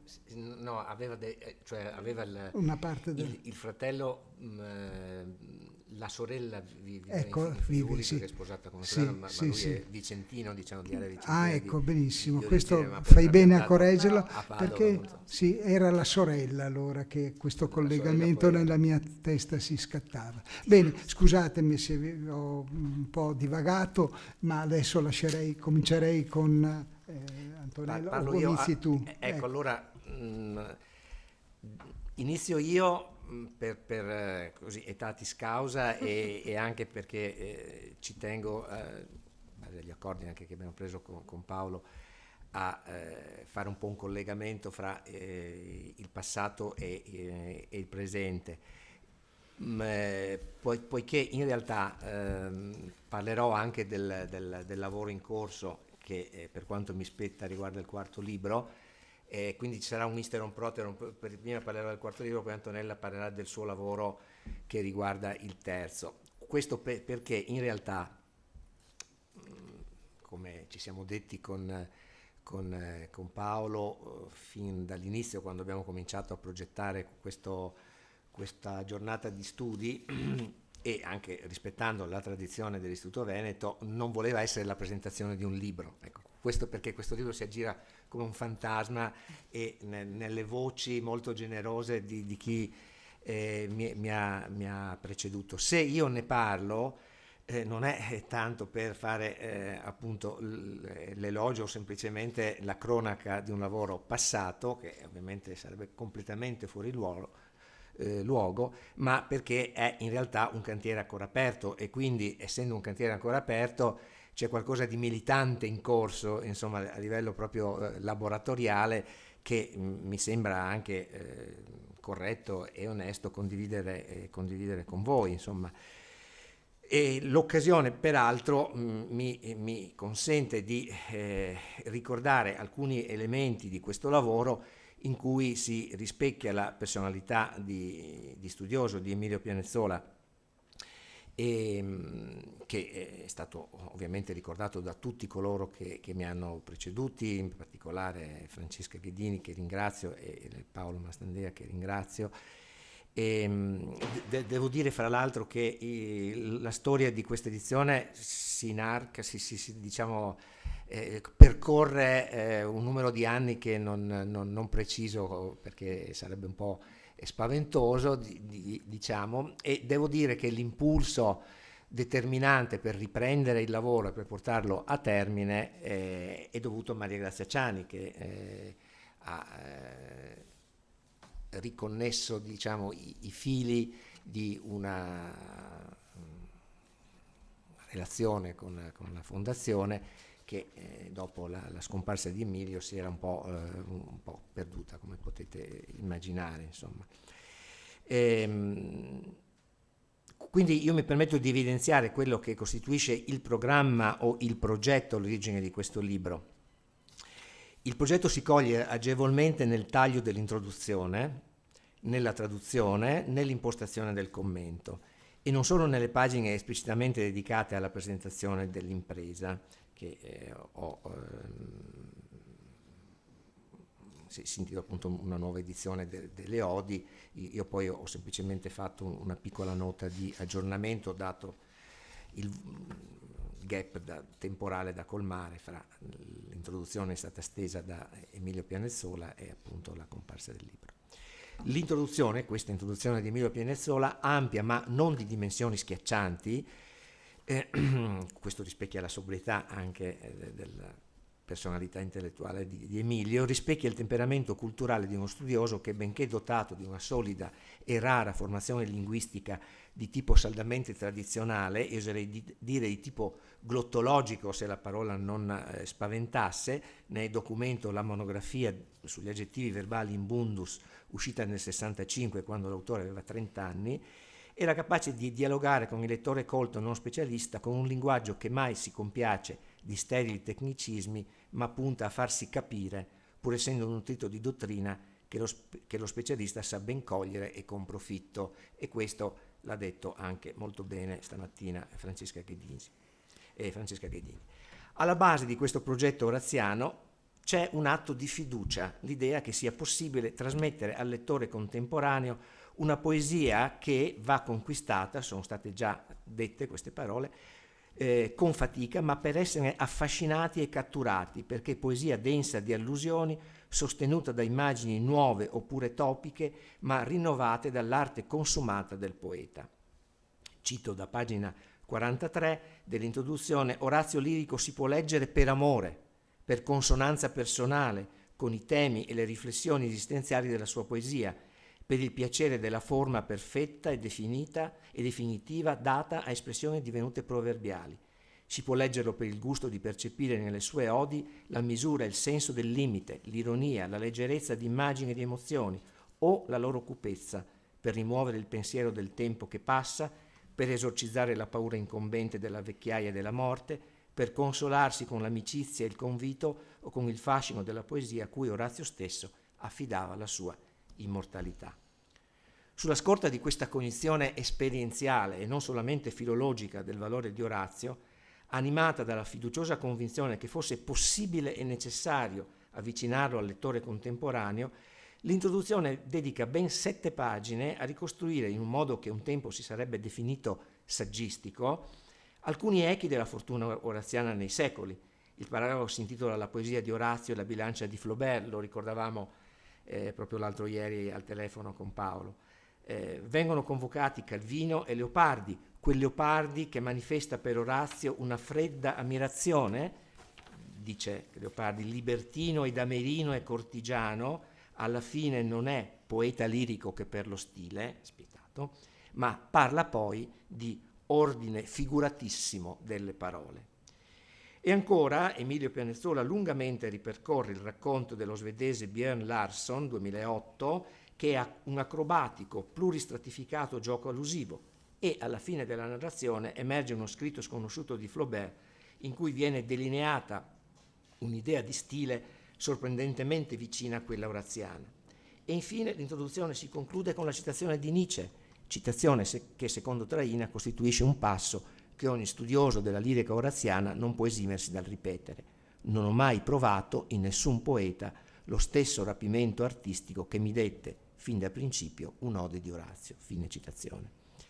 In realtà, attraverso questa catena citazionale, tesa non a fare sfoggio di erudizione, ma a parlare di Orazio dando voce ai lettori di ogni secolo, e si badi bene lettori non classicisti e filologi, ma poeti, narratori e pensatori, attraverso questa catena di citazioni Emilio Pianezola disegna un programma esegetico indicando come obiettivo sommo il condurre il lettore a cogliere esattamente quello che diceva ancora una volta Nietzsche, questo mosaico di parole in cui ogni parola come risonanza, come posizione, come concetto fa erompere la sua forza a destra, a sinistra e sulla totalità, questo minimum nell'estensione e nel numero dei segni, questo maximum in tal modo realizzato nell'energia dei segni. Tutto ciò, dice sempre Nietzsche, è romano e, se mi si vuol credere, nobile par excellence.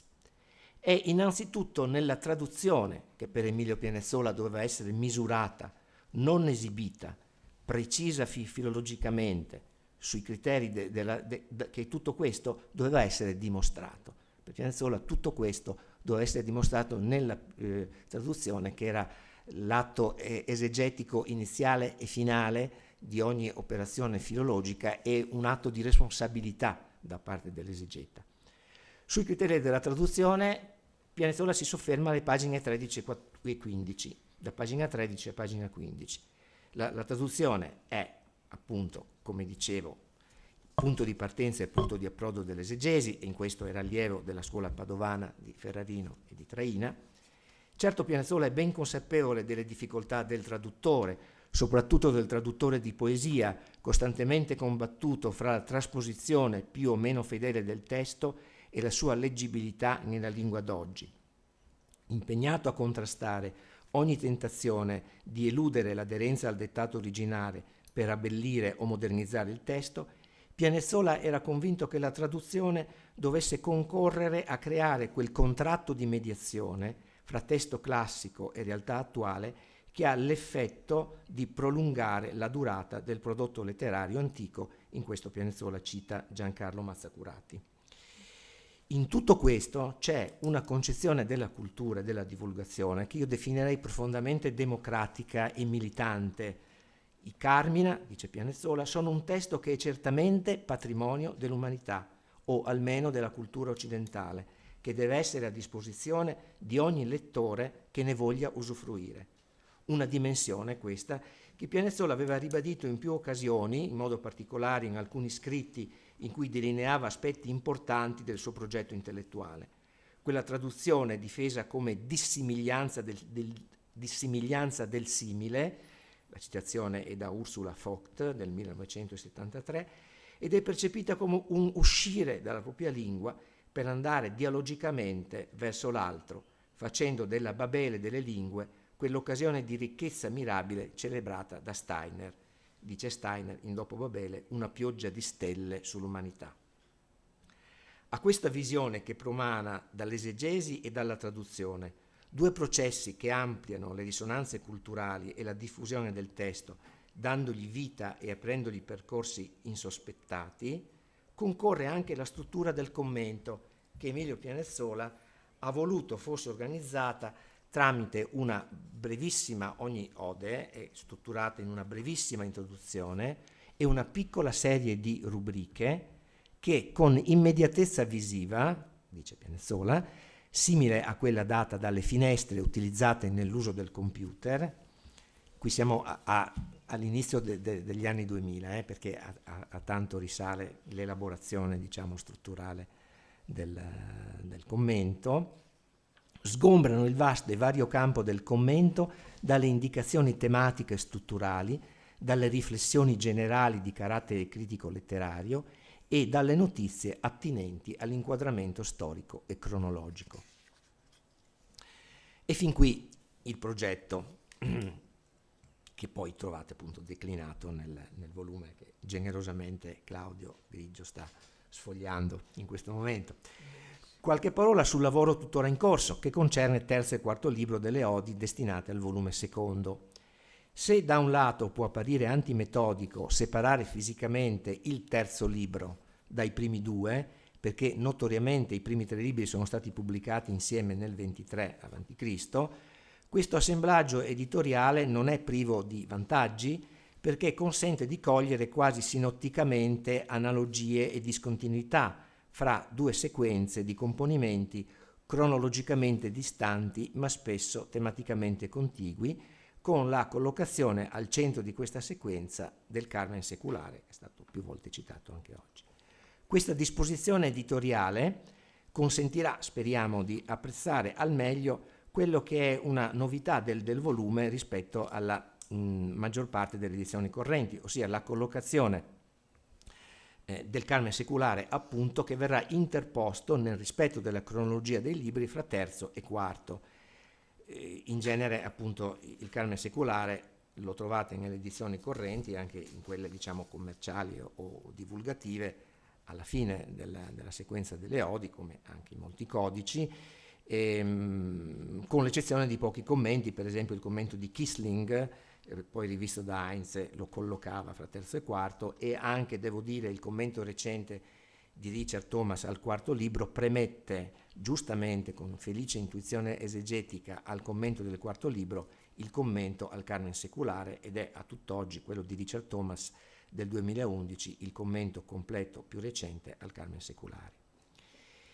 I 10 anni successivi alla pubblicazione della prima silloge, avvenuta, come dicevo, nel 23 a.C., presenta una scansione temporale della produzione che è bene tenere presente. Tra 23 e 13 a.C.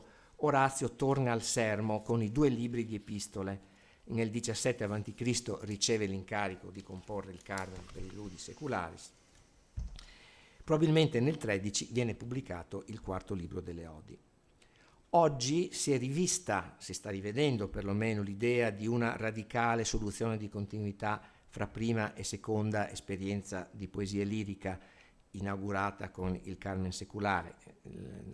Tutti i manuali registrano un disgusto ipotetico provato da Orazio dopo l'insuccesso o relativo insuccesso della prima silloge, il ritorno al Sermo e poi, grazie all'incarico ufficiale di Augusto, con il Carmen seculare, la ripresa dell'attività lirica. Questo è ovviamente in parte vero, ma oggi è stato ipotizzato che, come era accaduto per Epodi e secondo libro delle Satire, molto probabilmente anche nell'ultima fase della sua carriera Orazio abbia lavorato sincronicamente a 2 opere, perlomeno in questo caso il secondo delle Epistole e il quarto delle Odi, con intuibili influenze di registro. Della conduzione parallela della scrittura del Sermo e dei Carmina vi sono tracce nel secondo libro delle Epistole, dove vediamo un Orazio intento a comporre versi, verosimilmente lirici. Non mi soffermo, ovviamente, per non rubare troppo tempo ad Antonella e a tutti voi, sui singoli testi, ma potete rapidamente... Non si vede, questo è inquietante. Ecco, perfetto. Per quanto riguarda il quarto libro, il commentatore ha a disposizione, oltre al testé citato commento di Thomas, che è del 2011, un altro poderoso commento che è quello del 2008 di Paolo Fedeli, di Irma Ciccarelli. Fino a quel momento si poteva contare soprattutto, negli anni più recenti, di 2 discutibili monografie, una di Putnam e una di Johnson. Il vantaggio che offre l'impresa editoriale promossa dalla Fondazione Valla è soprattutto quella di poter gettare una rete esegetica unitaria su tutta la produzione lirica oraziana, con la possibilità di rendere conto del plurisecolare lavoro filologico, e in questo, diciamo, il precedente più autorevole, almeno in Italia, è il commento a tutte le Odi di Elisa Romano, uscito in occasione del bimillenario nell'edizione del Poligrafico dello Stato. Tuttavia, nonostante questo imponente e fecondissimo lavoro esegetico, vi sono ancora molti nodi da sciogliere, numerosi nodi da sciogliere, anche per il terzo e il quarto libro, e questa non è certo la sede per affrontarli minutamente. Questo ci tengo a dirlo per appunto sottolineare come la revisione esegetica alla luce degli ultimi studi, degli studi più recenti intercorsi fra questi due commenti e oggi, già di per sé basta a rendere impegnativo il lavoro stesso. Su Orazio ovviamente si continua a lavorare in modo molto molto intenso. Elencherò solo a titolo di esempio alcuni temi del quarto libro: la progressiva evoluzione del discorso encomiastico con la fluttuante e progressiva elaborazione tematica della figura divina del principe, l'illustrazione di quelli che Andrea Cucchiarelli ci ha dato una brillante dimostrazione nella sua relazione oggi, cioè gli effetti di senso che ogni ode riceve dall'ode che precede e dall'ode che segue. In questo ovviamente Andrea Cucchiarelli ha fatto degli studi veramente fondamentali, acquisita la consapevolezza che non vale la pena di cercare un'architettura elaborata e cristallina, geometricamente definibile, va piuttosto indagata la suggestiva ricorsività di nuclei tematici, puntando l'attenzione sull'organizzazione per gruppi di 5 e di 10, e allo spessore semantico dei confini decimali, come ci ha insegnato appunto Andrea. Si veda per esempio la sfuggente centralità dell'Ode 4-8, una delle più difficili da commentare, che fra l'altro ha lo stesso schema metrico della prima Ode della prima sillogi e dell'ultima del terzo libro. Si veda ancora per esempio la funzione conclusiva del Carme 15. E poi ancora la diversa trattazione dell'Eros, che è distaccata, una visione dell'Eros distaccata, fortemente diversificata rispetto all'elegia nei primi 3 libri, e una nuova declinazione dei rapporti dell'Eros e dei rapporti con l'elegia che si delinea nei carmi cosiddetti erotici del quarto libro.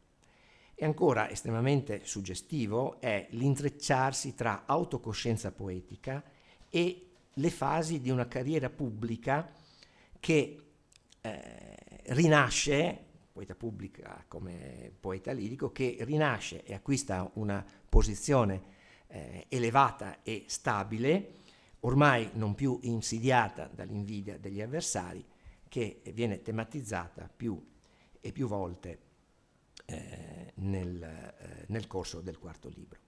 Si capisce perfettamente, insomma, che una nuova forma di celebrazione, quindi di discorso encomiastico, viene richiesta dall'evolversi degli eventi e dalla stessa biografia del principe.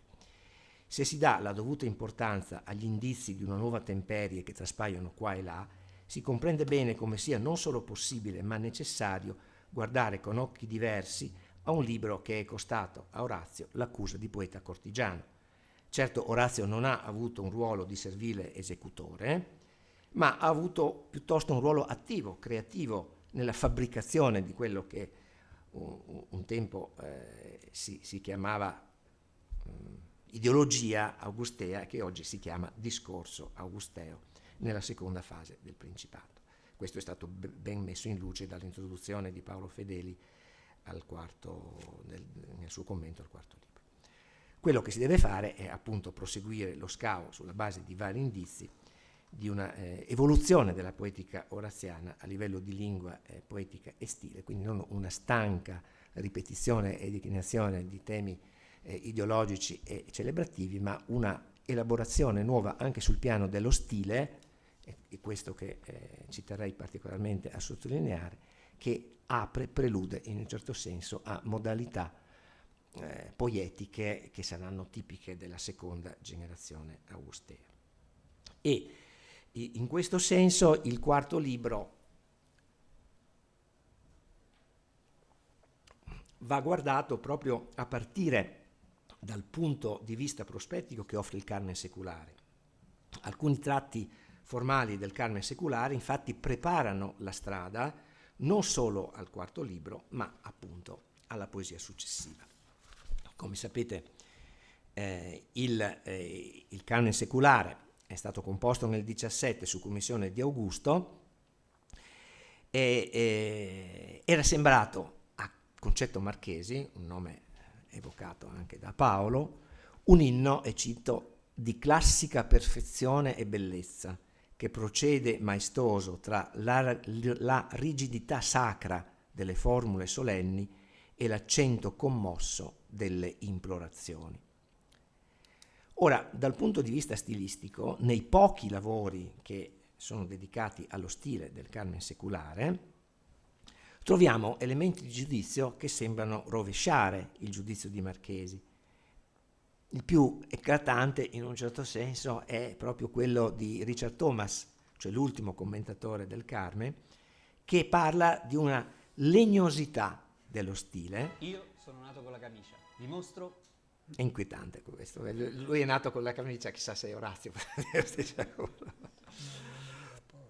Una legnosità denunciata anche da autorevoli commentatori recenti, appunto Thomas. In realtà, in molti casi, lo stile è condizionato dal contesto liturgico che il poeta cerca di rendere percepibile in modo autonomo rispetto alla sceneggiatura della cerimonia vera e propria. A sua volta Orazio mette a punto alcuni procedimenti che non mancheranno di condizionare la nuova lirica che verrà depositata nel quarto libro. Un esempio, diciamo un prelievo significativo può essere quello appunto della seconda triade di strofe che avete sotto gli occhi, che è proprio la triade colpita dal severo giudizio di Thomas. Qui avevo preparato un'analisi abbastanza dettagliata, ma ovviamente vado veloce perché il tempo corre. Qui si trovano vari elementi che rappresentano veramente una riscrittura di modalità innologiche che sono insieme coerenti con il contesto liturgico in cui la recita di questo Carmen avveniva, anche se, come Frank sottolinea, il Carmen non è un testo liturgico ma viene dopo, però ovviamente ne risente e in un certo senso ne tiene conto, ne deve tenere conto, e qui troviamo molti elementi estremamente interessanti, per esempio la miniaturizzazione di una struttura inologica, vedete sive, seu, il ricorso a una enfatica polionimia, vedete, qui ho riportato la traduzione di Emilio Pianezzola, Ilitia con il nome di Lucina o se vuoi di dea generatrice, l'insistenza su figure di suono, che è una cosa del tutto desueta per Orazio, perché come ci insegna Traina, Orazio ama poco l'allitterazione e meno ancora le allitterazioni mimetiche e semmai predilige quelle iconiche. Sul piano, direi retorico, possiamo notare elementi anch'essi degni di considerazione perché fecondi di sviluppi enormi nella tradizione successiva, come la personificazione della parola lex, vedete legge marita. Direi che la cosa su cui vale la pena soprattutto di concentrare l'attenzione è lo studio del lessico, che porta in questo caso notevoli segnali sul sentimento stilistico oraziano, come d'altronde Orazio stesso tende a sottolineare nella Spoetica. Un termine chiave su cui ho avuto modo di soffermarmi è per esempio l'avverbo rite. L'abbiamo visto anche nell'Ode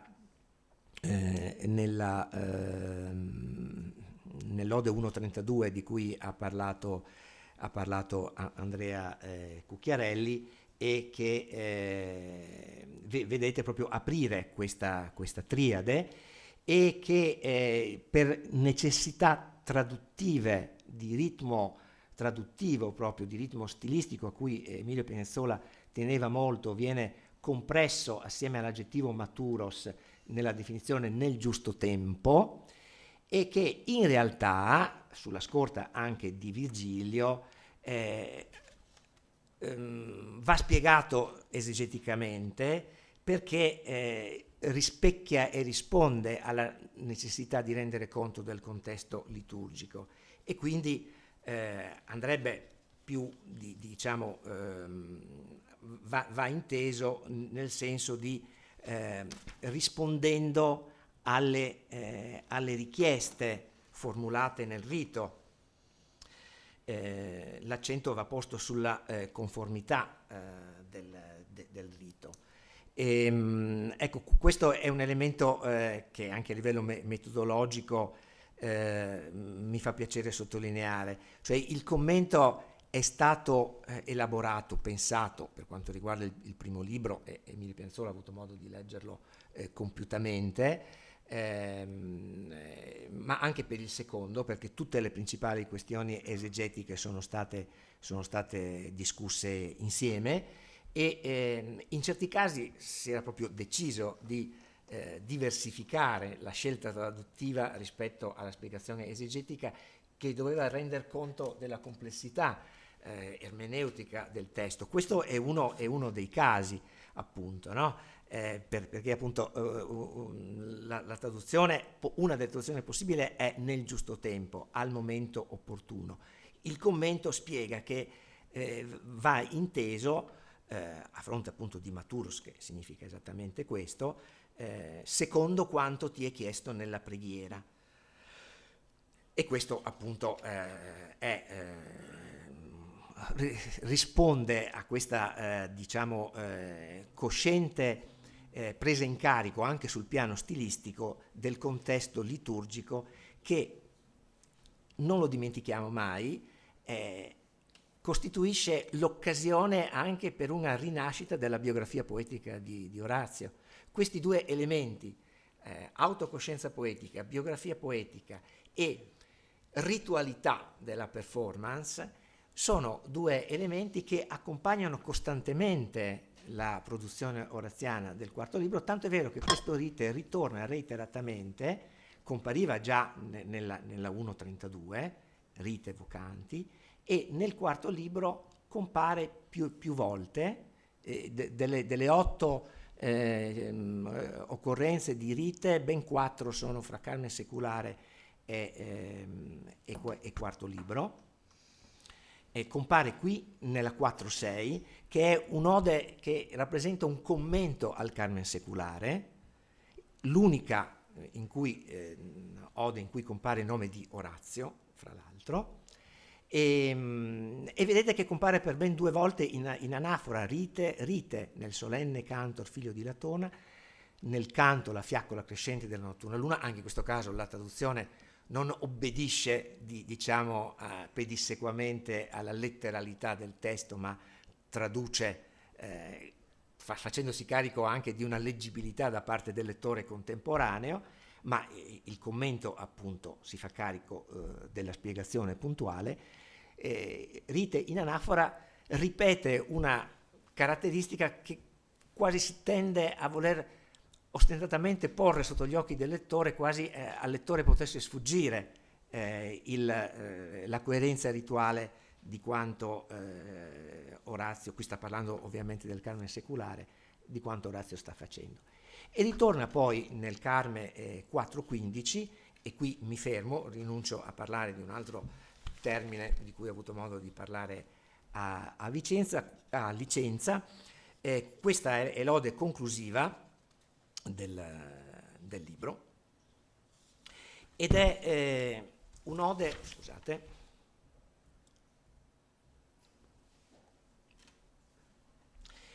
ed è un'ode, possiamo leggere anche la traduzione di Emilio Pianezzola: noi nei giorni del lavoro e della festa, godendo i doni del libero giocoso, insieme ai figli e alle nostre spose, dopo aver pregato ritualmente gli dei, unendo il nostro canto ai flauti lidi, al modo dei padri, canteremo i condottieri che hanno dato prova di valore, e Troia e Anchise e la stirpe di Venere divina. Questo è il congedo, come dicevo, del quarto libro. La sequenza preghiera-canto è posta sotto l'egida della ritualità anche in questo caso. Nell'Ode ci viene offerta una versione poetica e celebrativa privata in cui si riproduce la sequenza preghiera-canto dei ludi seculares, ma in ambito domestico. In questo caso Rite esplicita la paradossale ritualità di un'occasione privata che rievoca e rinsalda la contiguità appunto di liturgia e performance poetica, ufficialità e ricreazione lirica. Non mi sarei soffermato così a lungo su Rite se non fosse che qui, in questo contesto così curiosamente ibrido, c'è un importante indizio di carattere poetologico, cioè si preannunciano, lo vedete proprio al termine nell'ultima strofa, si preannunciano temi epico-virgiliani destinati sorprendentemente a rinnovare forme di carmina convivalia, affidati a un futuro che non giungerà mai. Il quarto libro non è solo il campo di una prova difficile sul piano deontologico. Come si concilia, ci si chiede, l'encomio ad Augusto con uno statuto di libertà, autonomia che Orazio aveva proclamato, ne ha parlato anche Paolo, ma offre anche lo spazio per suggellare le riflessioni di poetica, definendo la posizione del poeta nell'inevitabile confronto con l'insuperato modello della lirica celebrativa, cioè Pindaro.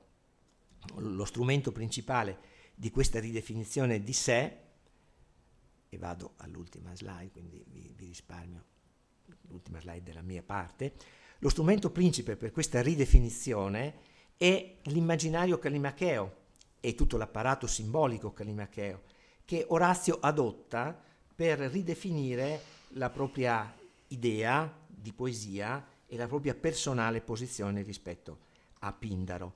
Se l'immagine della travolgente corrente del fiume è assunta da Pindaro come figura positiva del proprio impeto, Callimaco all'opposto ne fa il simbolo di una pratica poetica impura, ma Orazio nelle odi usa l'immagine del fiume per celebrare il modello, ma la usa anche come un caveat sulla inimitabilità del modello medesimo.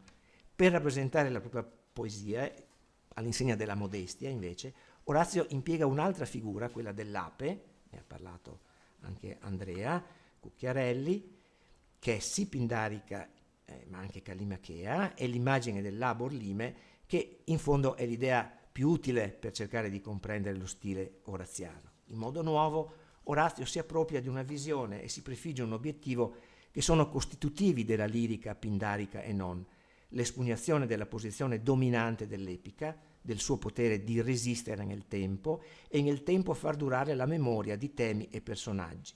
Meglio dell'epos, la lirica sa farsi complimento e autocomplimento, stringendo uno stretto legame tra la celebrazione dell'Audandus, Augusto, e il successo personale, ma comunque eterno, del poeta. Grazie.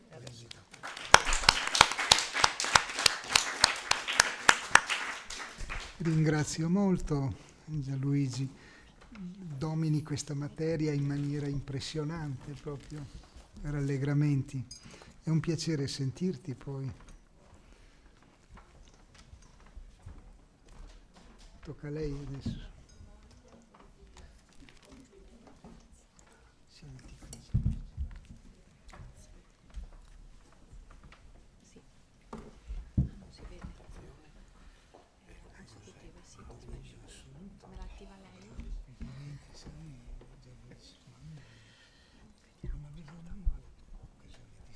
Allora, come ha illustrato Gianluigi, è stato lungo il percorso che ci ha condotto fino a qui e è stato un progetto appunto che, come è stato già ricordato, Emilio ha portato avanti con tenacia e è un progetto in cui ho avuto l'onore di essere coinvolta ancora tanti anni fa appunto per il commento a una parte delle odi del primo libro, 21-38, e nel secondo dall'11 alla 20ª. Questo progetto mi ha permesso di lavorare fianco a fianco con Emilio Pianezzola, Lorenzo Nosarti, Gianluigi Baldo e lasciatemi dire proprio solo una parola di ricordo per Emilio, ecco, anche nelle ultime conversazioni, le ultime telefonate che abbiamo avuto quando già il suo stato di salute si era aggravato, e devo dire che però la sua volontà di lavorare, di proseguire con il nostro Orazio, come lo chiamava lui, era davvero ancora vivissima. Ecco, c'era una cosa per cui si raccomandava sempre Emilio Pianezzola, di far emergere nelle nostre pagine di commento diciamo, una resa del testo che non soffocasse con troppa dottrina la freschezza del messaggio lirico, e è stato questo uno dei cruci di tanti commentatori anche del passato. Penso ad esempio a Frenkel, che nella prefazione del suo Horace rimprovera se stesso per aver interpretato in alcuni casi non le parole di Orazio, ma l'arbitraria opinione dei suoi commentatori. Ecco, e ripercorrendo appunto questi ultimi periodi di lavoro insieme, mi è venuto in mente un passaggio, davvero delle raffinate parole di Enrico Turolla, che è stato poco fa ricordato da Paolo Mastandrea, che nel suo Orazio del 1931 scriveva: c'è un piccolo cerchio luminoso, al riparo di esso il poeta si ritira mentre fuori imperversa la tempesta del dolore. Fuori valgono le leggi della fatalità e del determinismo, dentro c'è una tregua nella lotta per la vita. Questo è l'Orazio genuino, quale ci appare dalla lettura delle odi migliori. Ecco, quel cerchio luminoso, quel riparo dalla tracura, era come se prendesse vita anche per noi nelle nostre conversazioni oraziane. In un suo contributo del 2011, Orazio Lode 220, Autoironia e autobiografia della Sfraghis, in scritti in onore di Giovanna Garbarino, tra l'altro un contributo a cui si fa riferimento in 2 passaggi dell'introduzione a questa edizione Valla, Emilio Pianezzola rifletteva sulle categorie grammaticali nella poesia. Era un approccio esegetico cui teneva molto. L'ars grammatica, dopo tutto, nasce a Roma strettamente congiunta alla poesia. Livio Andronicco con la sua traduzione artistica dell'Odusia ed Ennio con le innovazioni metriche, come ricorda Svetonio, furono i primi poeti, ma anche i primi grammatici dell'urbe.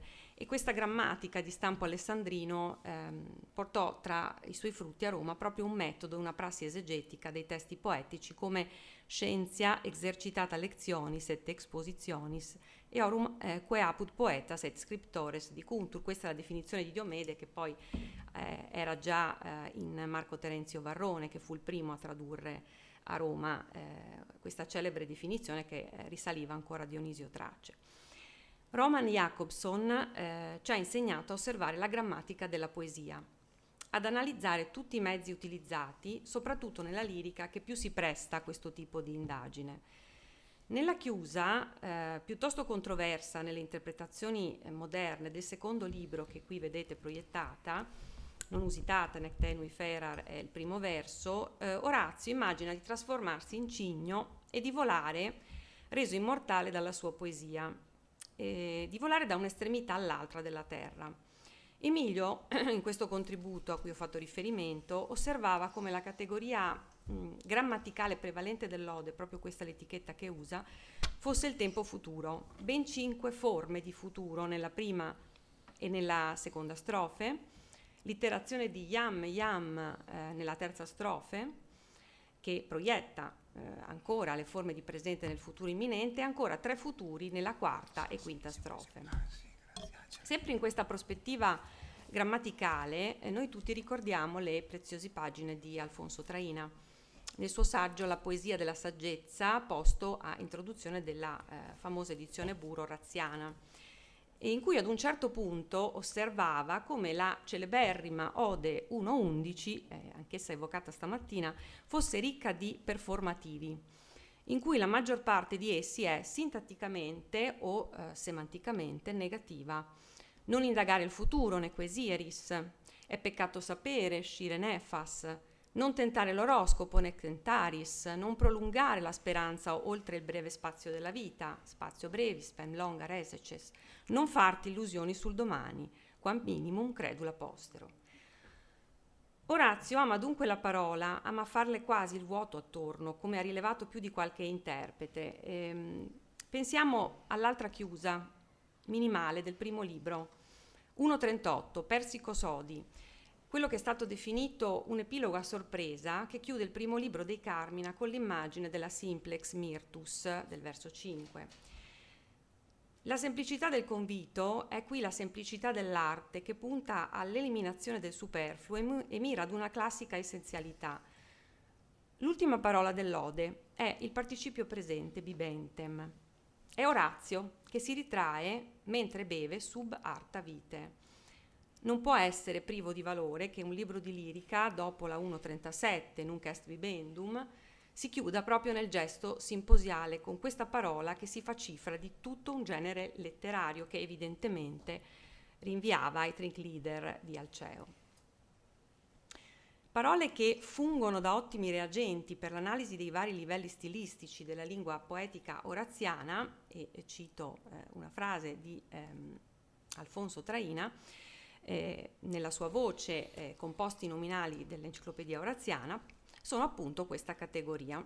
I composti nominali, una categoria molto produttiva nei versi arcaici di Nevio, di Ennio, ma sempre più cristallizzata, potremmo dire circoscritta, nella poesia latina successiva. Sotto il profilo numerico, la composizione nominale non è certo tra gli espedienti poetici più frequenti nella lirica oraziana. Alla rarità dell'utilizzo, tuttavia, corrisponde, se guardiamo, una certa rilevanza a livello stilistico. Orazio ha una certa predilezione, come è stato rilevato, per quelli con primo elemento numerale e secondo nominale, tergeminus, biformis, bimaris, triformis, trilinguis, centimanus. Solo per questi ultimi tre, di chiara ispirazione epica, le occorrenze sono duplici nel corso della raccolta lirica e vedono un cambio di referenti e anche di intonazioni. Triformis, ad esempio, che chiaramente ricalca il greco trimorphos, prevede una doppia innovazione oraziana perché è usato in Carmina 1.27 ai versi 23 e 24 il riferimento alla chimera in un contesto ironico e simposiale e si ritrova anche in una ode di intonazione diversa, di intonazione indica, questa, la 3.22, rivolta a Diana. Ecco, in quest'ode, prima di essere definita Triformis, al verso 4, in quanto divinità con tre aspetti e tre nomi, Diana, Luna ed Ecate, con una variazio marcata, insomma, rispetto all'epiteto più consueto, cioè tergemina, solitamente impiegato in riferimento alla dea, come in Virgilio, tanto per ricordare un caso, qui è detta in apertura Montium custos nemorunque Virgo. E quindi custode dei monti e vergine delle selve. Ecco, non è stato notato che anche in questa inedita iuntura iniziale, Montium custos, vi sia una sorta di riecheggiamento di uno dei numerosi composti greci, con primo membro oros, insomma, che definiva solitamente la divinità. E quindi la solennità degli appellativi composti di origine greca in quest'ode è restituita in due modi diversi, in posizione marcata, quindi a inizio e a fine di questa prima strofe, che è di chiara intonazione aretalogica, con raffinata variazio. Restiamo nel terzo libro e ricordo qui l'ode 3.17 che è già stata richiamata dal professor Cucchiarelli nella relazione stamattina. È un'ode che si rivolge, come abbiamo detto, a Lamia, uomo in vista, amico, e entrato da poco come homo novus nei ranghi del patriziato. Il suo è un nobile lignaggio, lo provano le origines della gens tratteggiate dagli antiquari. Come dice Orazio nei primi versi, lo provano queste notizie, nonché le terre immense che antiche leggende assegnavano al capostipite Lamo. Ma, dice Orazio nella svolta ai versi 9 seguenti, la gloria di così antichi natali è effimera, come le foglie e le alghe che porta la bufera sulla spiaggia. È più saggio, ricorda Orazio, godere del presente e volgersi alla preparazione di un semplice banchetto. Qui il destinatario gode di un omaggio che è un unicum in tutta l'opera oraziana, e se si fa eccezione ovviamente per Mecenate, Augusto e Virgilio. Il dato che ci permette di capire l'intonazione dell'ode però è nell'incipit, ed è una notazione che possiamo fare sempre di carattere grammaticale. In questo Eli vetusto nobilis ablamo, e in particolare nella ricostruzione etimologica di apertura. Leggo la traduzione di Emilio Pianezzola: Elio, dell'antico Lamo, illustre discendente, da lui si dice abbiano avuto nome i primi lami e l'intera progenie dei nipoti, di cui serbano i fasti la memoria. Proprio da lui l'origine tu trai, da quel progenitore che per primo ha fama di aver regnato su Formia e le sue mura, di aver tenuto l'ampia signoria dell'Iri che si spande sul litorale di Marica. È una nota araldica straordinariamente lunga, dal verso 2 al verso 9, che dimostra, a detta degli studiosi, questa è l'interpretazione ad esempio di Heinze o del Syndicus, dimostra una carica ironica a partire dalla palese inattendibilità della genealogia costruita sul cognomen anziché come di regola sul gentilizio. Si tratta di un cognome caratteristico ed evocativo, come si può intendere facilmente, questo sostantivo latino lamia, che rinvia a un mostro o una strega, o ancora Lamia, figlio di Nettuno, fondatore della città patria dei giganti mangiatori di uomini di Omero, i Lestrigoni. L'etimologia del nome, o paretimologia, che si voglia dire, già che insomma sappiamo gli antichi non facevano distinzione tra etimologie corrette e non corrette, o vere o presunte. Bene, l'etimologia del nome è il tratto marcato che occupa anche fisicamente metà della lirica.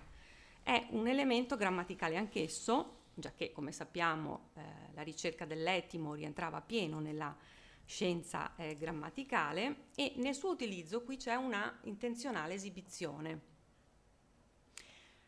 A questo punto possiamo anche aggiungere il fatto che, se teniamo d'occhio l'intera produzione oraziana, lirica, qui c'è un vero e proprio unicum, cioè uno dei pochissimi casi, è stato registrato, lo ricordo, dal Supplementum Etymologicum di Claudio Marangoni, uscito nel 2007 a completamento di quello che era il lavoro di Robert Maltby.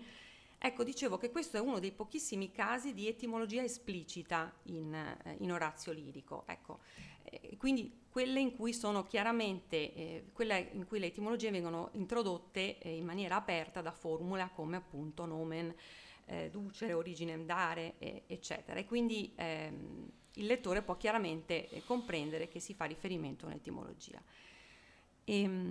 Quindi diciamo che va valutato molto bene come in questi primi versi dell'Ode ci siano entrambi questi marcatori etimologici, lessicali, che abbiamo richiamato poco fa, che sovraccaricano appunto volutamente il dettato, mettendo in risalto il modus operandi un po' dell'etimologo. Dicevamo solo qui in un'altra ode del terzo libro, la 327 per la precisione, dove viene spiegata l'origine del nome di Europa, c'è questa enodatio così diretta. Di solito Orazio preferisce etimologie di tipo implicito, i giochi, insomma, sono molto frequenti i nomi di donna su cui gioca. Abbiamo citato proprio stamattina il nome di Lalage nell'Ode 1.22 che ricorda molto bene, insomma, il richiamo etimologico al verbo lalein, chiacchierare. E vado verso le conclusioni, andando avanti in questa breve carrellata. Un altro interessante caso di categoria grammaticale che si dichiara prevalente e che può proporsi come interessante al commentatore è un caso che vedete in questa slide, la 3.9. Forse la lirica amorosa più moderna dell'intera raccolta oraziana, perché è simile a una canzone popolare per forma dialogica e immagini. Dietro la fortuna del componimento c'è proprio la riproduzione di una reale situazione colloquiale tra i due innamorati. Non è stata notata la densa occorrenza di comparativi che appare, come dicevo, categoria grammaticale vistosamente attestata in quest'ode, e soprattutto in apertura e chiusura di componimento, perché il gioco erotico tra il poeta e Lidia coinvolge due rivali. Due comparativi nella prima strofa, Potior, Beatior, uno nella seconda, Clarior, nell'ultima ce ne sono tre, Pulcrior, Levior, Iracundior. Questa sequenza riferita in prevalenza alla figura e al vissuto del poeta, anche se è bello lui più di una stella, e cito la traduzione di Emilio Pianezzola, e più del sughero tu sei leggero, più iracondo dell'Adriatico violento, con te vorrei vivere, con te volentieri morirei. Quest'ode è un trittico molto importante per la struttura del terzo libro, quindi le odi 7, 8, 9, è un trittico che arriva dopo la cupa conclusione della serie delle odi romane con la 3-6.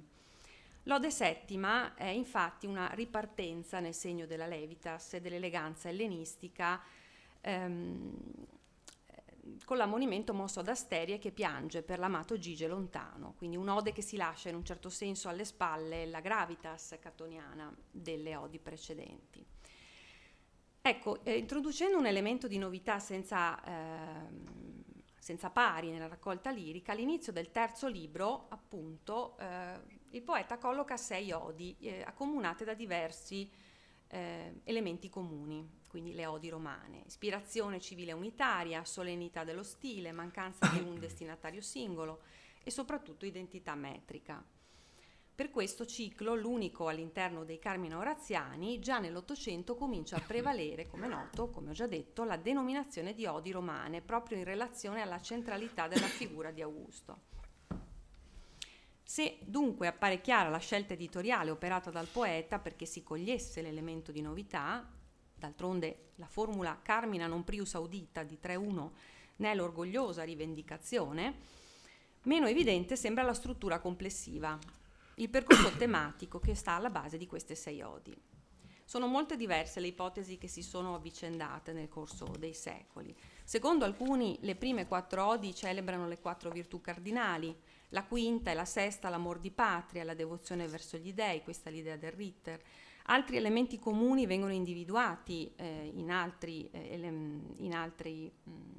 altri punti di vista, cioè l'esaltazione delle virtù romane sarebbe dalla Ode 1 alla Ode terza, la necessità del principato e l'eccellenza di Augusto sarebbe dietro le Odi 4 e 6, ma già per Mommsen, siamo nel 1889, le Odi appaiono come un tutto destinato a celebrare il nuovo nome di Augusto e a ricapitolare i concetti che si legano a questo nome, una sorta di, cito parole di David West, un Augustan Inventory, che raccoglie quindi il tema della conquista associato alla clemenza e ancora il tema della pace, della riforma dei costumi e della centralità della religione.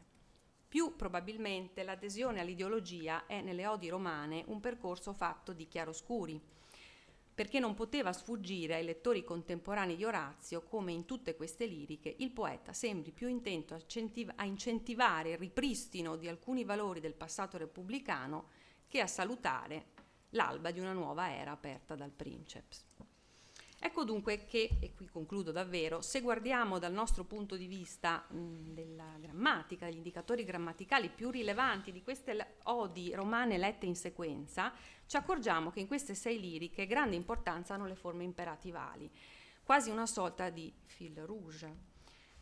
Sono emblematiche del carattere parenetico e insieme del tentativo di conciliare la ricerca dell'eutimia con un'etica civile affine a quella quiritaria, come chiariscono alcuni passaggi memorabili in cui il poeta, Vate, attende alla costituzione di un quadro di valori di riferimento. Penso alla formula Favete linguis di 3.1.2, l'imperativo futuro della 3.39, regnanto, Desine pervicax di 3.3.70, Descende cielo, la 3.4.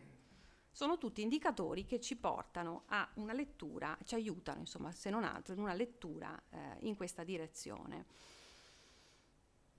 E concludo.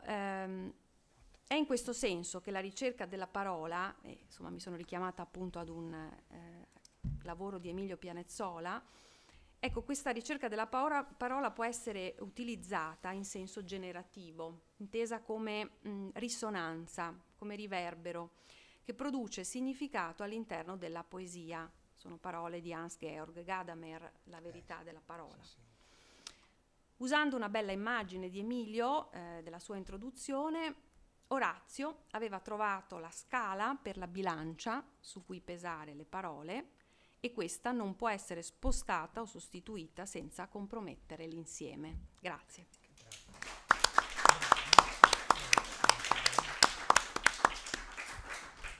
Bene, abbiamo concluso ad altissimi livelli con relazioni.